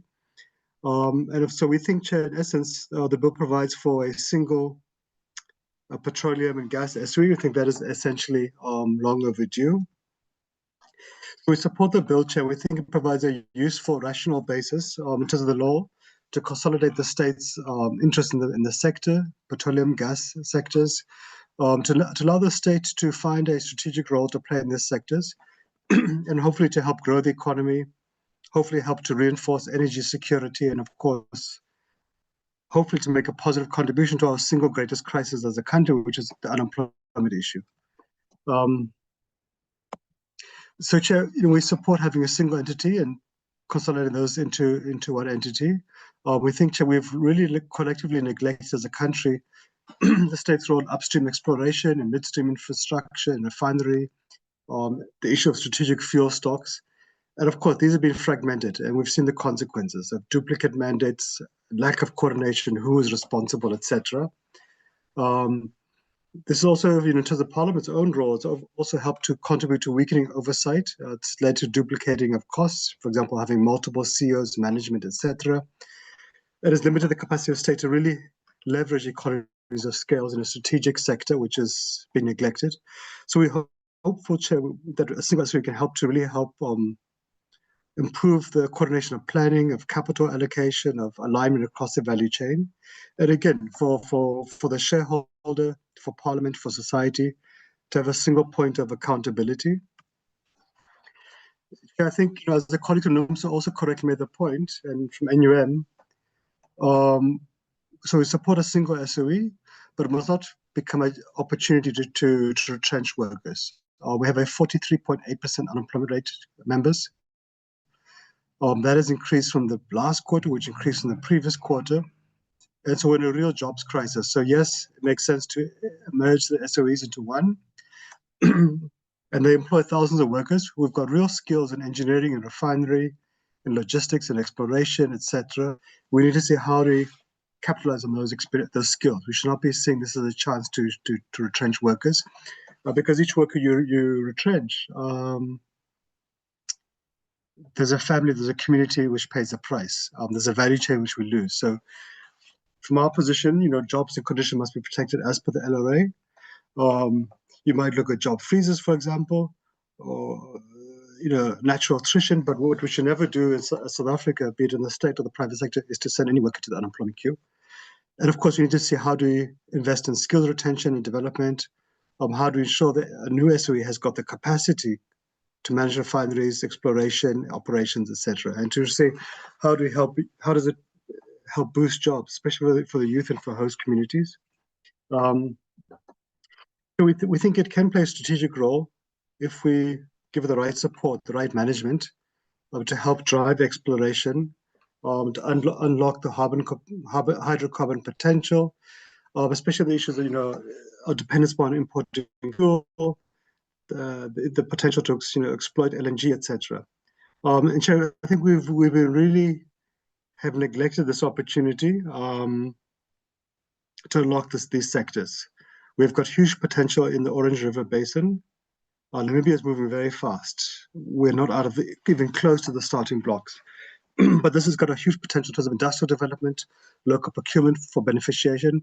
It can make a huge world of difference for Namaqualand, for the Northern Cape. If you look at Namibia, projecting that the GDP can triple in size over time, we're not even close to the drawing board. We're still having obscure skirmishes, etc. We should be saying how to drive it. If you look at the Southern Cape opportunities, again, there's huge opportunities around offshore gas, and again that can help support energy generation, chemicals manufacturing, etc. And we hope, Chair, that with the smart partnerships, it can help also attract investment, because we have to get ourselves out of this rut where we've been for a decade and a half of sitting around 1% growth. We should be saying, how do we harness these potentials, resources, to get ourselves to 3% to 5% growth? If we look at the budget for this year, Chair, we projected a very, very modest, I think 2.2% growth by 2029. And that's not going to get us out of this unemployment crisis. So we think this kind of opportunity does help create a platform to create jobs, to empower local communities, to nurture value chains, etc. Chair, we've seen the consequence of our local refinery capacity declining sharply. And that's left us even more exposed, to the impact of the oil price shocks, especially the impact on fuel and diesel, etc. And these have, bled workers. So petrol has gone up by 25%, diesel by about 50%. I think there's another round of hikes projected for next week, or the first week of September. And we're just squeezing workers, we're squeezing commuters and SMEs, we're squeezing the entire economy. So we think these kind of interventions may not resolve it in the short term, but in the medium and long term, it can begin to help shield us from the inevitable international oil price volatility. And that, again, is one of the interventions we need to help to unlock industrial growth, economic growth, etc. So, Chair, we do think, this potential SOE, single SOE, can play a role into rebuilding local refinery capacity, reducing our dependence on imports, improving fuel security, helping to buffer domestic fuel prices, revitalizing strategic stock management. And again, those, Chair, will have a secondary impact upon inflation, on transport and food. This means less pressure on commuters and lower income households. Apologies. And again, that means stimulus for economic growth. It means lower input costs for logistics, for agriculture, so food security, for manufacturing, etc. But Chair, I know that one elephant in the room would obviously be, correctly so, are we going to see a repeat of the past mistakes in SOE? So that our support is conditional that we don't do that. We put in place the necessary safeguards to avoid what we saw previously around corruption and mismanagement, of political interference. So we have to be very strict. This new SOE must be different. We've seen the issues previously around the CEF, Petro SA, etc., etc. So we think, Chair, it would make sense, be it in the regulations or be it perhaps better in the shareholder compact, some sort of clear commitment and accountability lines around no tolerance for corruption or mismanagement, around a board and a management which is subject to strict public finance, procurement, and disclosure requirements. And of course, Chair, it might be stating the obvious, but around whistleblower protection, that only competent management can be appointed.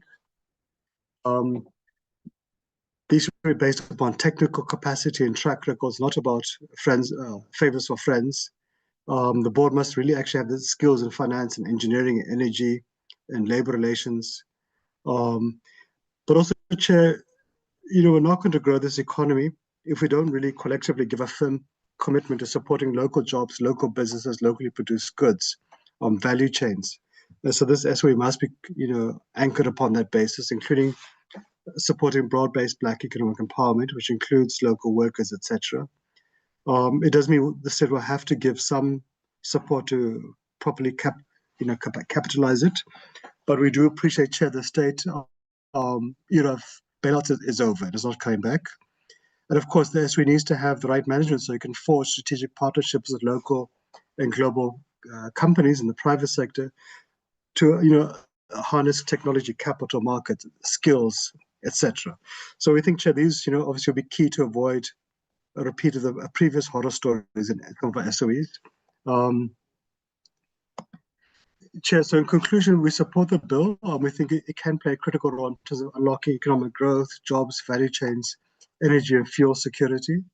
We think it does make sense to consolidate state assets into a single SOE to reduce fragmentation, duplication, particularly to revitalize our refinery capacity, to really help drive exploration and hopefully reduce our exposure to international oil price volatility. Chair, we think, we're quite excited if it can be done smartly, and it can be done. The state can be fixed, as we've seen with Eskom, with Transnet, with SARS, etc.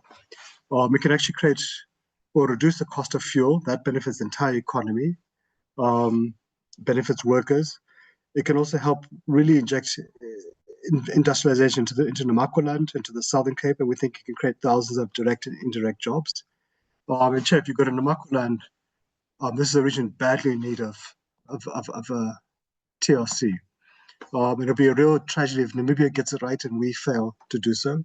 And of course, Chair, the governance is key. So we think that the bill or regulations, as Honorable Fasih Hassan was saying earlier, must include protections, be it for workers, be it around corruption, competent leadership, and of course, the entity must stand on its own feet. The state can't be bailing out mismanagement.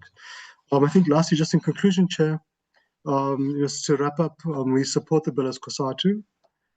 We agree that it should be prioritized for passage. We do appreciate it will take a little bit of time, but we think we should give it some urgency given the energy and the issues. We would support any amendments to strengthen job protection, governance standards, developmental, local procurement obligations, etc. Or that could be done in regulations too, or shareholder compact. And of course, that this portfolio committee and the select committee should keep a tight watch on it. And they should be specifically required to report to Parliament on job creation, transformation, and critically the impact upon price, the economy. So let me stop there, Chair. Yeah, thanks for the Chair and for members for giving us some space just to sweep this important bill today. Thanks, Chair. Thank you very much, Mr. Parks, for the presentation. Honorable members, that was COSATU. Any take?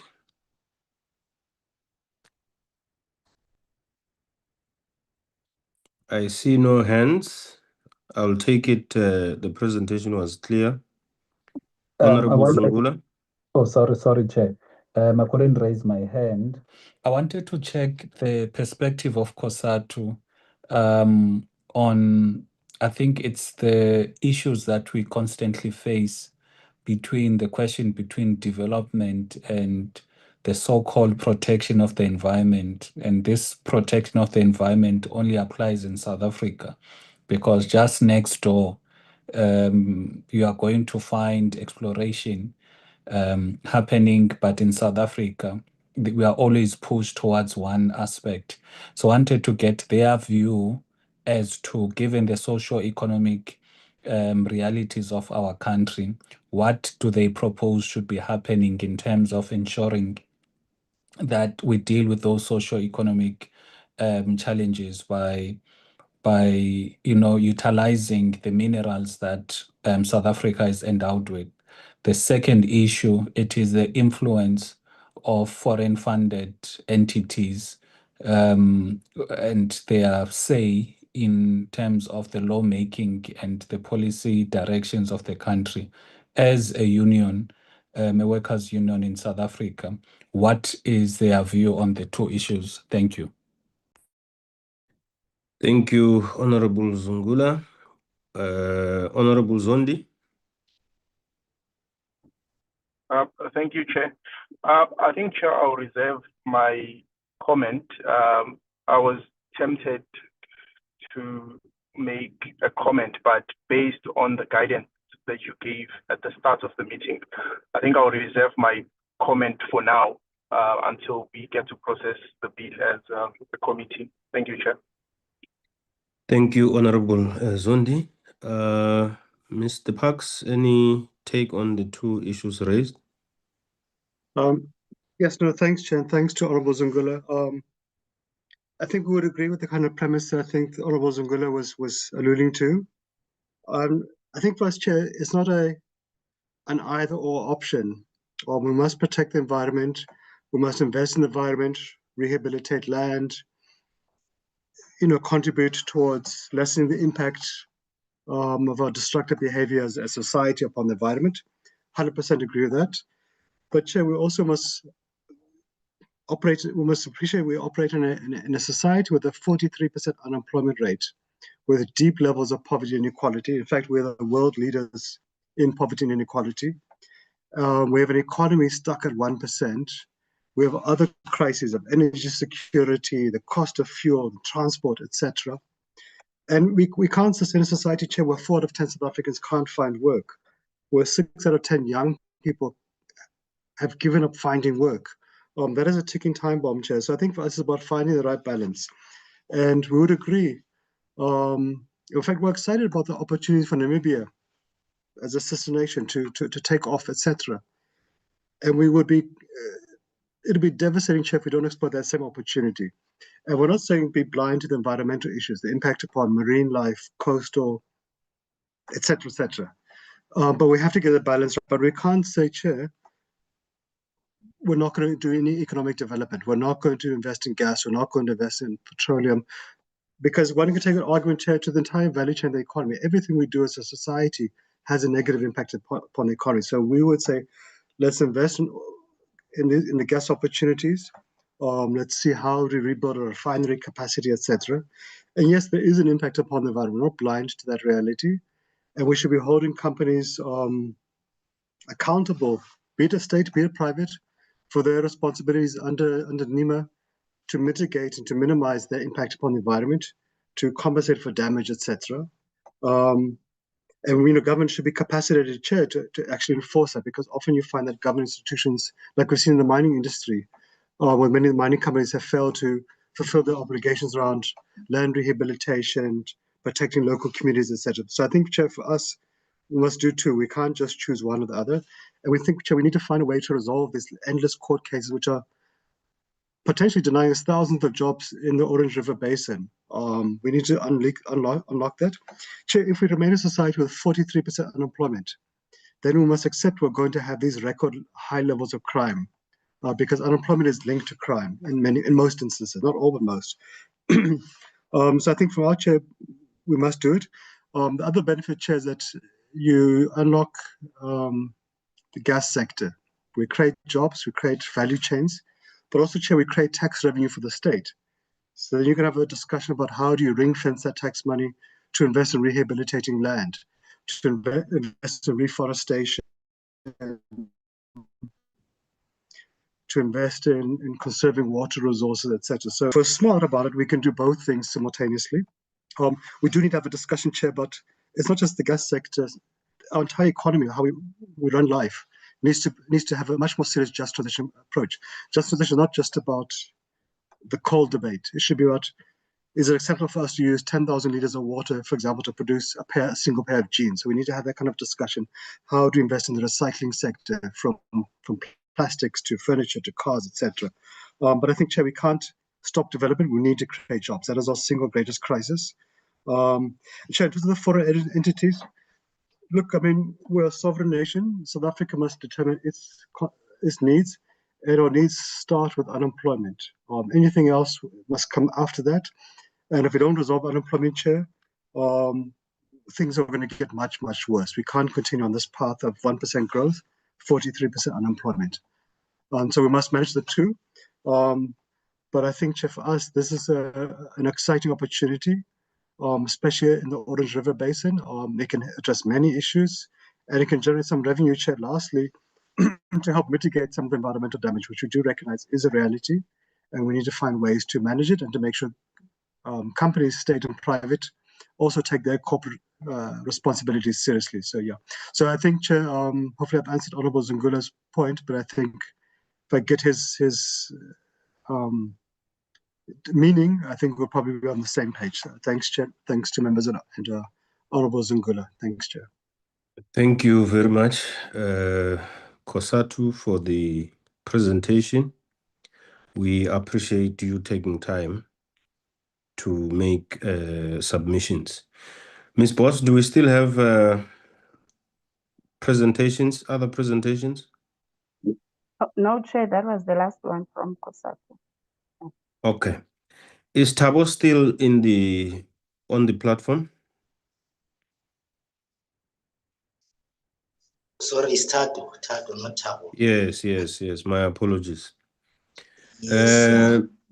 You wrote on the chat, and I did find that you appreciate that the submissions you made are largely related to mining rather than the subject at hand.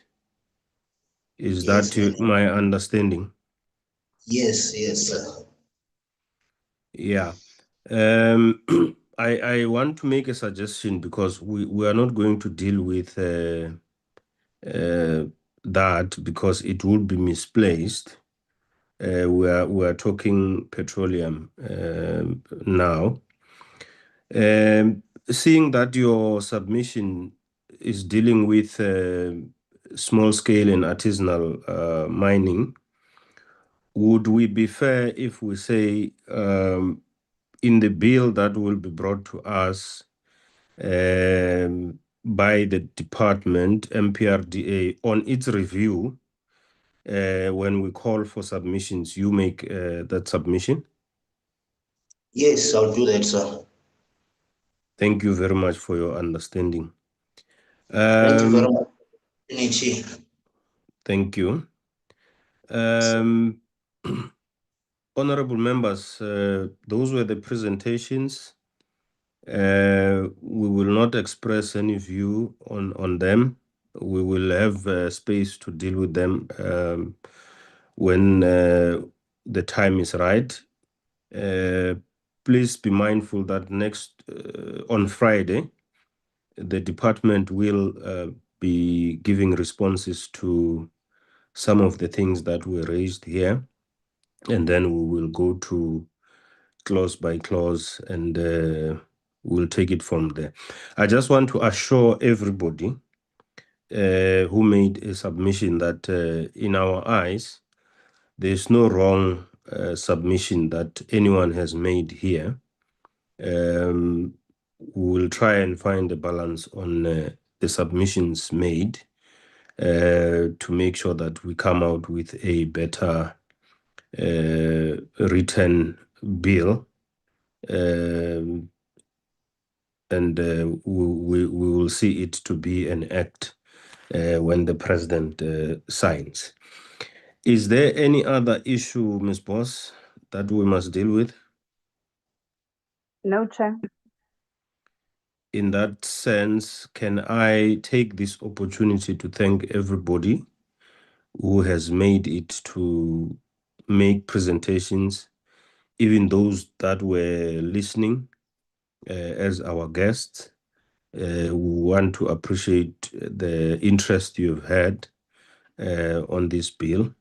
We will do our utmost best. We promise that legally to make sure that all processes that we follow are transparent to everybody and not biased towards anyone or against anyone. Political parties will make their own submissions in the committee, will debate, and at the end, we will have a solution. We will have a bill that we will forward to be signed. Let me take this opportunity to close the meeting. The meeting stands adjourned. Thank you very much. Long live the chair. Thank you, Chair. Thank you. Thank you.